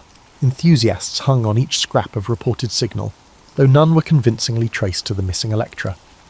The mass of conflicting stories stoked a media frenzy, with headlines proclaiming everything from miraculous survival to sinister conspiracies. In official circles, however, evidence began to narrow. Reports from the Itasca indicated that Amelia's last radio messages had grown increasingly urgent. Low on fuel, uncertain of her coordinates, she was racing against time in a vast expanse of ocean. Naval commanders, though moved by her bravery, understood the grim odds. Even if Earhart and Noonan had survived a water landing, floating in the Pacific's punishing heat without an adequate raft or supplies would be a daunting ordeal. Within a month, the military scaled back the large-scale search. Having spent millions of dollars and covered an enormous swath of the Pacific, they found no trace of the Electra. While certain remote atolls and reefs remained unexamined, the probability of finding survivors dwindled by the day. Public statements struck a balance between honouring Amelia's accomplishments and reconciling with the increasingly likely outcome. George Putnam refused to give up. For many months, he funded private efforts to investigate scattered leads. Small vessels sailed to the Forgotten Islands, examining debris that never matched Amelia's plane. Tyre tracks in the sand, bits of metal, and rumours of castaways all turned out to be dead ends or unrelated artefacts. As the search continued, public opinion split between mournful acceptance and stubborn hope. The iconic pilot had carried the aspirations of countless fans who believed she symbolised limitless possibility. Now, they wrestled with her apparent demise. At the same time, her disappearance captured the imagination of those who preferred a more dramatic explanation. Could foreign powers have seized her, suspecting espionage? Could she have orchestrated a disappearance to evade recognition? Each guess, no matter how wild, found at least a small chorus of believers. Meanwhile, tributes poured in from every corner. Schools held ceremonies, newspapers published retrospectives, and radio stations aired stories of her earlier triumphs. Letters expressing admiration flooded the offices of aviation clubs. Numerous individuals highlighted Amelia's contribution to paving the way for women. If she could challenge the skies, they reasoned, then others could challenge entrenched social barriers. Politicians, too, invoked her legacy in calls for expanded roles for women in the workforce, hoping to harness the public's admiration for her accomplishments. By early 1938, the official verdict leaned heavily toward a crash at sea. Within another year, Amelia Earhart would be declared legally dead. George Putnam, exhausted and grieving, continued to write about her life, ensuring her name stayed in the public consciousness. Having travelled alongside her in countless ways, he refused to let a silent ocean claim the last word on her story. Photographs of Amelia, smiling in front of her plane, goggles perched on her forehead, remained pinned to his walls, reminders that her spirit, daring and unbreakable, transcended whatever fate had befallen her. In the public eye, she had already entered a realm where myth and memory intertwined. In the years after Amelia Earhart's disappearance, her story wove itself deeply into the culture, shaping discussions of exploration, gender roles, and national identity. While the global press initially focused on the sudden void left by her vanishing, attention soon shifted toward analysing what she had embodied. She had shown that an American woman could stand shoulder to shoulder with prominent male aviators, forging a path in a field still dominated by men. Her example lingered in the minds of young women contemplating fields traditionally closed to them, not just in aviation but in science, technology, and beyond. Institutions bearing her name sprang up. Elementary schools in the United States adopted the moniker Earhart to honour her daring spirit. Scholarships were established to support aspiring women pilots, sometimes endowed by contributors who had followed her final flight with bated breath. Though these gestures varied in size and scope, each underscored a collective drive to keep her influence alive. The 99s, the organisation for female pilots that Amelia had helped found, continued to recruit members, nurturing a new generation unafraid to push boundaries. Beyond formal commemorations, Earhart's disappearance fueled research aimed at preventing similar tragedies. Early radio equipment had proven unreliable. Post-1937 advances focused on refining both hardware and communication protocols. Governments funded studies of weather patterns, leading to better forecasting. Aviation experts developed more rigorous standards for navigation, ensuring that future pilots received advanced training in celestial fixes and radio direction finding. Some historians argue that the spotlight on Amelia's disappearance hastened these improvements, whether intentionally or not. She prompted an acceleration of aeronautical progress. Meanwhile, the theories about her fate refused to fade. Self-styled detectives scoured archival records, analysing ship logs and rumoured sightings. In the late 1940s, a handful of American servicemen stationed in the Pacific heard local tales of a foreign pilot washing ashore years earlier, spurring renewed hunts for evidence. Occasionally, fragments of aluminum or skeletons found on remote atolls were touted as proof of Earhart's final resting place. Yet attempts to link such discoveries conclusively to Amelia or Fred Noonan always fell short. With each new claim came another wave of media coverage, keeping the question of her end alive in the public mind. Pop culture seized on the mystery, weaving it into novels, films, and radio dramas. Some portrayed her as a spy captured by hostile forces, others imagined her deliberately disappearing to live in peace. These fictional takes occasionally drew the ire of those who believed they trivialized her legacy, yet they also brought her name before audiences that might not otherwise have pondered the achievements of a woman pilot in the 1930s. Her image graced magazine covers well into the 1950s, often paired with captions urging readers to remember her pioneering flights rather than fixating solely on the unknown. For women determined to forge their own paths, Amelia's tale carried a particular resonance. During World War II, thousands of women trained as pilots in programs like the Women Air Force Service Pilots, WASP. Although she was no longer around to witness it, her example had laid crucial groundwork. Veterans of those programs cited her as a reason they believed aviation could be for them too. They viewed her last flight as the ultimate expression of her courage, continuing until the sky itself refused her any further. Critics sometimes questioned whether her fame overshadowed the contributions of less heralded female aviators. Indeed, Earhart's photogenic presence and collaboration with George Putnam's media machine set her apart. But many recognised that she had used her visibility to champion broader goals. She consistently advocated for other women flyers and used press opportunities to highlight the achievements of colleagues who lacked her public platform. If she stood alone in the spotlight, she also attempted to shine it on everyone else struggling for legitimacy in aviation's ranks. By the mid-20th century, Earhart's name had become shorthand for unbounded aspiration. Newspapers likened daring explorers to modern Amelia Earharts. Corporations cited her spirit in ad campaigns about pushing past limitations, yet behind the commercial rebranding lay an abiding truth. She had effectively proven that gender need not be an impediment to ambition. Even decades later, that message held profound significance. For every sceptical remark about knowing your place, Earhart's memory offered a counter-argument that risks were there to be taken, frontiers to be tested, and that sometimes only the bold see how far they can really go. Today, the name Amelia Earhart conjures images of resilience and intrigue. Countless books, documentaries, and academic analyses have attempted to decipher her character and significance. Perhaps that is the ultimate measure of her impact. She remains relevant long after her plane's final, tragic flight.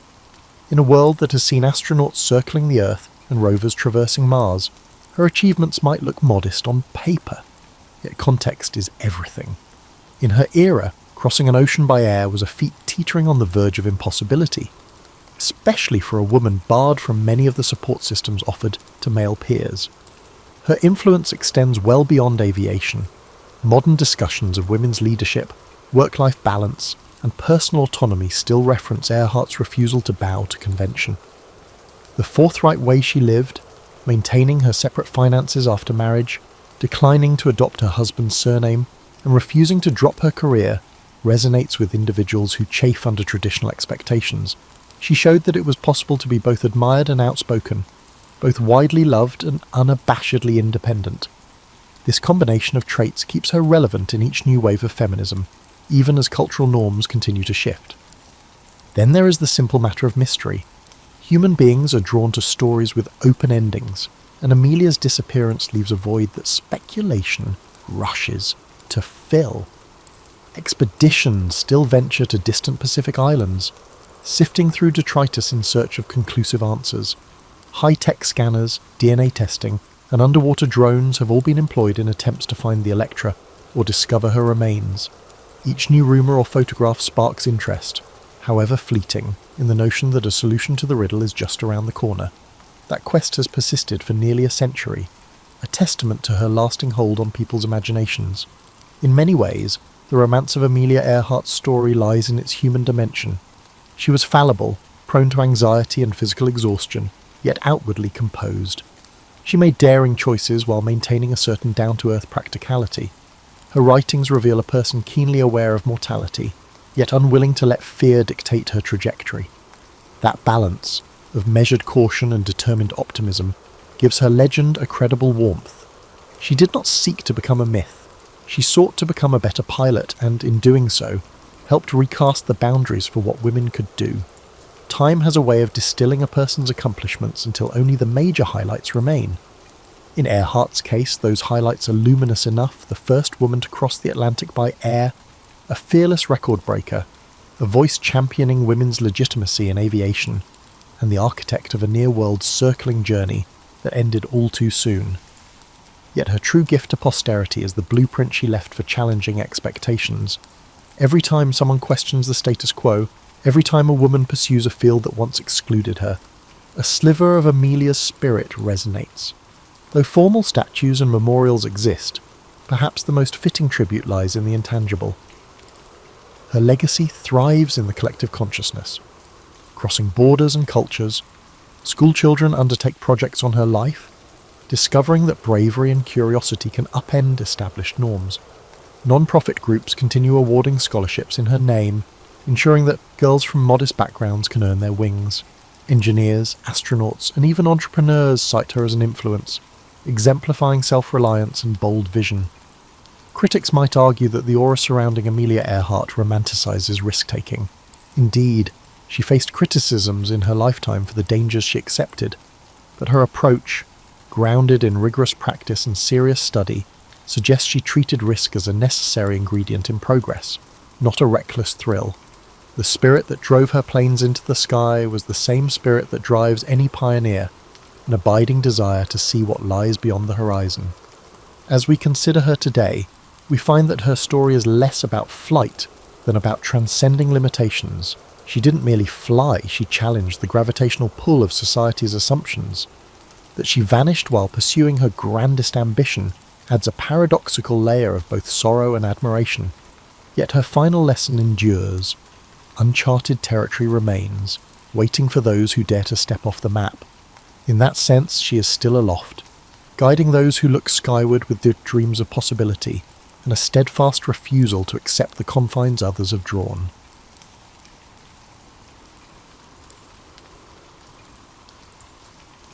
The American Civil War didn't happen overnight. It was the result of tensions that had been building for decades, tensions rooted in profound differences between the North and South. At the heart of it all was the issue of slavery. In the South, slavery wasn't just an institution, it was their economy. Cotton fields stretched as far as the eye could see, and the labour of enslaved people made the South incredibly wealthy. But it came at an unbearable cost. The humanity of millions denied, their voices silenced. In the North, things were changing. The Industrial Revolution was taking hold, and with it came growing calls to abolish slavery. People were starting to speak out more, questioning how a nation built on the idea of liberty could allow such a system to exist. This wasn't just a difference of opinion, it was a clash of values, one that only grew louder as time went on. Then there was the question of states' rights. Southern leaders believed they had the right to govern themselves without interference, especially when it came to slavery. They feared that the federal government, growing stronger by the year, would strip them of their autonomy. On the other side, many in the North believed that a united country required a strong central government, one that could uphold the principles of freedom and equality. The country tried to hold itself together through compromise. The Missouri Compromise, the Compromise of 1850, these were like bandages on a wound that just wouldn't heal. Each new agreement seemed to deepen the mistrust between the North and South. By the 1850s, things were nearing a breaking point. Laws like the Fugitive Slave Act demanded that even people in free states help capture runaway slaves, and that outraged abolitionists. Books like Harriet Beecher Stowe's Uncle Tom's Cabin brought the horrors of slavery to light, stirring emotions on both sides. Then came politics. The Republican Party was formed, with a platform that directly opposed the expansion of slavery. When Abraham Lincoln was elected president in 1860, it was the final straw for the South. His victory wasn't just a political loss, it felt like a direct threat to their way of life. Southern states began to secede from the Union, forming the Confederate States of America, and just like that, the country reached its breaking point. The differences that had been simmering for so long finally boiled over, leading to a conflict that would redefine what it meant to be an American. As you think about these divisions, take a deep breath.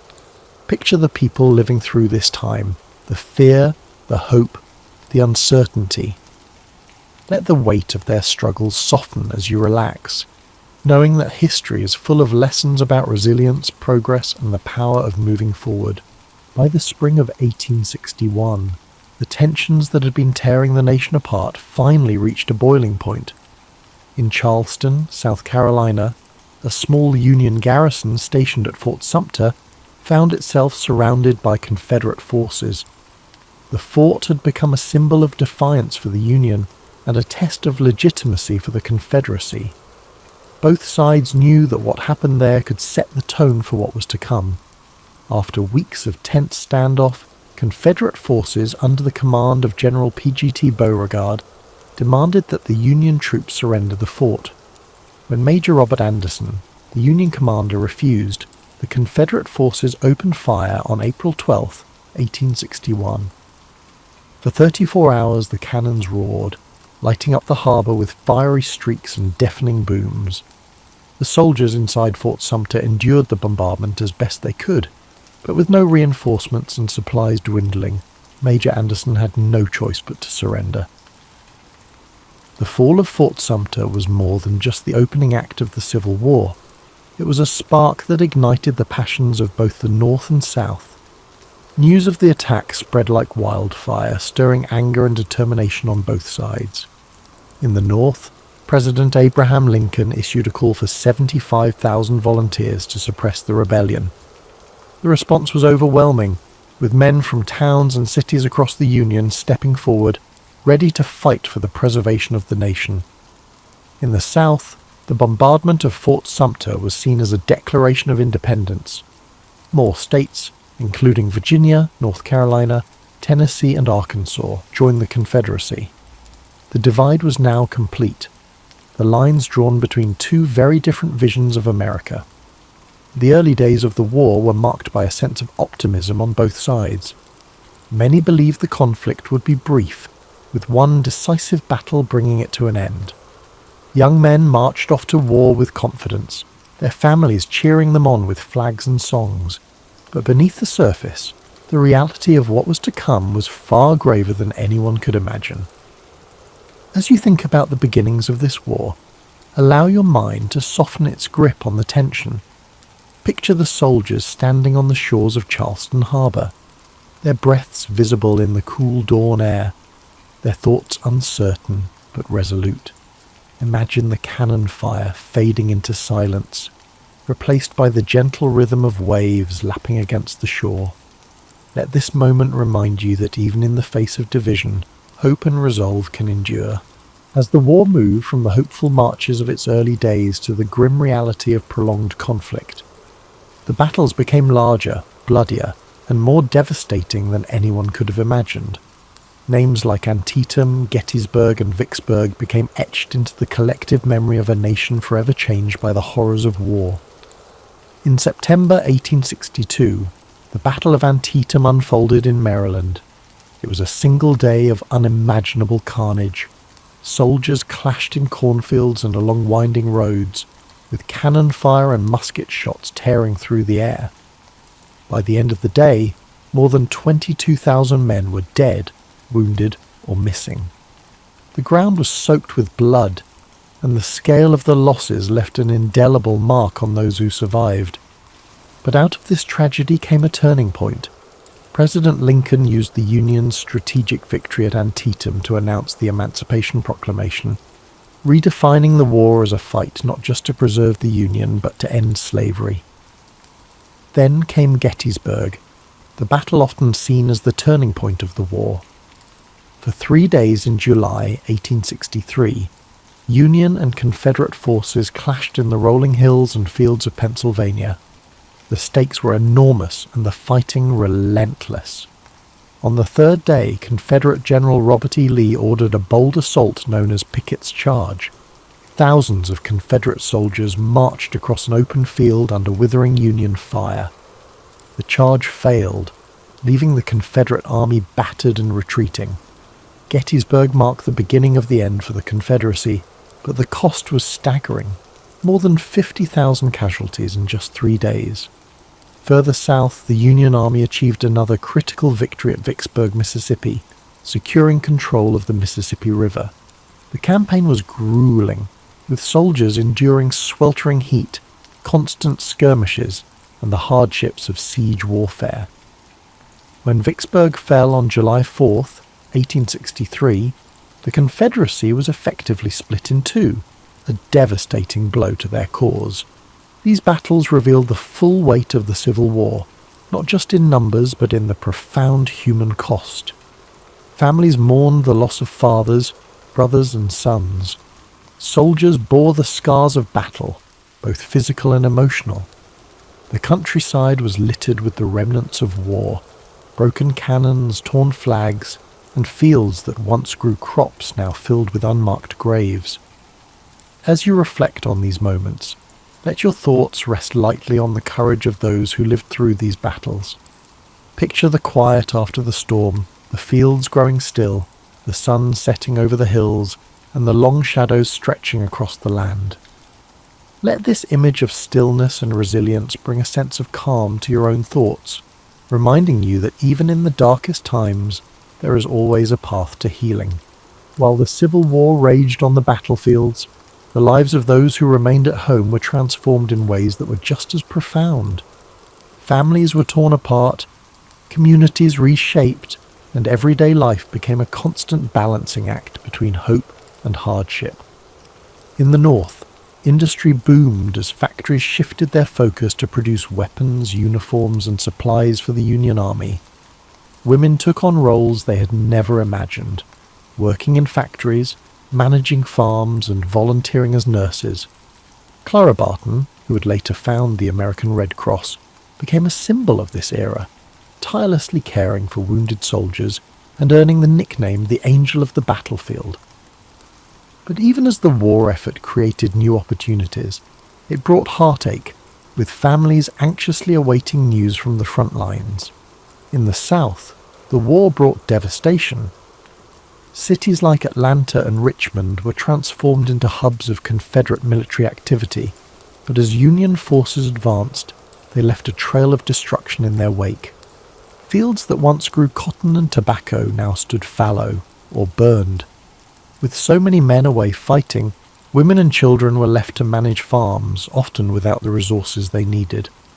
Food shortages became common, and Confederate currency quickly lost its value, plunging families into poverty. Both sides experienced the emotional toll of war. Letters became lifelines, offering glimpses of love, worry, and resilience. Soldiers wrote about the hardships they faced, while their families wrote back with words of encouragement and longing. These letters carried the weight of entire relationships, connecting lives separated by hundreds of miles. In addition to the physical and emotional struggles, the war also brought questions of identity and purpose. Enslaved people in the South began to seize opportunities for freedom as Union forces advanced. Some escaped to the North, while others joined the Union Army, fighting for their own liberation and the promise of a new life. The Emancipation Proclamation, announced in 1862, gave their efforts a powerful voice, transforming the war into a fight not just for unity but for justice. Amid all this upheaval, communities found moments of solace. Churches became places of gathering and prayer, offering comfort to those who had lost so much. Music, too, became a source of strength. Patriotic anthems, sorrowful ballads, and spirituals filled the air, reflecting the hopes and fears of a nation at war. As you reflect on the home front, allow yourself to feel the weight of these quiet acts of resilience. Picture a mother sewing by candlelight, her stitches steady even as her heart aches with worry, or a soldier reading a letter from home, finding strength in the words of love and hope. Let these moments of humanity remind you of the enduring power of connection, even in the face of immense challenge. By 1864, the Civil War had entered its fourth year. The hope for a quick resolution had long faded, replaced by the grim reality of a war that seemed to have no end. But momentum was beginning to shift. The Union, under new and determined leadership, launched a series of campaigns that would bring the war to a close, though not without immense sacrifice. General Ulysses S. Grant had risen to command the Union forces, bringing with him a relentless strategy of total war. Unlike his predecessors, Grant was willing to engage the Confederate armies directly, knowing that the Union's superior numbers and resources could eventually wear them down. His overland campaign in Virginia was brutal, with battles like the Wilderness and Cold Harbor leaving tens of thousands dead. Yet Grant pressed on, earning the nickname Unconditional Surrender for his unwavering resolve. In the Deep South, General William Tecumseh Sherman carried out his infamous March to the Sea, cutting a path of destruction from Atlanta to Savannah. Sherman's goal was to break the South's will to fight by targeting not just its armies, but its infrastructure and resources. Railroads were torn up, factories dismantled, and crops burned. The devastation was immense, but it succeeded in crippling the Confederacy's ability to sustain the war. As Union forces closed in, Confederate morale began to crumble. Desertions increased, supplies dwindled, and the reality of defeat loomed. In April 1865, General Robert E. Lee's Army of Northern Virginia, the backbone of the Confederate forces, found itself surrounded near the village of Appomattox Courthouse. With no hope of escape, Lee met with Grant to negotiate surrender. Their meeting on April 9, 1865, marked the end of the war's major fighting. The terms Grant offered were generous, allowing Confederate soldiers to return home with their horses and personal belongings. His intention was to heal the nation rather than humiliate its defeated half. It was a moment of quiet dignity, the beginning of a long and difficult process of reconciliation. Yet, even as the war ended, its cost was staggering. More than 600,000 lives had been lost, and much of the South lay in ruins. President Abraham Lincoln, who had guided the Union through its darkest hours, would not live to see the fruits of his efforts. Just days after Lee's surrender, Lincoln was assassinated by John Wilkes Booth, a Confederate sympathizer, plunging the nation into mourning. The war had answered two critical questions. The Union would endure and slavery would not, but it left behind deep scars, both physical and emotional, that would take generations to heal. The Reconstruction era that followed was fraught with challenges, as the nation struggled to rebuild and redefine itself. As you reflect on the end of this monumental conflict, let the weight of its lessons rest gently in your thoughts. Imagine the quiet after the surrender, the weary soldiers returning home, the fields gradually returning to life, and the first rays of hope shining through the darkness. Let these images remind you of the strength it takes to rebuild and the enduring resilience of the human spirit. When the guns fell silent and the soldiers returned home, the United States was a changed nation. The Civil War had been a crucible, testing the very foundation of the country and reshaping its identity forever. Though the fighting was over, the legacy of this monumental conflict continued to echo through the generations, shaping the path forward for a fractured but hopeful nation. One of the most profound outcomes of the war was the abolition of slavery. The Emancipation Proclamation had begun this process, but it was the 13th Amendment, ratified in December 1865, that formally ended the institution that had defined so much of the nation's conflict. Millions of formerly enslaved people began new lives, but the road ahead was steep. The promises of freedom were met with resistance, and the Reconstruction era revealed just how deep the division still ran. The war also redefined the relationship between the states and the federal government. No longer would the question of secession hang over the Union.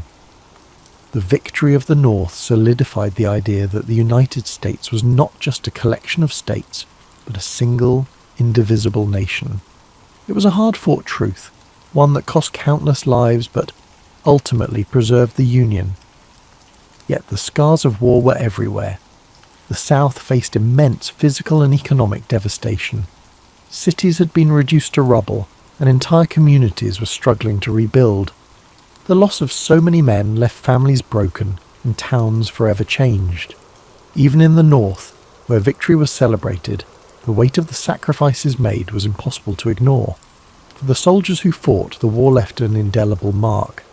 Some returned home to rebuild their lives, carrying memories of camaraderie and courage. Others bore wounds, both seen and unseen, that would shape the rest of their days.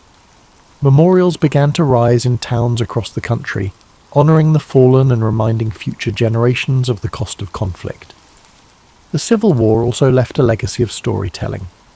Veterans shared their experiences, songs from the era became part of the cultural fabric, and writers like Walt Whitman and Ambrose Bierce captured the emotional depth of the war in poetry and prose.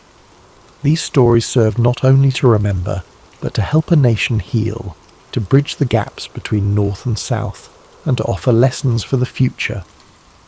As you reflect on the legacy of the Civil War, let the enormity of its lessons settle softly in your thoughts. Imagine the strength of a people rebuilding from such a devastating chapter, the resilience to start anew, the courage to face an uncertain future, and the hope that guided them toward a brighter horizon. Let these reflections fill you with a quiet sense of gratitude.